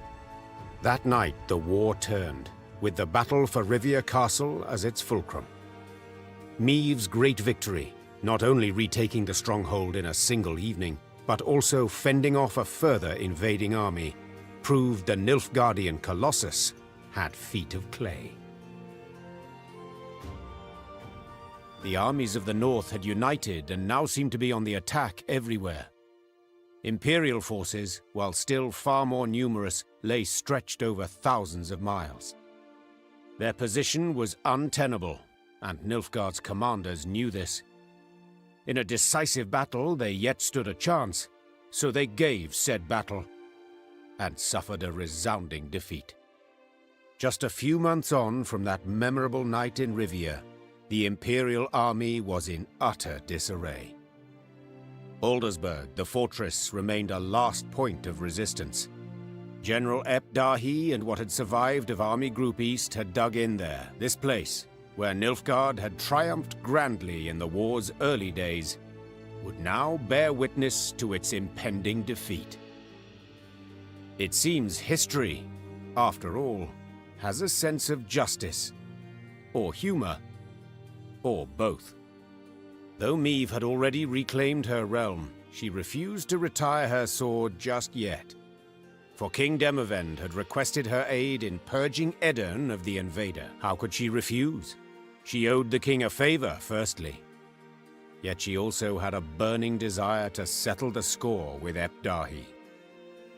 Demavend's envoy and I spoke, Your Majesty. The king has Aldersburg surrounded. He awaits and won't begin the assault till you arrive. Good. I truly hate to miss it. Tell the troops to prepare. Gear and ire. Of course, Your Grace. Yes? Pardon my boldness, Your Grace, but I can't help but be concerned. You don't sleep. You've the air of illness about you. Reynard, I just buried my son, who died in my arms, goddammit. Yes. Died a hero, Your Majesty. I wasn't sure Willem could ever wash away the shame. He'd betrayed his country, his mother, aligned with the fiercest of our foes. But his actions in Rivia washed away his wrongs. Willem showed himself worthy to be called your son. I don't say any of this to deepen your grief, Your Majesty. I mean merely for you to be proud of him.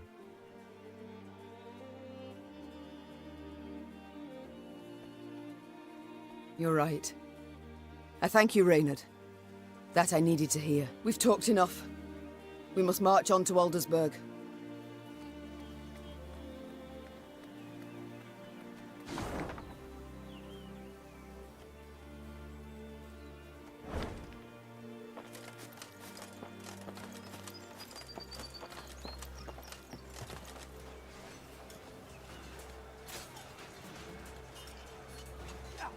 The Lyrian army had grown into a great serpent.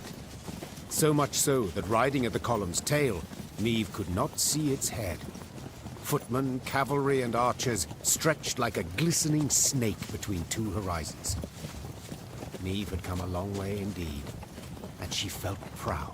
Suddenly, Niamh heard angry cries and the clash of steel against steel, all at the column's front. Close ranks! To the left! Man's left! Support the flank! Niamh drew her sword, spurred her horse, and galloped forward along the line of troops. Then, through the swirling battle dust, she spotted shimmering golden suns.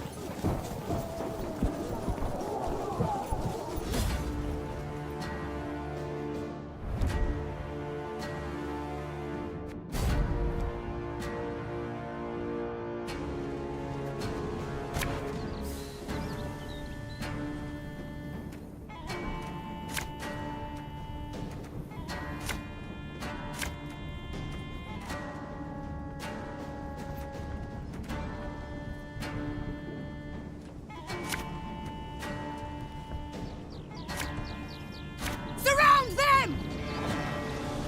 152, 154.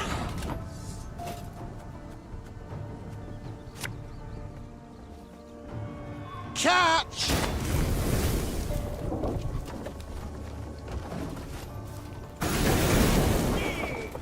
Scrubbing duty again? Oh, gods.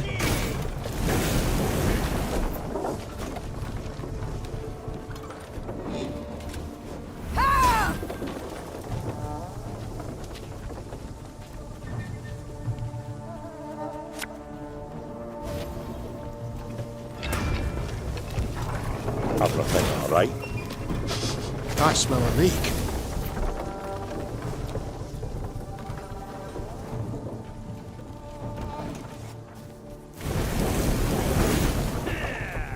New orders?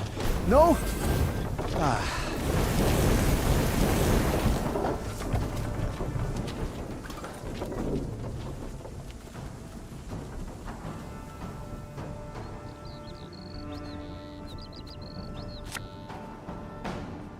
Don't you worry yourself, your grace. We'll get it done in no time.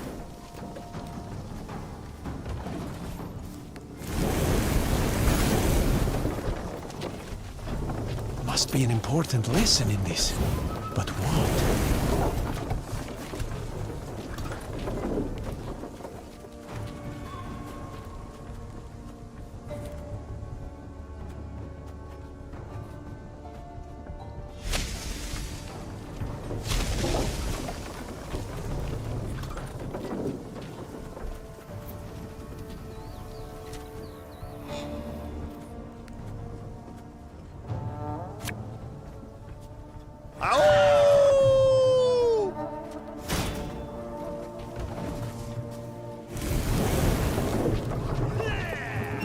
Brach! Scheiß! In Trade!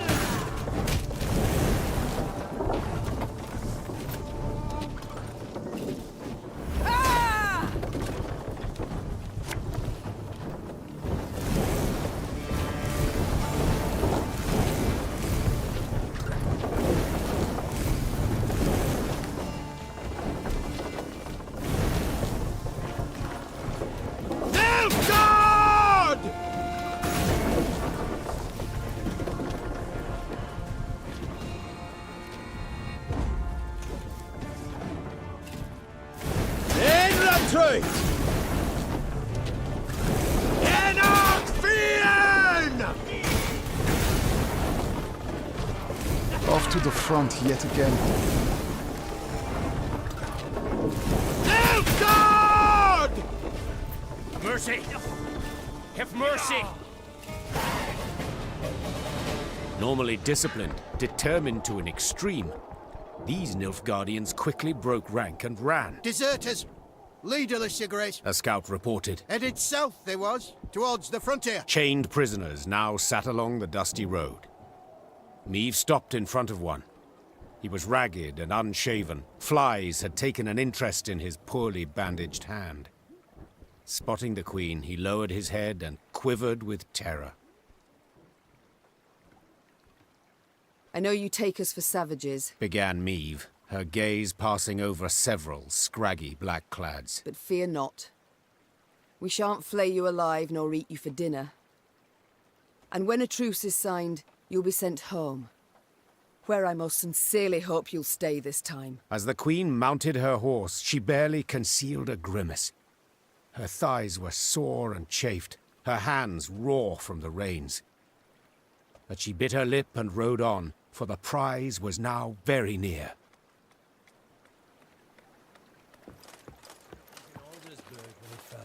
Broke my heart, that did. But not complete. Now I'll take it back.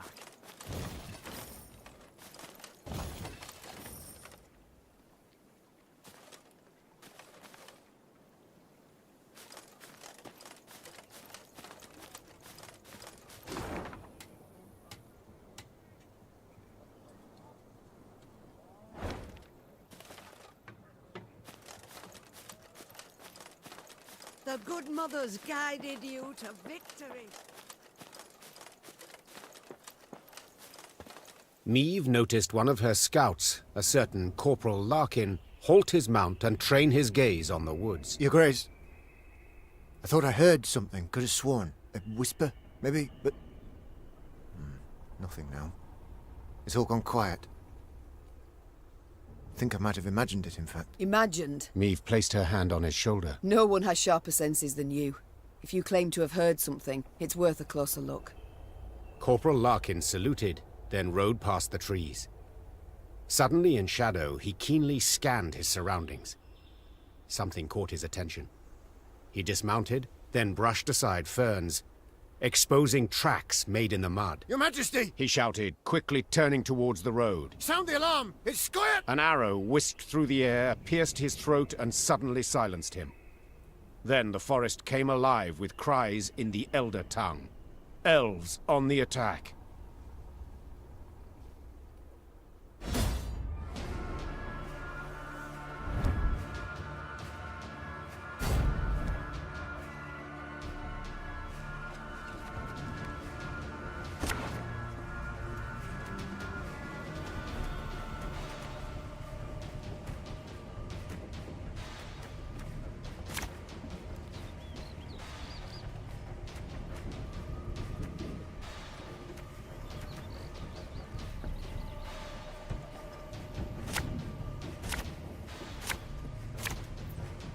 It's a trap!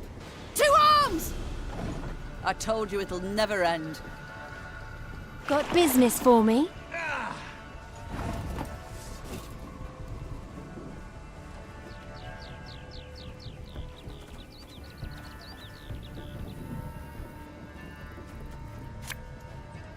Naturally.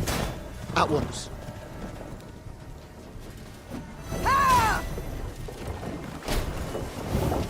Nay. Dwan ve camest.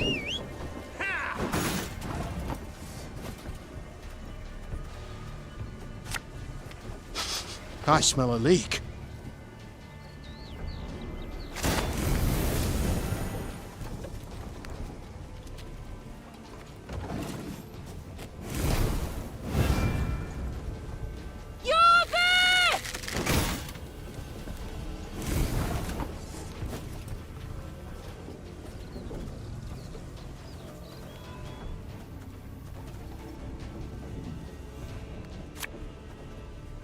Oh, Lyrian lummoxes.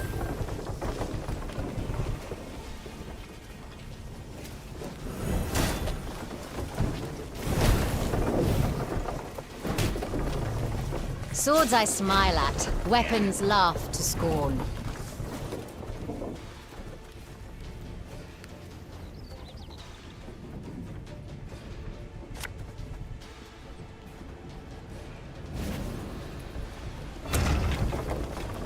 Yes? I live to serve you. As you command.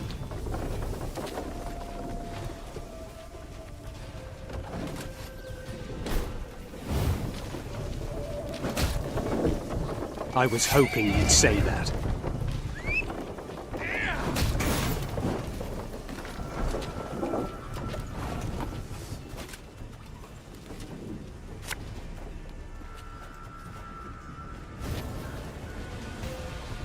Again and again and again. Got any victuals? Hungry like a wolf, I am.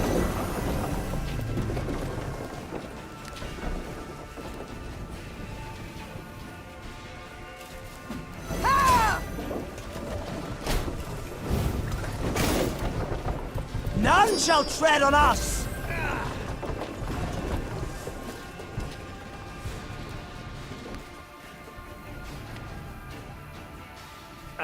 Should have listened to me, old lady.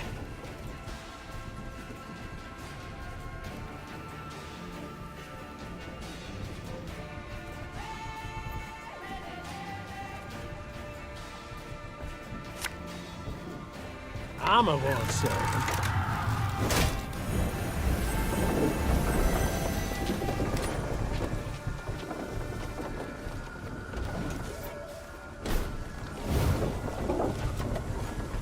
Now we will see who is weak.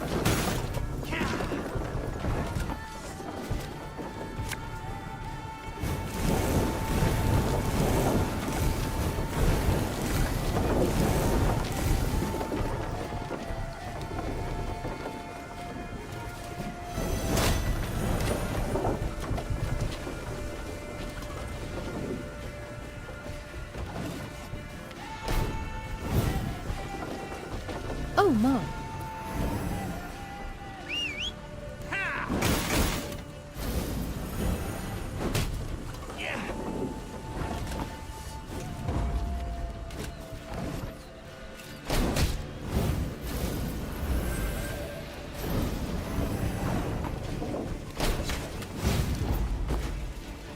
Renna, stop! We surrender! The Scoia'tael fighters stood no chance against Meve. When the sounds of battle finally ceased, the Queen, victorious, tossed aside her arrow-studded shield. She then ordered the commando's leader brought before her. She'd expected a ranter who would turn up his nose, spit in her face, and cry, "Death to all Dwan!" But the bloodied elf before her was no arrogant firebrand. He averted his gaze, and his lips gently trembled. Youthful you look, elf. How many summers to you? 30? More? 27, my lady. 27. A wonderful age. A shame to die so young. I beg you, Renna. For mercy, I ask. If not for me, then at the least for... Mercy? You jest. You wait in ambush, come at us like bandits, and now you dare ask for mercy. It was no ambush. Don't play me for a fool. I know what I saw, and am no stranger to warcraft. It's not you we wished to fight. Then who killed Corporal Larkin, Werebubs? When we saw you on the high road, we fell back and hid in the wood. We wanted you to pass. Your scout's hearing very keen. He heard something, then spotted our tracks. You must understand. We had no choice.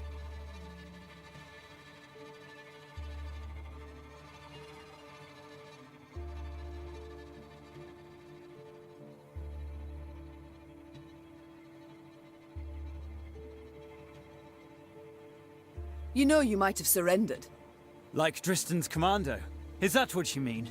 They laid down their arms before an Edirnian general, who ordered them hanged. One and all.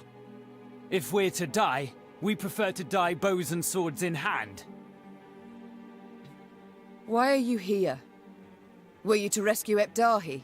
Rescue someone? No, Renna. We flee. The Nilfgaardians have realized they'll lose the war and have renounced us. Without their support, we stand no chance. Demavend has loosed his hounds. They hunt our units one by one. He's offered 50 gold pieces for the head of each Scoia'tael. It's the same in Temeria and Kedwen, if not worse. We wish to join with your Veth's unit, flee together as far as we could. It was our last hope. Why do you tell me all this? Because you listen still. You've not ordered me killed, so... you've clearly a heart. Eseth Aina... Elves often speak beautiful words. But it's for their deeds you must judge them, your grace. The Moulderwood, remember what you saw. I beg you. So few of us remain. All tired, all wounded. We pose no threat. Let us leave your realm. Let us flee.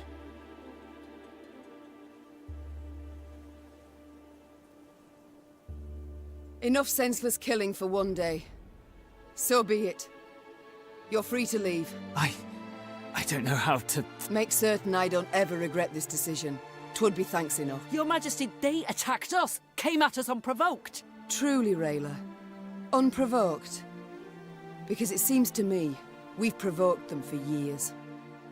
I thank you for your compassion towards me and all my folk. Meve personally unfastened the prisoner's chains as her Lyrians looked on in silence. They did not approve, this was clear. Their displeasure was palpable.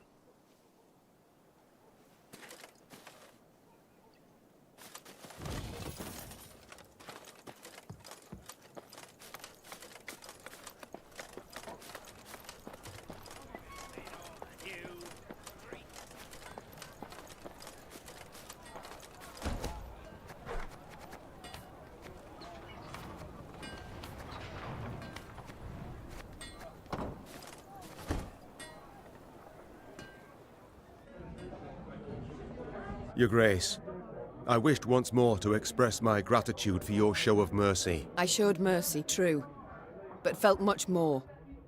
Anger, pain, now resentment. You hurt me, Reynard. Wounded me to the bloody core. I don't know what else to say on the matter, so let's not speak of it. As you wish, Your Grace. It's time I attended to other matters. Maeve, I must say it again, I'm sorry. And I thank you for forgiving me. No need to say any more, Gascon. But you've got to know. Every time you bring it up, I'm tempted to change my mind. Now let's turn to the task at hand. It's time I attended to other matters. Arnulf, find a place at one of the tables. Have a drink. Meet my men. Think there's been a failure to communicate, lass? I didn't join your army to meet men, but to meet death. A good, honorable death. Quicker you lead me to that, the better.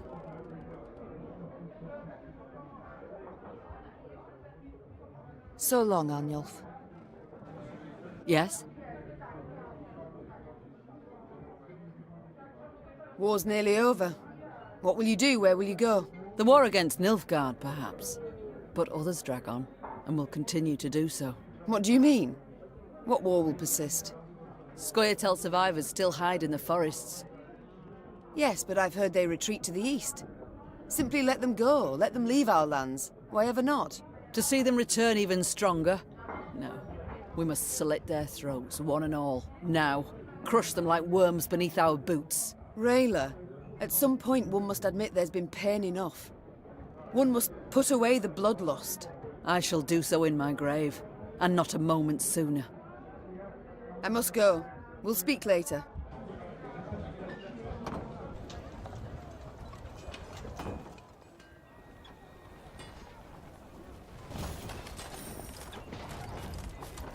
It'd be an honor to fight at your side, Majesty.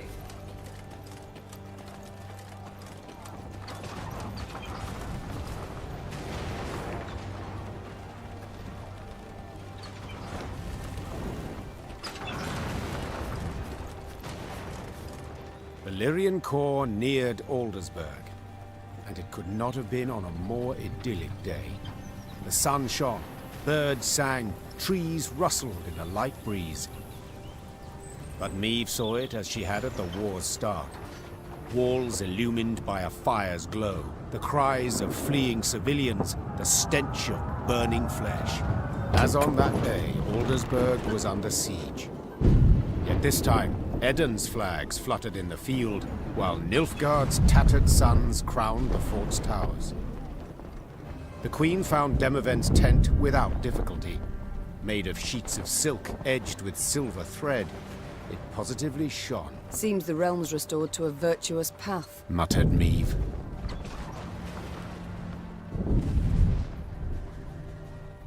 Aha! There she is! Queen Meve! Savior of the North, the Sun Slayer. Mockery I don't appreciate. I wouldn't dare. Not my words, those. You've been painted thus in song. Master Dandelion himself wrote a ballad, The Battle for the Bridge. If you take the bard at his word, you're as fierce with a blade as any witcher. Is that jealousy I hear? To be perfectly honest, Meave, it is. For I hadn't the pluck nor resolve, and when all the North tucked tail went to shite, you alone stepped up and bared your fangs. Let it be a lesson for the future to us all.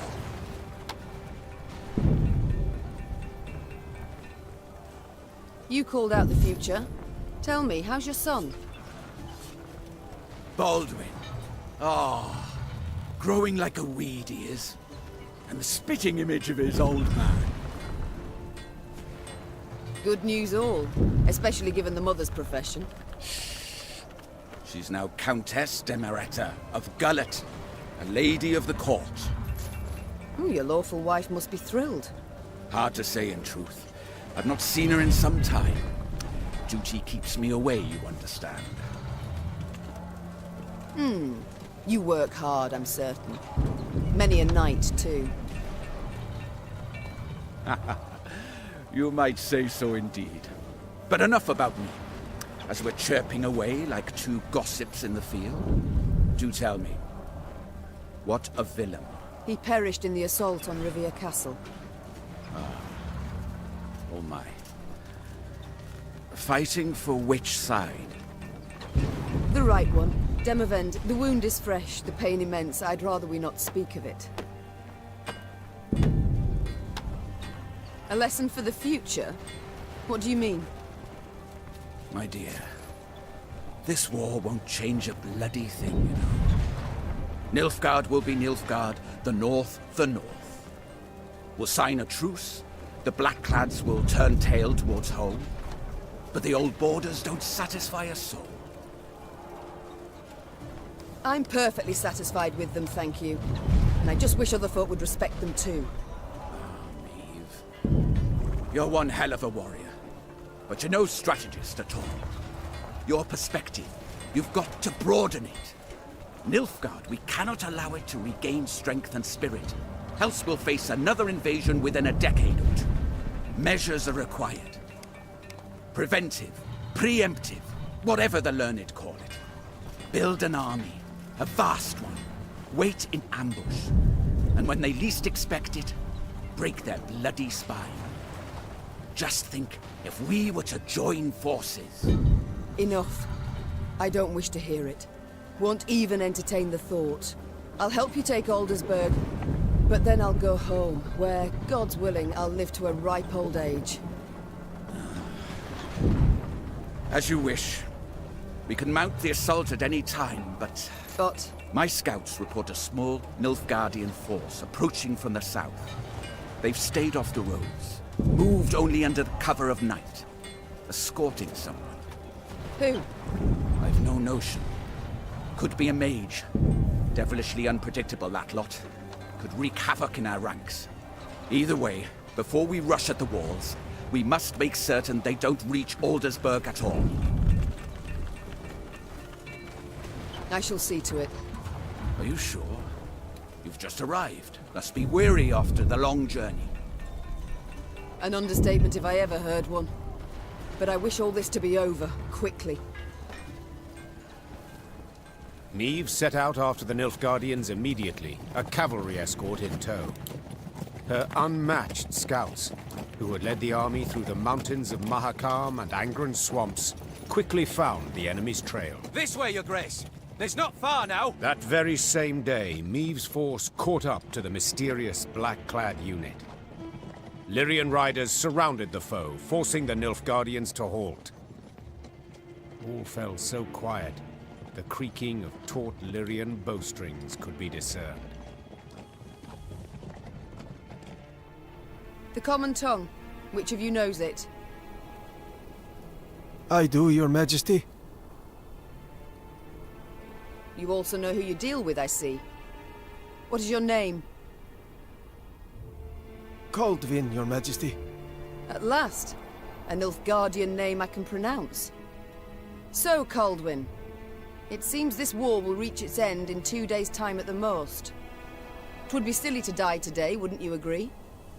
It would, milady. Precisely. I've spilled enough blood. I've lost the appetite for more. So, provided you don't give me a good reason to kill you, you'll walk away with your lives. Now tell me, you carry something for General Ebdahi. What is it? A letter. Urgent to the point of insanity, it must be. Who wrote it? The dear Madam Ebdahi? No, Your Majesty. The Emperor. My. A letter from Emir himself. You must be an important person. A noble, or... Yet your uniform is simple, with no discernible distinctions. Who are you truly, Coldwin? A spy? A simple messenger, Your Majesty. Don't lie. I know messengers, how they travel. Alone, armorless, atop a swift steed. You're escorted by cavalry of the heavy sort. For I often carry orders the recipients don't wish to perform, thus the escort. Give me the letter. I've sworn to deliver it to General Ebdahi, or to die in the quest to do so. Oh, very well. My translator shall read this letter, then return it to you. You shall break no vow, and who knows? You might even survive. And if I refuse? Guess. So be it. I accept your offer. Meave's translator cracked the seal and read. And as he read, his eyes grew wide as saucers. Then he whispered in the Queen's ear. Truly, and you're certain you're not mistaken. The wonders of this world. Coldwin, consider this your lucky day. I allow you to complete your mission, with one proviso. And that is? That when you hand him the letter, you will give the General my regards. As Caldwin and escort set off towards Aldersburg, the Lyrian soldiers looked at their queen with disbelief. To leave a Nilfgaardian to fulfill a secretive task. Meave failed to stifle a rather mean laugh. They'll understand tomorrow, she thought. General Ebdahi had prefaced Lyria's and Rivia's invasion with a series of arrogant demands. The Nilfgaardian had been impudent, as he had felt sure he'd achieve a quick and decisive victory. Yet several months on, he too received an ultimatum. One signed by Emperor Emir var Emreis himself. The missive was concise and left no room for interpretation. With General Ebdahi dead, the Nilfgaardian army descended into chaos. The kings of the north, united, took advantage and struck at the foe. Their victory was complete. The Nordling forces cheered their commanders and monarchs, but for none so vehemently as the one queen among them. Many dream of achieving the impossible. Meave had done it. Through wit, determination, and boldness, she had thwarted the Nilfgaardian invasion. The queen would rule for many more years. Stern, yet ever just.